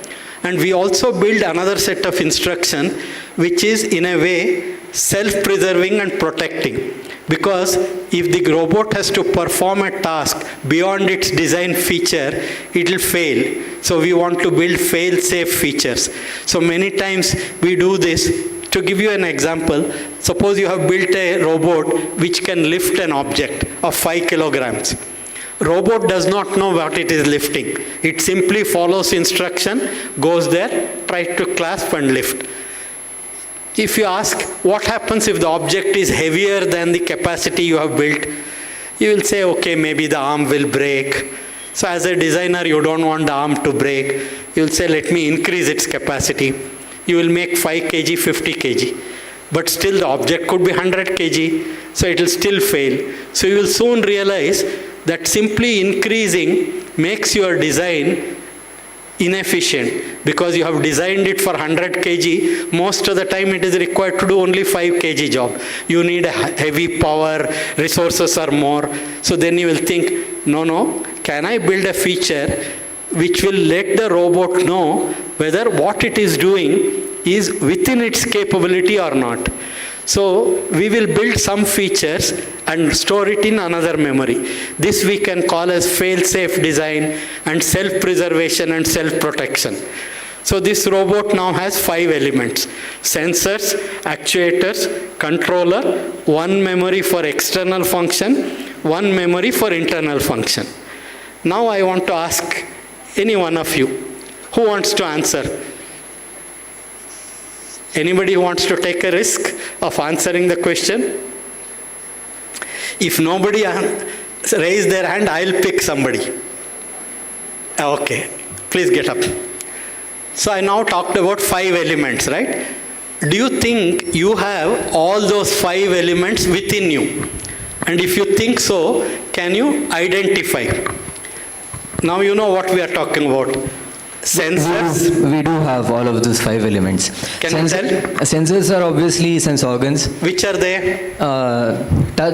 Skin, taste, sight, sound. What that? Smell. Smell. Okay. So you have 5 Gnanendriyas, correct? Yes. So through that you take all the inputs. Now similarly, can you tell what are the actuators? Our muscular system is the actuator. No, muscular system is a mechanism. It is not the actuator. Anybody else want to try? Okay, remaining 3, can you identify? Controller is obviously the brain. Okay, controller is there. Then self-preservation, we have the basic instinct to survive. No, now we are talking about 2 storage areas where information is stored. You are talking about content. I'm not talking about content. I'm only looking at storage areas. Brain is your controller. The conscious and the subconscious? No, that's all controller functions only. Okay, anybody else who wants to take a chance? What are your actuators on the basis of which you do your external activities? Huh? No. Any activity you do. Now, for example, you spoke, isn't it? How do you generate that sound? It is through a system. Yeah, that is a system. Similarly, anybody else want to try? We are supposed to be having 5 karmendriyas. We have 5 gnanendriyas, 5 karmendriyas, yeah. Which one? No, that is thought only. Not that. I'm now asking about like a robot. If you say a robot does an activity, it has an arm, no? Similarly, we have arms, isn't it? Using our arms, similarly, if we have to walk, we have limbs. So we have 5 karmendriyas, out of which limbs, hands, legs, voice generation, and similarly 2 more are there. I will leave it for homework. Anyway, think about it. 5 karmendriyas are there, using which we conduct all our external activities. Huh? Anyway, think about it. I'll leave it as a question mark.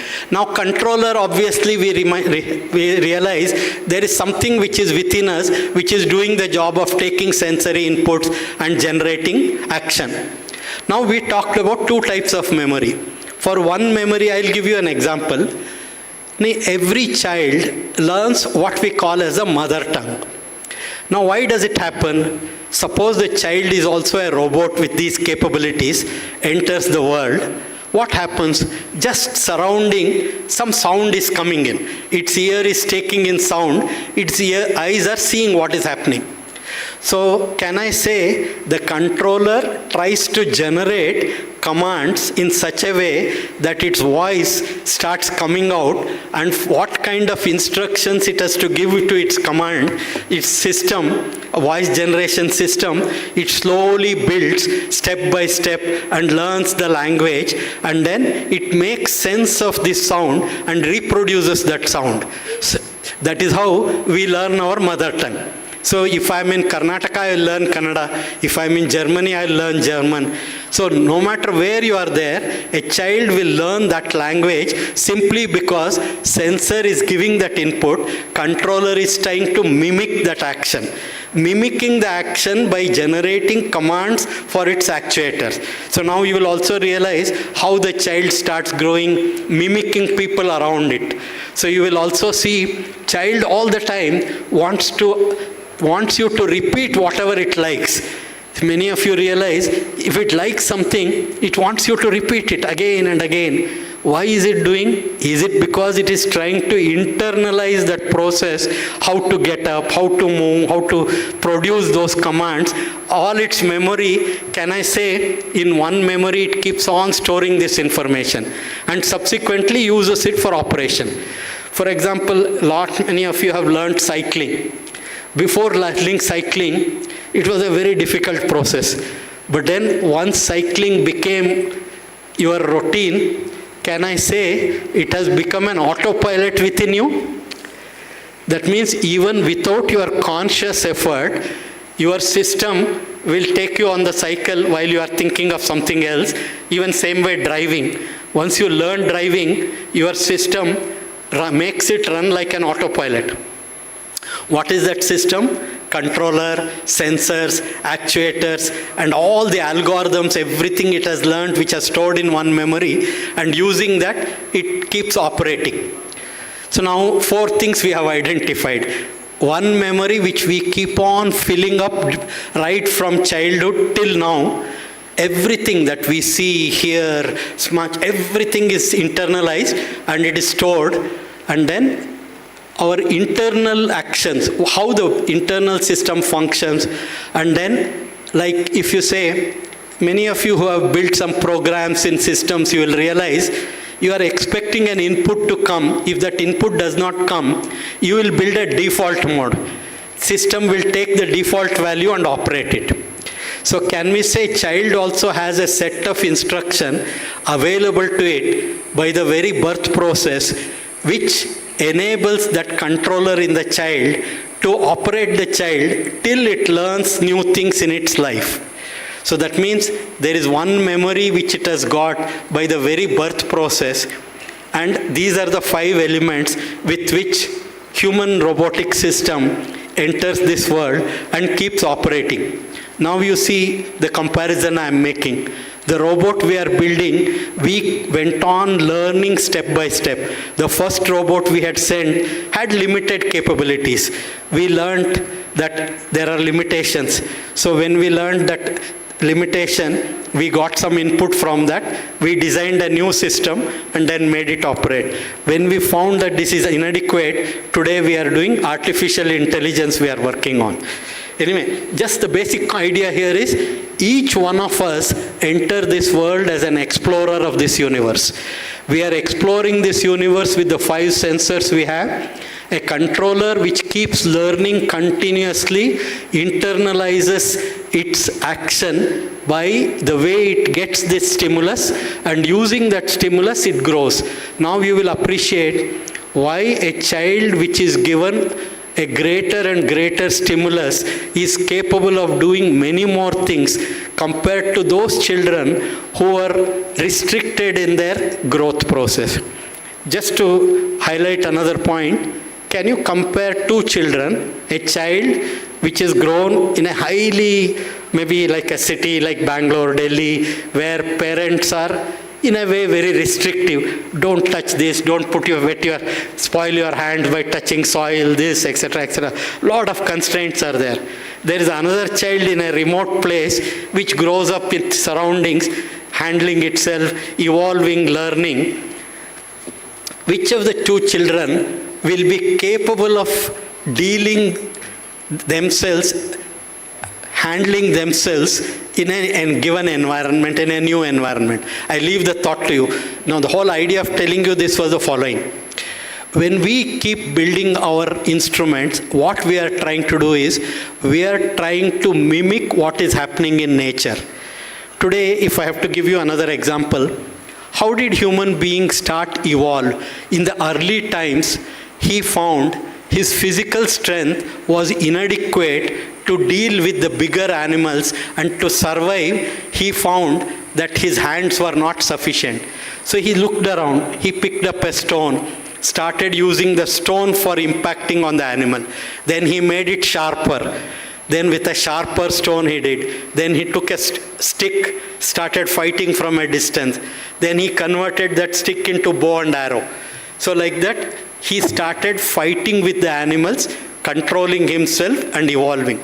Similarly, if I ask a question, how much distance can we travel with our legs? What will be the answer? How many kilometers can we walk in an hour? Anybody?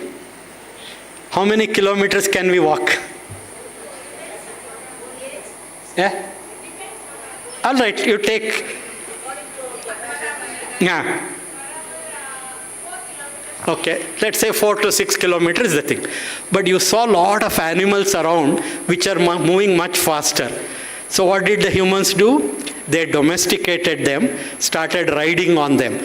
That means what they could not do with their own legs, they found in the nature other things and started. Then they converted that into, and again if you see in a hilly region, on a heavy, rainy, windy day, you are sitting and watching. Lot of things are sliding down. Somebody is observing keenly. They will see certain shapes roll down faster and other shapes move slowly. Then you will realize cylindrical objects, spherical objects are moving faster. Is that the clue he got? He created wheels, created chariots, used animal-driven vehicles. Then he started doing combustion engine based, etc., etc. He saw birds flying. Today you have created planes and rockets to take you beyond Earth. That means if you see, your eye can see only between 400 to 700. But humans know that in nature there are animals which can see beyond our daylight. So today what he has done? X-rays, infrared cameras. That means, can we say humans have all the time got inspired from nature and step by step building capabilities and taking them ahead. So if you take this, now you will realize all of you young kids have such tremendous potential. You have an asli intelligence which is operating within you. And you have got 5 sensors, and you have got all sensor fusion, all that working, and you have got karmendriyas, and if you decide what you want, you can achieve. I'll just give 2 examples and close my talk and allow you to ask questions if you have any. I came across a girl who, when she was 13, had already reached 5 of the topmost points on earth and had promised herself by the time she becomes 15, she will climb Mount Everest also. And not at 15, at around 16, she climbed Mount Everest. And probably you would have seen last year, it came in the papers, Kamya, she climbed Mount Everest. That means a young girl decided she will climb all the top points on the continents of Earth and achieved that. Similarly, a born blind person, you ask him a question, 10 digit by 10 digit, addition, subtraction, multiplication. By the time you complete the question, he answers. He says his inspiration was Shakuntala Devi. And then, so he internalized. So that means everyone has tremendous potential. How much of it you start comprehending and how much of it you start bringing into use decides what you reach, where you reach. So let me leave it here. So we entered the world with such potential. What happens to us depends on what we do, and then if we decide, like what was shown, even whether Swami Vivekananda also, if you see what he showed in his very young age when he passed away also, the entire world he shook. He showed such a path where he actually told people, you have tremendous potential, so you rise to your potential. So we expect all of you to rise to your potential so that India can regain its age-old position of not dominating the world, but leading the world, where world is one of harmony, world is one of peace. So let me wish each one of you such a great success. I am open to any questions you may have.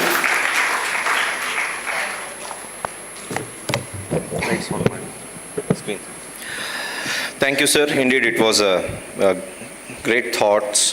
We are very proud to hear you. ಅತ್ಯಂತ ಸುಂದರವಾಗಿ ನಮಗೊಂದು ಹೆಮ್ಮೆ ಅಂತ ಹೇಳಿದರೆ, Kiran sir ಅಷ್ಟು ಸುಂದರವಾಗಿ ವಿಜ್ಞಾನದ ವಿಚಾರಗಳನ್ನು ಕನ್ನಡದಲ್ಲಿ ಪ್ರಾರಂಭದಲ್ಲಿ ಮಾತನಾಡಿದರು. ಅದು ನಮಗೆಲ್ಲರಿಗೂ, ಕನ್ನಡಿಗರಾಗಿ ನಮಗೆಲ್ಲರಿಗೂ ಒಂದು ಹೆಮ್ಮೆ. ಎರಡನೇದು, ನಮ್ಮಲ್ಲಿ ತುಂಬ ವಿದ್ಯಾರ್ಥಿಗಳು ಬೇರೆ ಬೇರೆ ರಾಜ್ಯದಿಂದ ಬಂದಿರೋದ್ರಿಂದ ನಾವು ಇಂಗ್ಲೀಷಿಗೂ ಸಹ ಶಿಫ್ಟ್ ಆಗಬೇಕಾಗಿ ಬಂತು. In the entire speech the sir has started in a very basics for the common people, how the ISRO and its journey. Later on it went to the technical. At last it was a very substantial philosophical questions you ended. It was so beautiful lecture. We were mesmerized about the presentation, the way you have prepared and delivered. Thank you so much. Youngsters, please give a big round of applause to the Kiran sir for giving such a beautiful lecture to all of us. Dear friends, it's my privilege and opportunity to moderate this session. So we'll go, let's not waste the much time. I don't want to summarize all those things. We already know what sir has spoken, and it is available on our YouTube channel, Ramakrishna Mutt Mangaluru YouTube channel. You can go back and listen it again. So let's come to the question and answer session. Our volunteers are ready and having the mics with them. So if you have a question, please raise your hand and we can start question. So here we have, the sir will be answering by sitting in his position itself. You can come forward. Yeah. Yes, madam. We will come back to you. Yes. Please mention your name and the institution and ask the question. Please keep it short. Don't explain the question. Yeah. Sir, according to my information, I got the information that Andromeda galaxy, which is nearest to a Milky Way galaxy, is coming nearer and at speed of some light year speed. I want to know what are the results of the combination of both the galaxies and becoming a super galaxy. Actually, see the question you are posing, if you want to get detailed answer on that, you have to enter into many other aspects. But basically what I only want to tell is, see, if you look at what I have been trying to tell, we are making observations. Observations tell you what happens, and to explain the observation, you need models, and then you need theory for that. So first is the capability to make observation. Next is to make sense out of that observation and give explanation. Now, if you are trying to look at how the things have happened and what it is doing, then it is a slightly different domain where we have to start getting into the models and then start looking at what is happening. So for exact answer to your question, I won't be able to give in a very short time, so I'll refrain from that. But I only want to point out to you, if you have a curiosity of knowing, today there are enough tools available and enough information sources. First is you should try and attempt to make sense out of it yourself, and then for an issue which you are not able to comprehend, then you should go to somebody who can explain. Otherwise, you need to do some preliminary preparation. And information access, probably the information access you have today is so much more than what we had few decades back.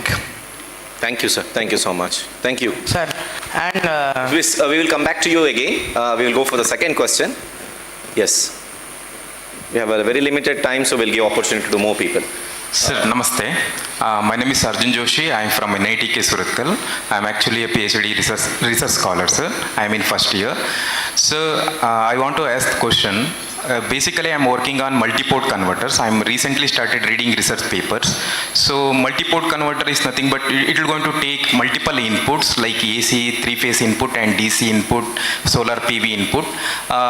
In the output side, we have DC. We can utilize for EV application or for any DC application. So, is there any chance to work in a satellite area for multi-port converter? Can you please give me some idea, like a problem statement for me? Thank you, sir. Yeah, see, if you look at what you are telling, say like I was trying to point out, what is the task ahead of us? A task ahead of us is to build systems which will do the job in remote places, etc. Now, one of the problems what you are trying to tell is, if the sources are multiple and outputs are multiple, what is the way we need to build a system which can handle? Generating power, solar power and reaching certain specification is one task. But then which of them, when it is available, solar power is not available all the time, some other source, stored information is there, which is the optimum combination which minimizes the total, maximizes the efficiency, minimizes the resources, and how to deliver it to different users which are demanding different things. So if you take this, it's a huge challenge. Which converts input side, output side and a processing side. If you are able to build that, you can find many applications both on ground and on satellite and even space station or even remote places like moon. Tomorrow we are going to use moon as a place for our habitat or generating lot of activities there. So what you are talking about can be of great use where multiple sources of power are available and multiple users of different demands are there. How to optimize the whole thing? It's a very big challenging task. Maybe what you can do is the kiran@isro.gov.in. We can do detailed discussion later. Yeah, thank you so much, sir. Next question, please. Yes, your name and the institution and a short question, please. Yeah, good afternoon everyone. I am Sunil Meher. I am from NITK, a PhD scholar. So sir, first of all, thank you, and it's a privilege to having you here. And we know that ISRO is fully dedicated and it's got worldwide recognition and appreciation for its efficient and economical missions like Chandrayaan-3 and Aditya. So I'm not from this domain, space and all. So I'm from economics domain. So I'll ask about that. So there was one article in 2024. It said that every penny, like for 1 rupees, ISRO is generating 2.5 rupees. So what are the constants, sir? Because the budget which is... Okay, anyway, I'll just take your point and go ahead because quickly. So one of the key things if you see is, even this estimate of saying 1 rupees, 2.5 rupees is a gross underestimate. See, for example, you saw the lives of people. When super cyclones come, if tens of thousands of people lose their lives, and how much value you put to that, that is one question. Then you saw, for example, linking the entire country, broadcasting, communication, then providing NAVIC services, and then providing information about the crop. If you look at all that, actually the estimation of 1 rupee returning 2.5 rupees is a gross underestimate of what has happened. And the other issue is the availability of resources for ISRO to do. As I pointed out, when we started the activities in the 60s, etc., India was a fledgling democracy. And even when Mars mission was done, there were people who were asking whether you should be spending on space program. But then today you see India is among the few countries in the world which has made use of the space technology for solving a whole lot of its problem. So the country's decision to use space technology was a very good decision at that time. But then gradually it has always been spending almost fixed amount of the budget from that time. If the amount of money spent is increasing, it is only because the economics of the country is growing. Today you are the fourth largest economy, so you have more percentage of budget available for this.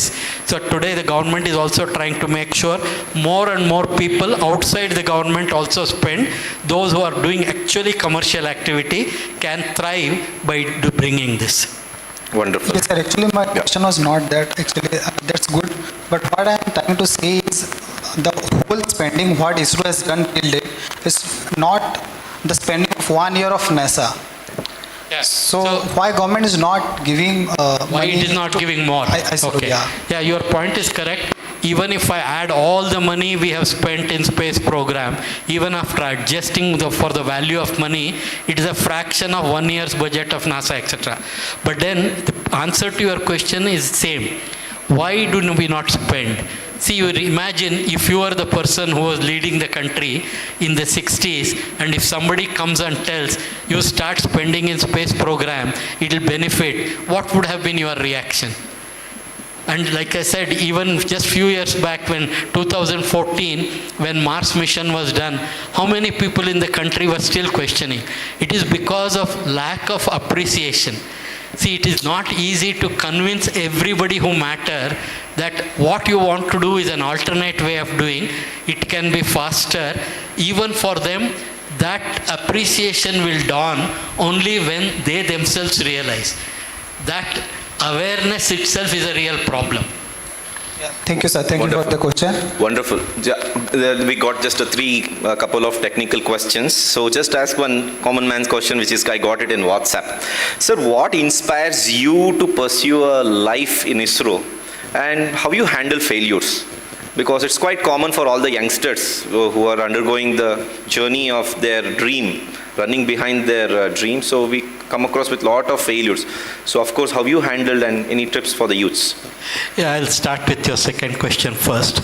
See, one of the key things we need to appreciate is, see, if you want to do anything different from what you are already doing, anything ahead, that means today, let's say you have built certain capability, you have certain knowledge, certain skills, and if all the time your desire is to be successful, you remain within the limits of your current knowledge and skill. Nothing new emerges. Good. And if you want to go to something new, you have to push yourself beyond your current skill and current knowledge. That means, are you guaranteed of success? There is a risk you are taking, because you are pushing yourself beyond your current knowledge and current skill. Only then you can do something beyond what you are doing today. So that means when ISRO started its work also, it has got this challenge. Nobody has done in the country a space program. Exactly. It is trying to make it happen. And make it happen even when others have done. America is building a satellite for space technology. But even that country was not looking at how it can be used for a developing country to reach the entire community. So that means you are trying to make it happen with the things which are accessible to you and make it. So two things are guaranteed. You are taking risk. You are not assured of success. But then when the failure comes, that failure you have to appreciate what caused the failure. So without paying attention to who caused the failure, what caused the failure, and how I can overcome. Majority of the time what happens in any human system or any other system is we are quickly trying to find out who is the culprit, who can be hanged for whatever is there. That is the point. Exactly. But that is not the correct aspect. The real aspect is, no matter who did, when he did something incorrectly. What is that? And if you are able to identify, then you are able to correct and move ahead. So if you see, ISRO's history has been always this. Correct. Very first launch was not successful. Very first satellite had limitation.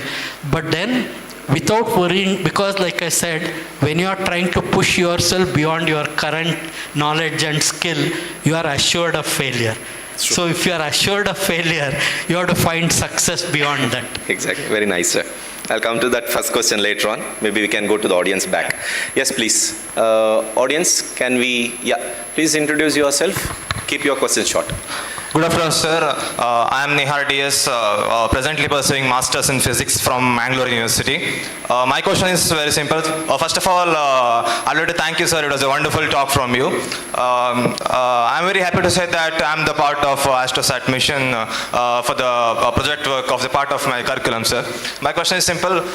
We used to detect most of the AGNs, active galactic nuclei from the sky through ASTROSAT, through ultraviolet telescope, which is attached to one of the payload payload. Normally we used to detect that through data, and we are supposed to convert it to image through some software. So while detecting it, we used to see only a similar dot like structure.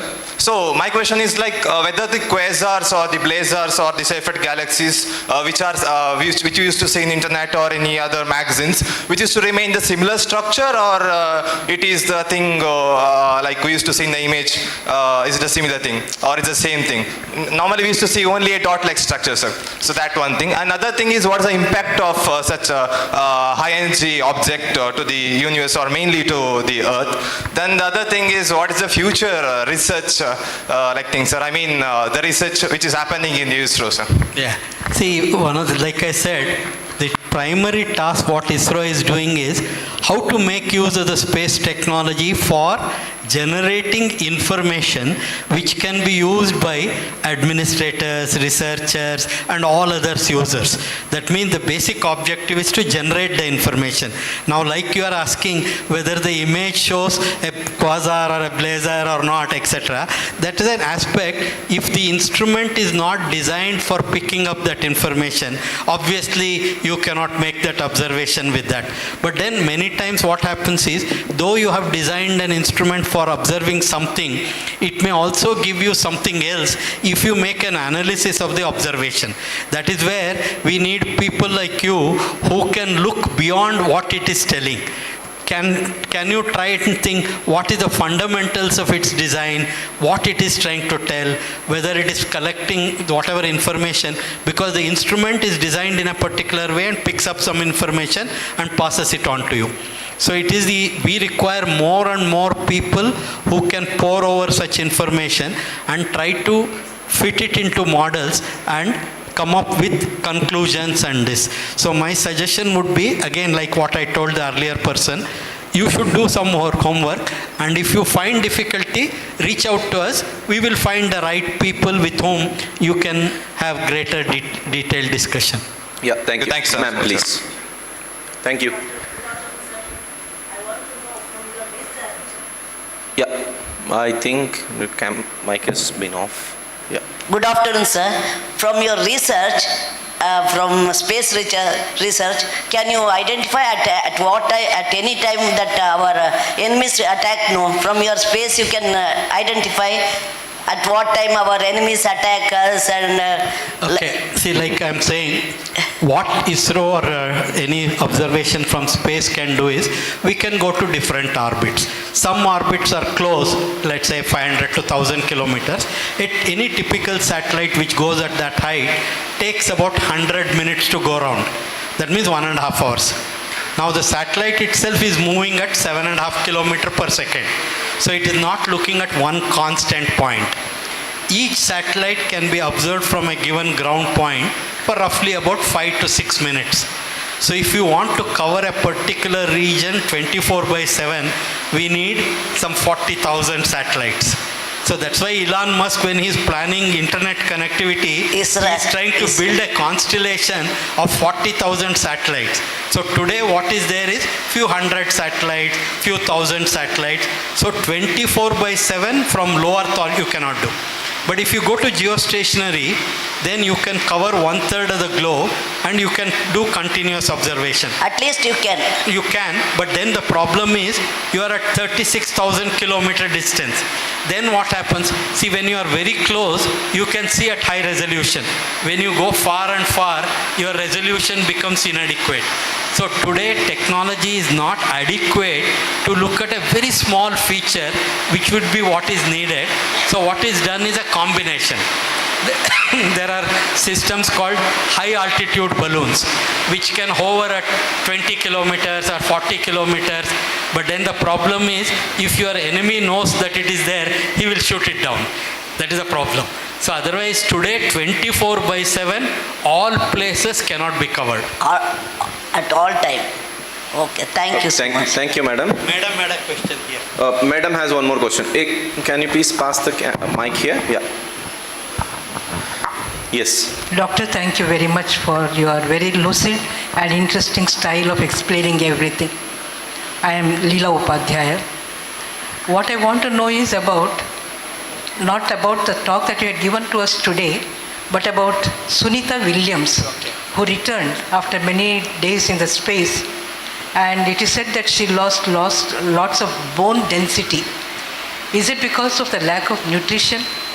Or is it because of the lack of proper circulation in the body, blood circulation, which may be affected by the gravity, force of gravity? Yeah, correct. Primarily, the human system has adapted itself. For example, when we are living on Earth, it has adapted itself to this environment, which includes the gravity forces acting. That means everything that is happening within the body is also happening with this gravity component all the time working on that. So now when you go to zero-G gravity condition, many of those mechanisms which are operating have to modify themselves and adapt. The human system does adapt, but then in the intermediate time, there are many of the things that happen. In fact, there are people who have stayed there for 2 years at a time. Sunita Williams is not the longest stay, but then there are people who have stayed. So it's also a research, because like one of the key things is the human desire to explore nature or explore things. If you have to go to other planetary bodies, you have to travel for maybe hundreds of years, etc. So these are all attempts, but then in each of them you will learn something new, how to deal with that. There will be some evolution, and then you will start training them for that. See, some of the things are like hibernation. Can we put some people in hibernation so that when you are traveling from here to Mars for 9 months, they are not feeling anything. Once they reach there, they become active. Anyway, these are all, but the answer to your question is, it is the environment that exists there and the human system's ability to adapt itself to deal with that situation. That has caused the loss of bone density. Thank you very much. Thank you. So can we have a question from, yes, please. Please. Please stand up. Yeah. Please get up.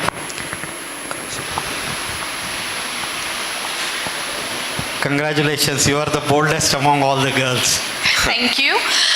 So, good afternoon, sir. I am Fatima Zahra from Srinivas University, Institute of Aviation Studies. As I am currently pursuing my undergrad in management, so I want to know about, as India is like celebrating the successful of Mangalyaan, or it's like Chandrayaan, what is one of the most difficult behind the scene decision you had to take during the mission? So what did it teach you? I like the leadership quality of yours. I'm really curious. See, actually the problem of leadership is, thank you.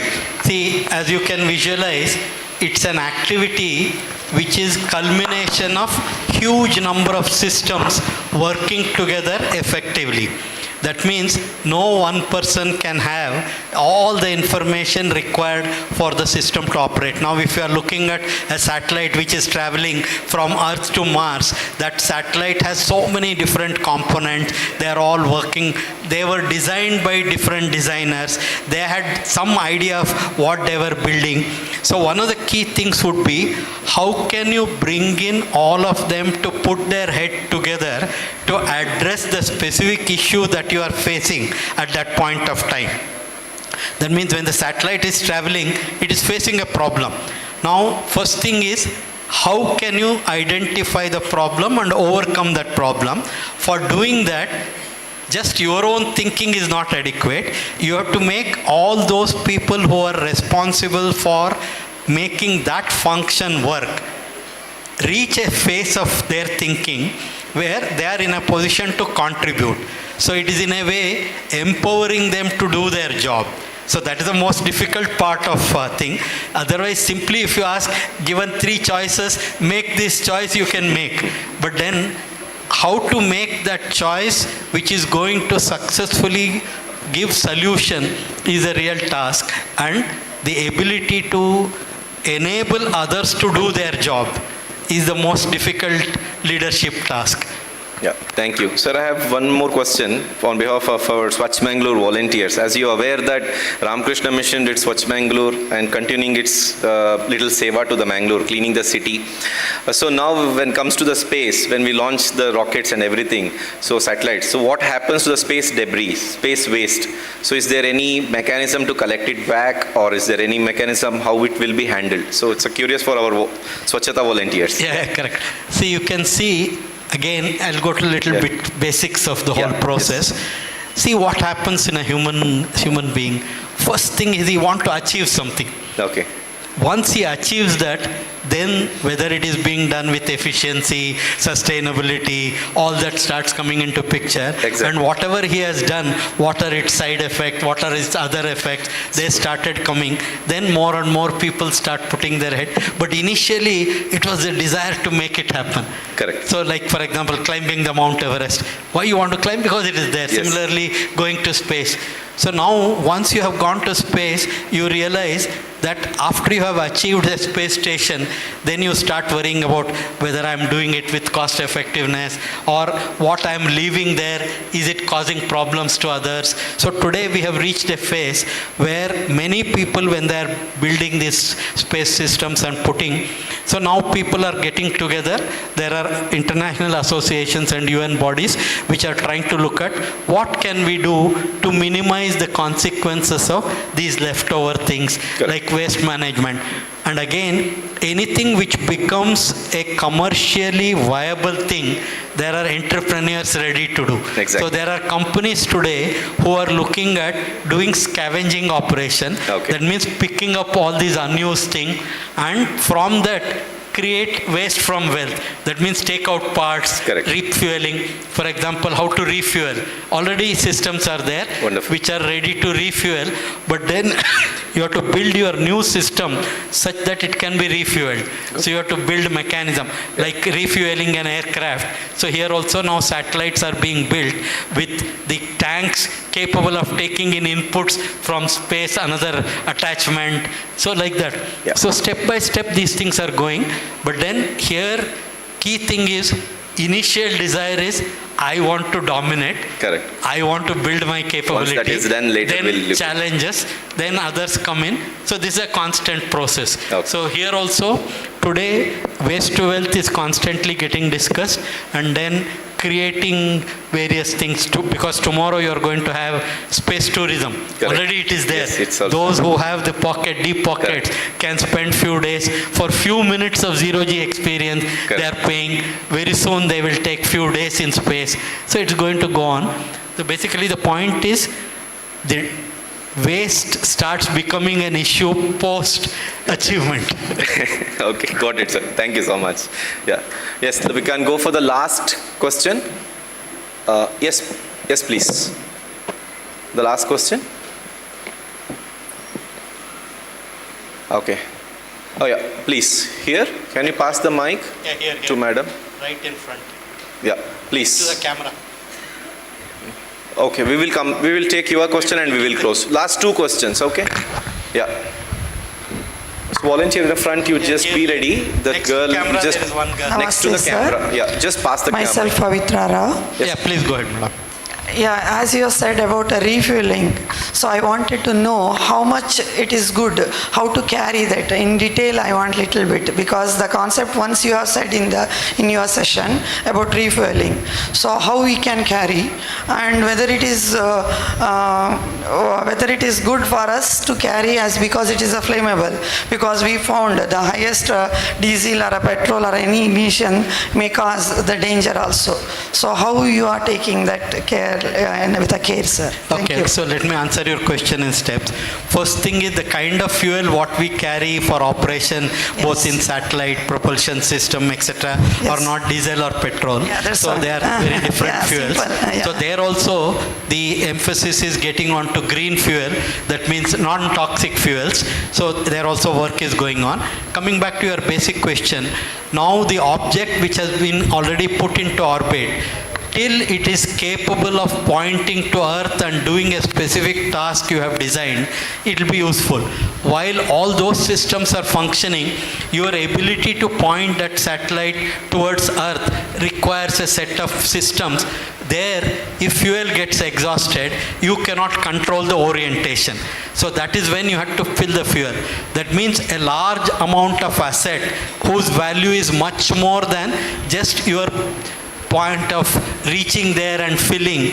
If that cost is much less than the asset cost, it is worth doing. That is point number one. Point number two is, if the fellow who is doing that fueling can do it to multiple such things, it is like doing, not instead of just one satellite, he can do 10 satellites, then he'll be able to achieve that. So these are the issues that crop up, but then these are the things that are being attempted. Step by step, people are trying to not only refuel, but also repair.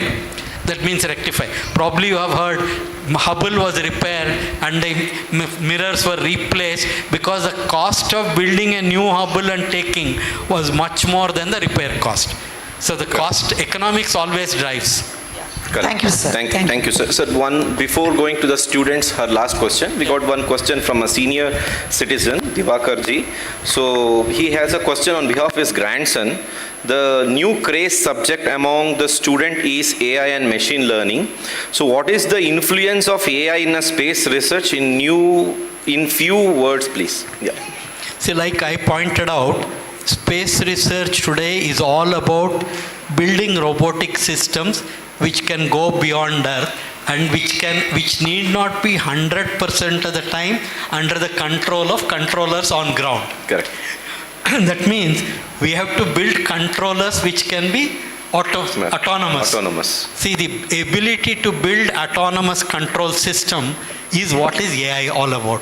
Today on Earth also, why did humans start building this? If you start tracing, you will easily appreciate. Correct. The initial effort was mechanical calculators, correct, then electronic calculators, like that. If you keep going, building quantum computers, etc. So same way, a computing system which is mimicking the human controller is what we are doing.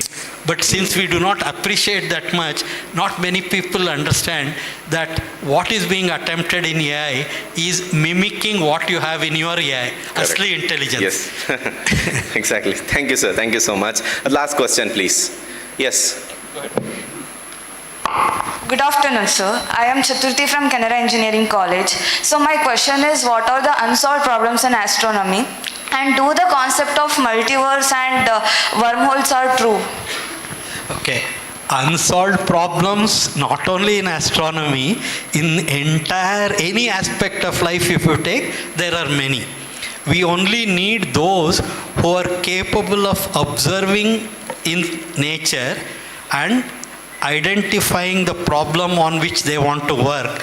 If you are able to identify a problem, you can get inspiration from your ability to observe. See, you are given with 5 sensors.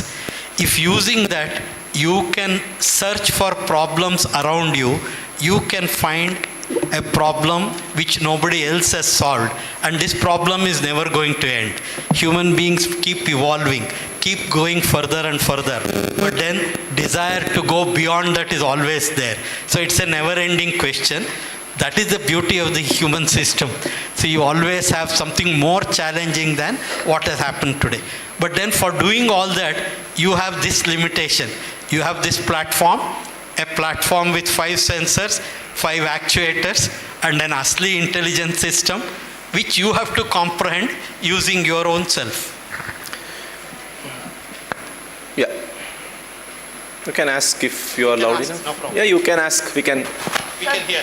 Do the concept of multiverse and wormholes? There, if you want, actually, I can give you a beautiful example, but it will take time. Multiverse and aliens. Yeah. See, for example, what is a dream? Can you tell what is your dream? I'll just ask 3 questions before that. You know a drama. Drama, you know? Can you explain drama in 3-4 elements? Drama is this. actors are there. Then? Yeah, that's all actors. Story. Yeah, there is a story, there are actors and stage.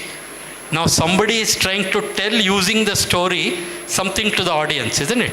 A director, story, actors and stage, audience. So drama is nothing but director's desire. Using a story, he concocts what he wants to tell. He conveys it to the audience through actors and stage. Now can you tell what is a cinema? Anything different? Basically same. There is a director, story, but the way the whole thing plays out is much more dynamic and active. Now you come to a video game. You know what's a video game? You have played. You have played, no? Okay, what happens in that? You are sitting in front of a screen. There is an audio and video. In your hand, there is a steering wheel or joystick or a keyboard or a mouse. Depending on what you do with that trigger, the audio video shown to you on the screen keeps changing, isn't it? How is it happening? The person who created the video game put all the data in one system, and there is a memory in that. So he has put that data. Based on the trigger, the processor of that system picked the data, created audio video, and showed it to you. Correct? So here also you have a director, story, actors and stage, and a depiction. Now you come to your dream. You are a robotic system. A robotic system with a controller, sensor, actuator, two memories. One memory which you have created by your own life experience. Now you tell me, what is your dream? Not able to tell. Suppose I tell your dream is nothing but when all your sensory inputs are dormant, your controller is able to show you an audio and video. Does it make sense? All your sensory inputs are dormant, you are sleeping. At that time, your controller is giving you an audio video experience. Yeah? Now, nothing is required, no? It is showing you an audio and video, isn't it? So that means your controller, which is the director, it has to pick up some material, like in a video game, create audio video at that point. So is it doing it from your memory which you have stored? So it does some mix and match and shows you in your dream. So now the point of view you are asking is multiverse, etc. That means what you are seeing in your dream is also as real life, but it's only another phase. That means, is your real life experience also such a simulation? Anyway, this is a question you have to ask for yourself only. Then you will be able to appreciate when they say there is a multiverse or not. Yeah. Thank you, sir. Sir, if the youngsters want to connect to you, so can you please tell the email ID of yours so that... Kiran@isro.gov.in. Okay, kiran@isro.gov.org. Okay, so... .in. Yeah, .in. Okay. So, dear friends, it was a great opportunity to moderate Sir's Q&A session. Taking from two quotes from Sir's session, what he has shared before the Q&A. As Vikram Sarabhai ji said, technology is not the object to be aimed, but a tool to be used for the benefit of a common man. That's so beautiful, it said. And taking one more quote from Sir's speech, as Sir said, every one of you are the explorer of the universe. So taking this word as a spirit, what Sir said, it's so beautiful quote from Kiran sir. So we are all the potential explorer of this universe. Let us not stop even the Constitution of India 51A says it's the duty of every citizen to develop the scientific temper. So in that note, first and foremost, it's a great opportunity to thank everyone. Yeah, particularly, just 1 second. Yeah. No, this probably one of the mistakes we do is every individual is a scientist in himself is something which we miss many times when we say you have to develop scientific temper. Actually, that scientific temper is there in every individual. Only we suppress it. Correct. That is the problem. True. Exactly. So taking that inspiring thoughts, it's a great opportunity to thank the organizers and each one of the participants. First and foremost, it's a great opportunity to thank PADMA SHRI DR.A.S. Kiran Kumar sir, former chairman ISRO Mangaluru, for being with us and giving a wonderful talk on igniting the future, ISRO's legacy and beyond. Thank you so much, sir, on behalf of the organizers and the youngsters who are present over here. Yes, sir. Please be seated, sir. I'll take 2 more minutes to thank all the others, and later on we are going to the one of the important aspect of the program, felicitating Kiran sir on behalf of the organizers. So, dear friends, it's one more great opportunity to thank Pujya Swami Jitakamananji, Secretary Ramakrishna Mission, Mangaluru. Thank you so much, Swamiji. Today, the program was inaugurated by Srimati Sumana Ghateji, General Manager, Karnataka Bank. Thank you so much, madam. The president was over Srimati Katyayini Bide, President, SAMATHA MAHILA BALAGA. Thank you so much, madam. It was also a present by Srimati Vijayalakshmi Rao, Honorary President, SAMATHA MAHILA BALAGA. Thank you so much, madam. It's a great opportunity to thank Dr. M.M. Nayak sir, former Director, Launching of Vehicle Program Officer, ISRO. Thank you so much, sir. And also thank Dr. Manjunath Bandari in his absence, MLC, Government of Karnataka. Thank you so much, sir. So, the program would have been not success without the presence of the students who are here from 10 different colleges. AJ Institute of Engineering, thank you so much. The students are here, you can clap from AJ loudly. So students from Canberra Engineering College, okay. Students from Alva's Education Foundation, students from the NIT Research Scholars from NITK Surathkal, students from SDM College of Business Management, Mangaluru, students from Swastika National Business School, Mangalore, students from Mangaluru University, students from Srinivasa University, Pandeshwara, students from Srinivasa Institute of Aviation, and students from Mangala Group of Institutions. So thank you so much for the students who are present over here. At the same time, we also organized a Space on Wheel, a special exhibition on the space by U.R. Rao Satellite Center. We want to thank the organizers of that Space on Wheels.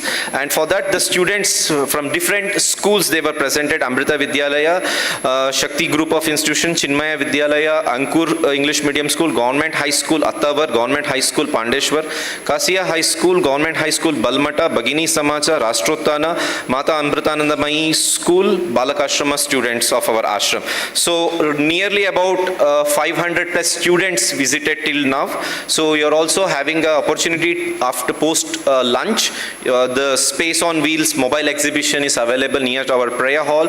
So you can visit and get more knowledge on the ISRO's contribution. So on this occasion, I also want to thank our friends from media, our program sponsor, Karnataka Bank. Thank you so much, Karnataka Bank, and the Campco. Thanks to Campco team for sponsoring. And at last but not the least, all the members, proud members of SAMATHA MAHILA BALAGA for making this program great success. Thanks to all the members of SAMATHA MAHILA BALAGA and all the volunteers of Ramakrishna Mission, Balakashrama, Nivedita Balaga, and Mahila Vrinda, and thanks to all of them. And the students, volunteers from AG Engineering College, Swastika, and University College. So thanks one and all. So it's a great opportunity to thank each and one who making this program great success. Thank you so much. So now I request the dignitaries, Pujya Swami Jitakamananji, Srimati Sumana Ghate, Srimati Katyayini Bide, then Dr. M.M. Nayak, Srimati Vijayalakshmi to come over the stage and felicitate our proud chief guest, Padma Shri DR.A.S. Kiran Kumar, former chairman, ISRO, Mangaluru. Post felicitation, we'll be having a lunch.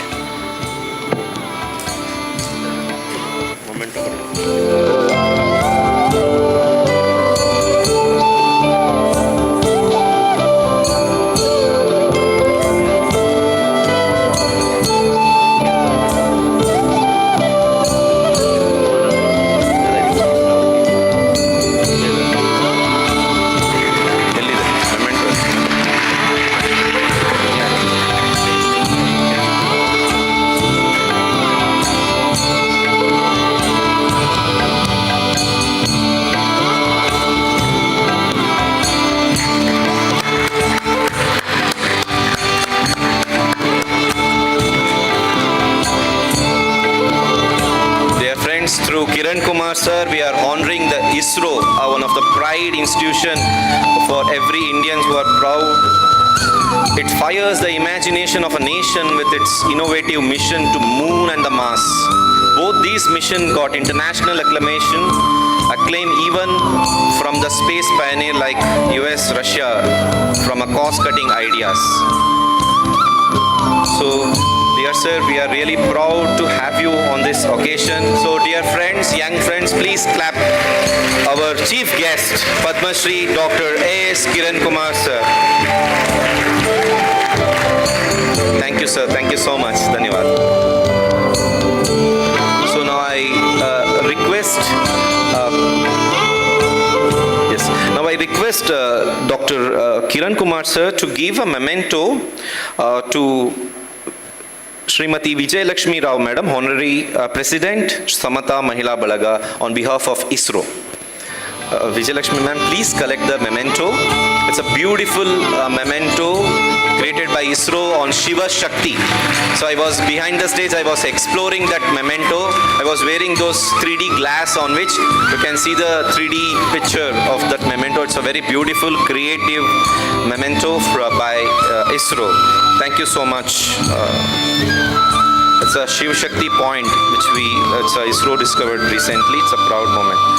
So on behalf of Ashram, we thank all the members of Samatha Mahila Balaga, and particularly Katyayini, Bide Madam, and all the other organizers. Thank you so much for making this program happen, and all the student participants, thank you so much for making this program most memorable.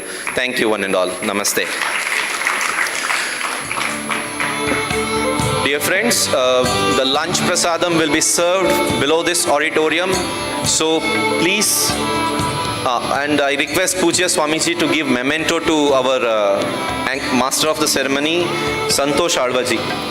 Volunteers, please bring the memento.